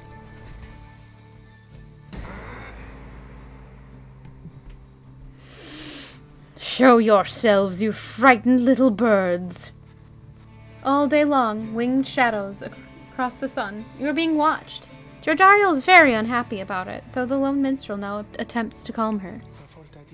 Perhaps I can communicate with them. Please believe me, madam, when I say your enmity toward the harps had best be held in check here. A winged race, also known as the High Wing Remnants, at war with the Commonwealth. Oh, we already did that. Oh, whatever. Jodariel looks at him with fury in her eyes, yet he retains his calm demeanor. Calm. Soon she grants his request with a silent gesture. Then he calls toward the heavens. Good sisters, we are humble travelers such as you, and beg your leave. We journeyed by the sea and seek safe passage through your lands. We shall not disturb your hunting or your nests. The request is met with nothing but silence. You search in vain for any indication of acknowledgement. Then, without notice, one of them appears. She swoops the minstrel up, and out of sight, before Jodariel can respond. Damnation! Wait here, I shall go find him! For a long, terrible moment, you are alone with your panic. Soon, however, the lone minstrel returns, amid the sound of flapping wings. He dusts his cloak and calls out toward them. We thank you for your hospitality, good sisters. We shall be on our way. Having seen this, Jodariel returns, sullen. Hello! The exiles of the High Wing Remnants are letting you pass for now. It seems they are having some dispute within their ranks and wish no further trouble for the time. As a warning, it is a warning, one that leaves Jodariel fuming. Jodariel lost 4 hope for the next rite? Good grief. That's not good. Is it still Jam? I assume Ham is playing Animal Crossing. Or something. Geronimo? At last you arrive at the nest of Trieste, where the next rite is soon to commence. You cannot shake the feeling that unseen eyes watched your wagon's ascent, remaining watching now. What? It's this game. It's given me powers. No.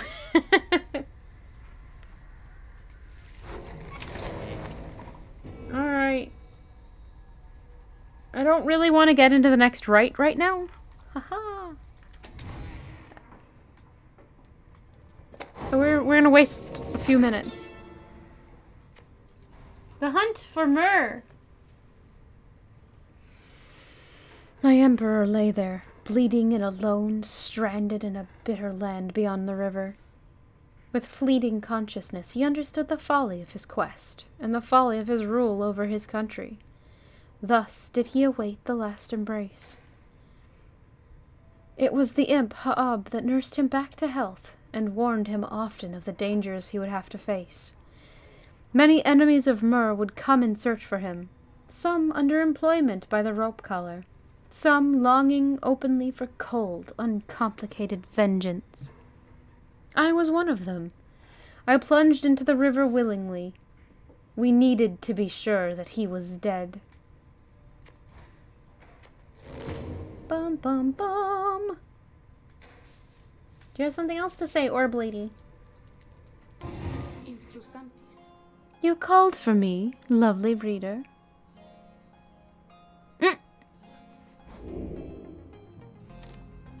That's it. Come visit me again sometime when you need further practice.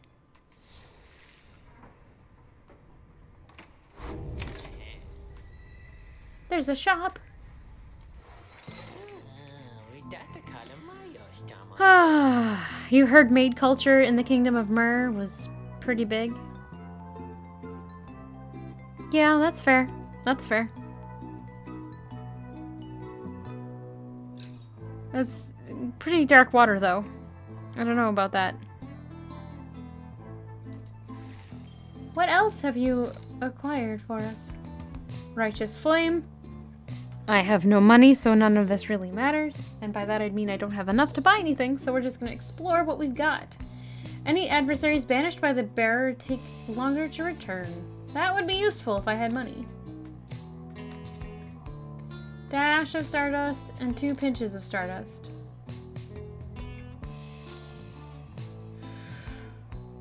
An ancient bit of tough bedrock on which the scribes themselves once must have tread.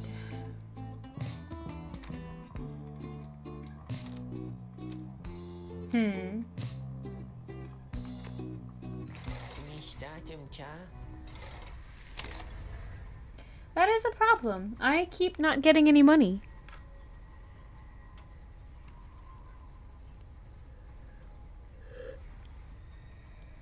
Nuggets, I say.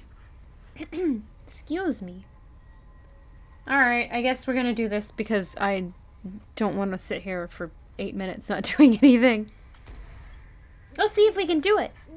You and your fellow exiles gather on the blasted lands called the Nest of Trieste, expecting the imminent commencement of the rites. You see no signs of any adversaries, but then you hear a whooshing sound above. Whoosh. This, then, is what passes for the Nightwings now. Such a rabble. Not even dressed for the occasion yet. It seems the scribes have little pride in their tradition. Hold your tongue, little bird. We have not come for talk. No, you have come on behalf of your commonwealth. Mark my words, you horned filth. When at last we free ourselves, your home shall burn. With that, the harp swoops off as Jodariel glowers after her. It is only then that you realize another harp has come. She's quite serious, I assure you. I can help you sort her out. It's in our mutual interest. You know not of my interest. Let's give this another shot. Hi, my name is Pimetha Thane. The surly one back there was my blood sister. No need to judge her harshly, though. We've only met just now, though I must say, something about you reminds me of her. How dare you implicate that I have anything in common with your ilk? Just then, Hedwyn shows up to intervene. He whispers something to Jodariel. No, Hedwyn, you cannot be serious. Jody, I'm asking you to trust me on this one. Am I perhaps interrupting something? Say, by the by, however did you make it all the way here across the sea? Didn't see you fly in. Trust is something I am loath to give away, Hedwyn. But you have set our course thus far, and I have followed. So, do as you must. That sandalwood had better have an explanation for all this. Jodariel storms off as Hedwyn turns to you. What's your take on this one, my friend? Our informant wants someone for each mask. I hadn't expected we'd run into a harp, yet here she is. What are you getting from her? You turn your attention to Pamitha, who has been watching with bemused interest. Ah, a reader, are you? Pleasure to make your acquaintance, darling. Well, here I am. Gaze intently all you like and tell your comrade there is the truth of it. Why don't you? You sense she is conflicted about something, though you do not know what. You also sense, however, that her motives here and now are earnest. Hedwyn wants to know your initial impression of Pamitha.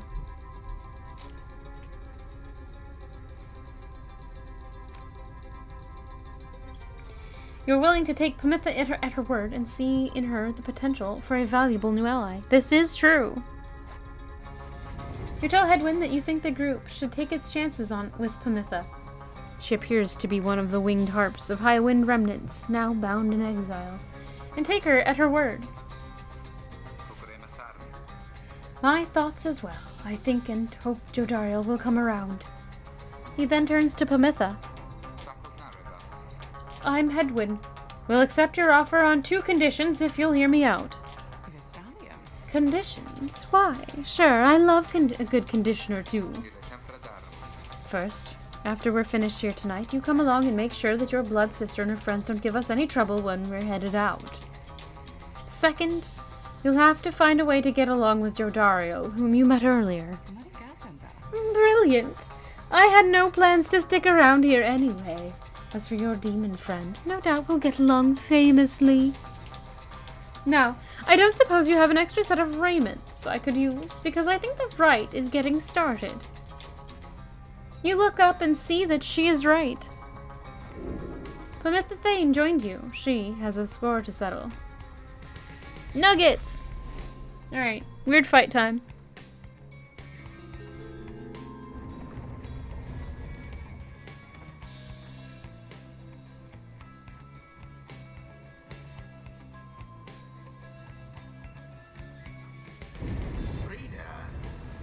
I thought for sure the stars would have eluded you by now. Yet here you are, somehow, upon the nest of Triesta. And you've swelled the ranks of your triumvirate not merely with another, but with 2. One from the Pyre heart, no less. And one who seeks the favor of the adversaries whom you'll imminently face. They are the essence. Winged terrors, as you soon shall see. Can your longing for freedom match their hatred for the vibrant country that was once your home? From a distance, you observe as Pamitha, now clad in Nightwing's raiments, heads toward your adversaries in the rites. You, what sort of heathen harp would dare take wing against us? Your new companion then loosens the binding on her mask. Hello there, Pamitha. Pamitha's blood sister stares back at her a while before responding. What in the saint's name are you doing here with them? 5th of the 8 scribes of the Book of Rites, known as the Disciplined or the Blessed-born. The eldest of the harp matriarchs, she anointed the Book of Rites and gave its words, her power, their power. Blah, blah, blah. doubtless come to dig your talons in my back again. No, sister, I've come to have a word with you.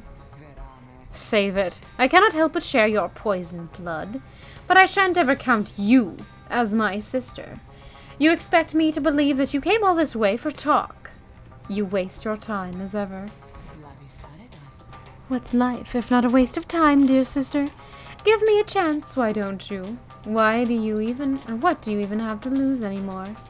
Besides, I've come a long way.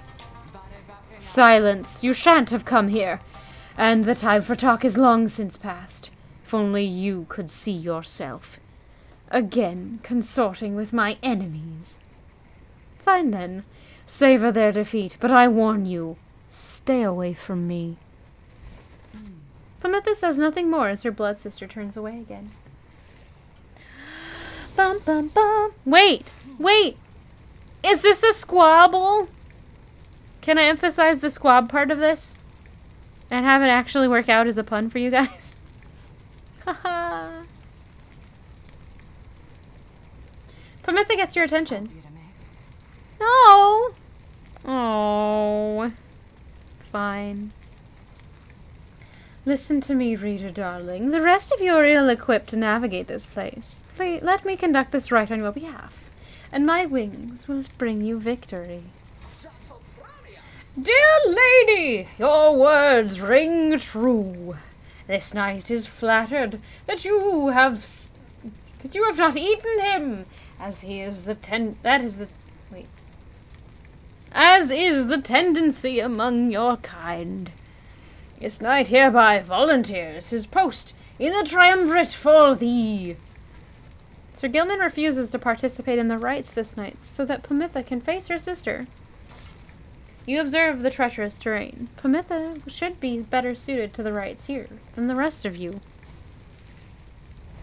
Who shall strive for freedom?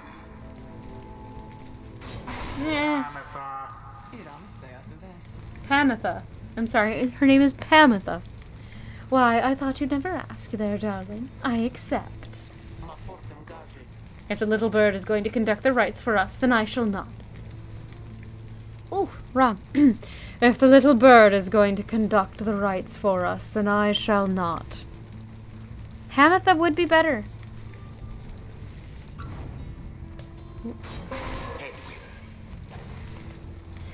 You can count on me, friend. Little flying imp, be he. Be helpful.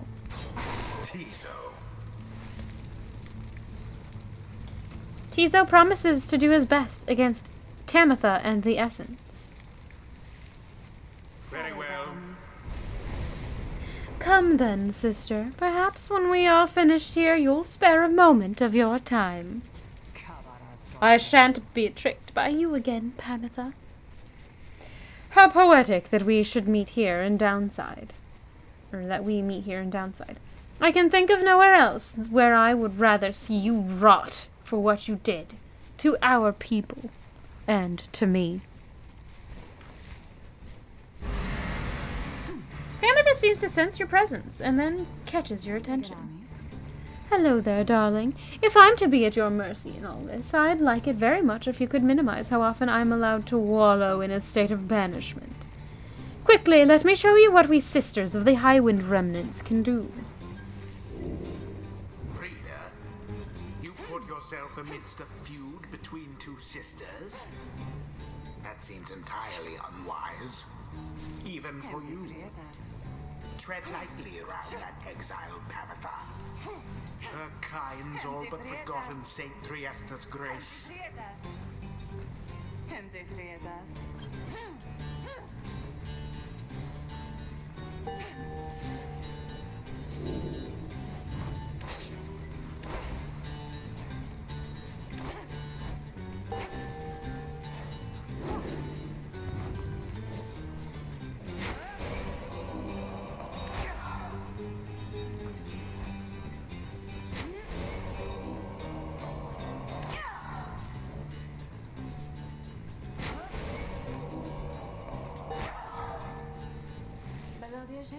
See, darling, we harps were not so bad. Now I suppose we'd better get to work.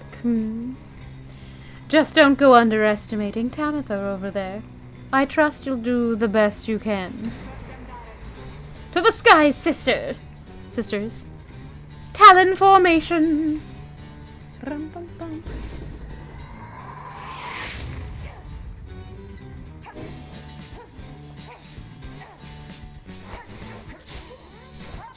Banished each in turn.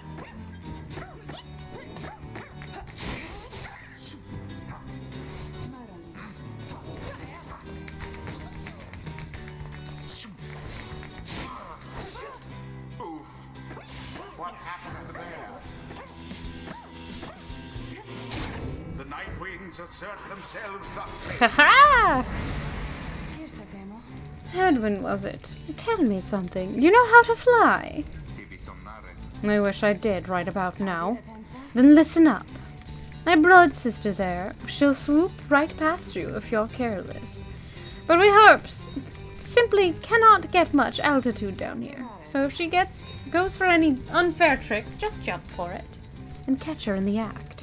She'll always hated when I used to do that to her.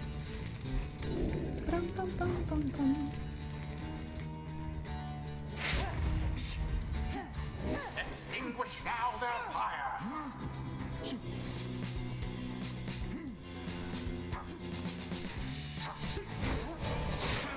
Nuggets!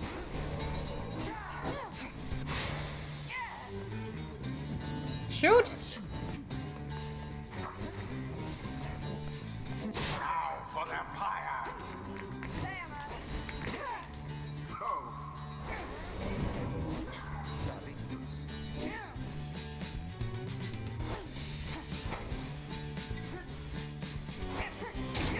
There we go! Douse the flame.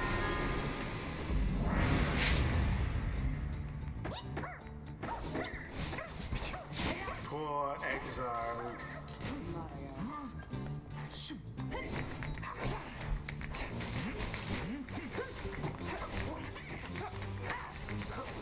No! Nuggets! To the searing flame. One careless step.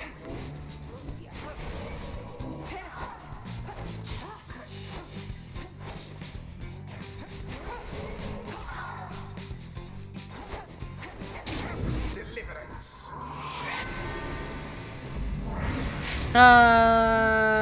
Chicken.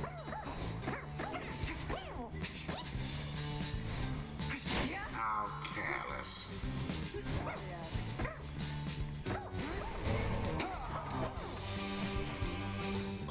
Dang it!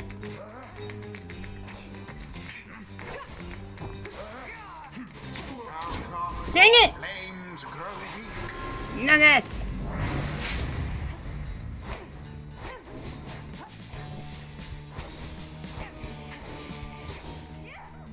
How did I manage to do that again? Dang it.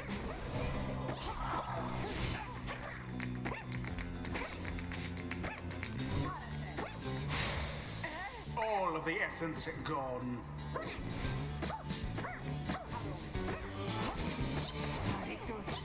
No!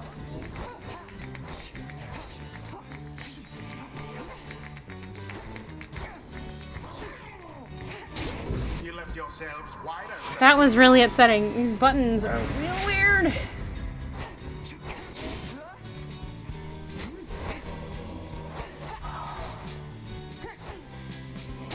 The wings have served her true. Still have 2 more hits we need to do, though. Tread lightly.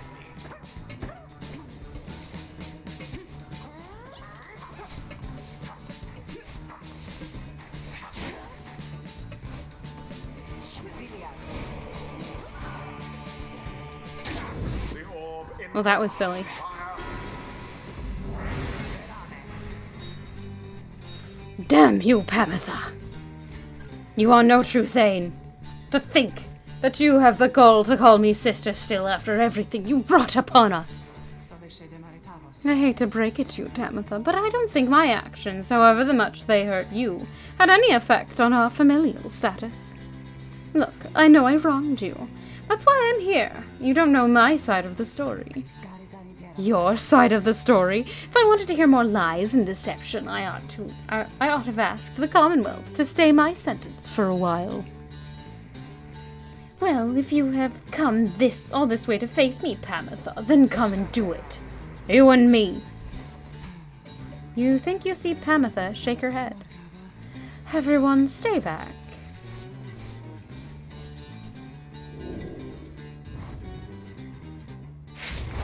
What is it those two think they're doing? The rights are not the place to settle petty scores.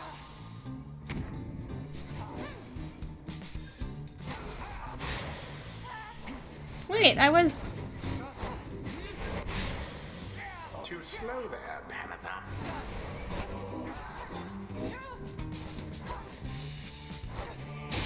And it is done. Done! Haha! Who prevails? Perhaps they do deserve their freedom, after all. Success. Alright, that's gonna be it for me today.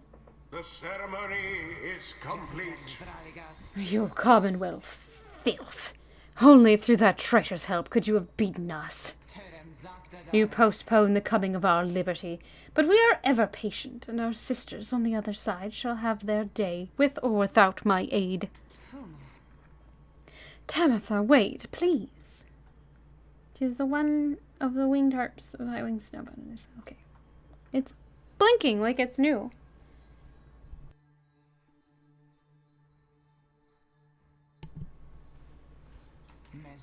You have found good company there, Pamitha. May you wither here with them. I hope sincerely we shan't ever meet again. Oh, excuse me. Trying not to hiccup. Pamitha stands motionless as her blood sister departs. Hey, she's gone. The rest of us are headed back. What about you? Sure, I don't see why not. The 8 scribes bless us with their ways.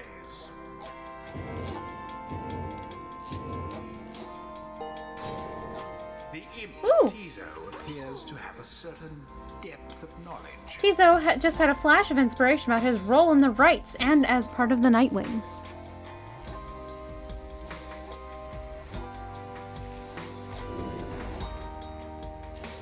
Implode ability can banish adversaries in a much wider area, or returns much faster than usual. I'm gonna go with that one.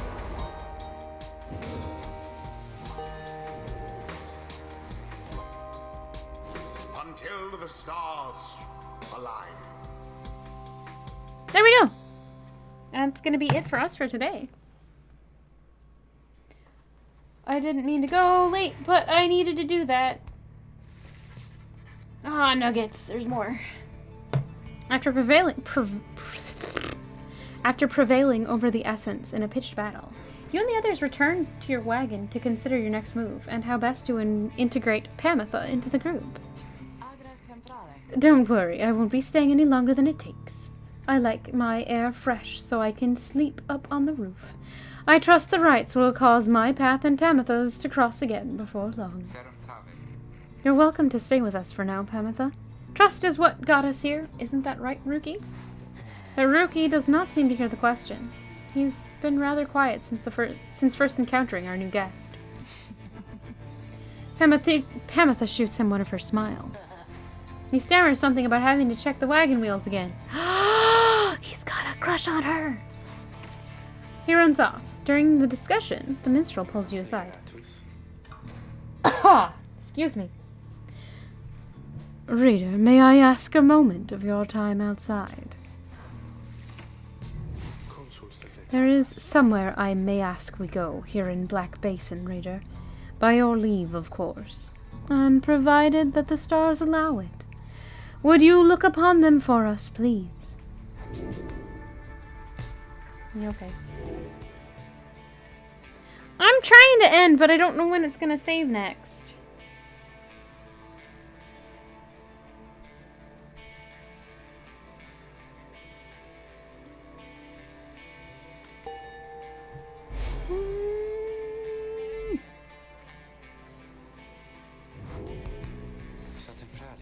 The glade of Loo, directly due west. Then it is just as my client indicated. This client of yours, our informant, Sandalwood, he entrusted us with this wagon, this quest. Why? What does he want from us? You may ask him yourself. He awaits us somewhere in Wakingwood due west. How do we find him? He shall find us. You are soon to finally meet Sandalwood. At dawn, you shall have to cross a single narrow path leading west, where he supposedly awaits. Alright, that's the sign. It did the save. Alright, I'm gonna save. Alright, it's saved here, so I'm good now. We can be done. I almost think I should apologize for going late, but yeah. Alright, let's see who's live. Do. I'm gonna send you all over to some more Chrono Trigger. That sounds like fun today. I'm not gonna beg for forgiveness. Oh no, I streamed late. Oops. I'm going to send you all over to Cozy Burb. Cozy Burb / Igni Aaron is playing Chrono Trigger. She's flying in the Epoch right now. Might not be by the time the raid gets there, but you know. Everybody, thank you so much for hanging out. Thank you for lurking, chatting, subbing, throwing bits, throwing tips, throwing gift subs, following, hosting, and raiding, and just generally hanging out and being awesome people. Aaron, to you too, thank you for the 22 bits. Here is your sip and thanks. I hope you all have a great night, and I will be back with more of Pyre on Friday, and I hope to see you all then. Later, everybody. Bye!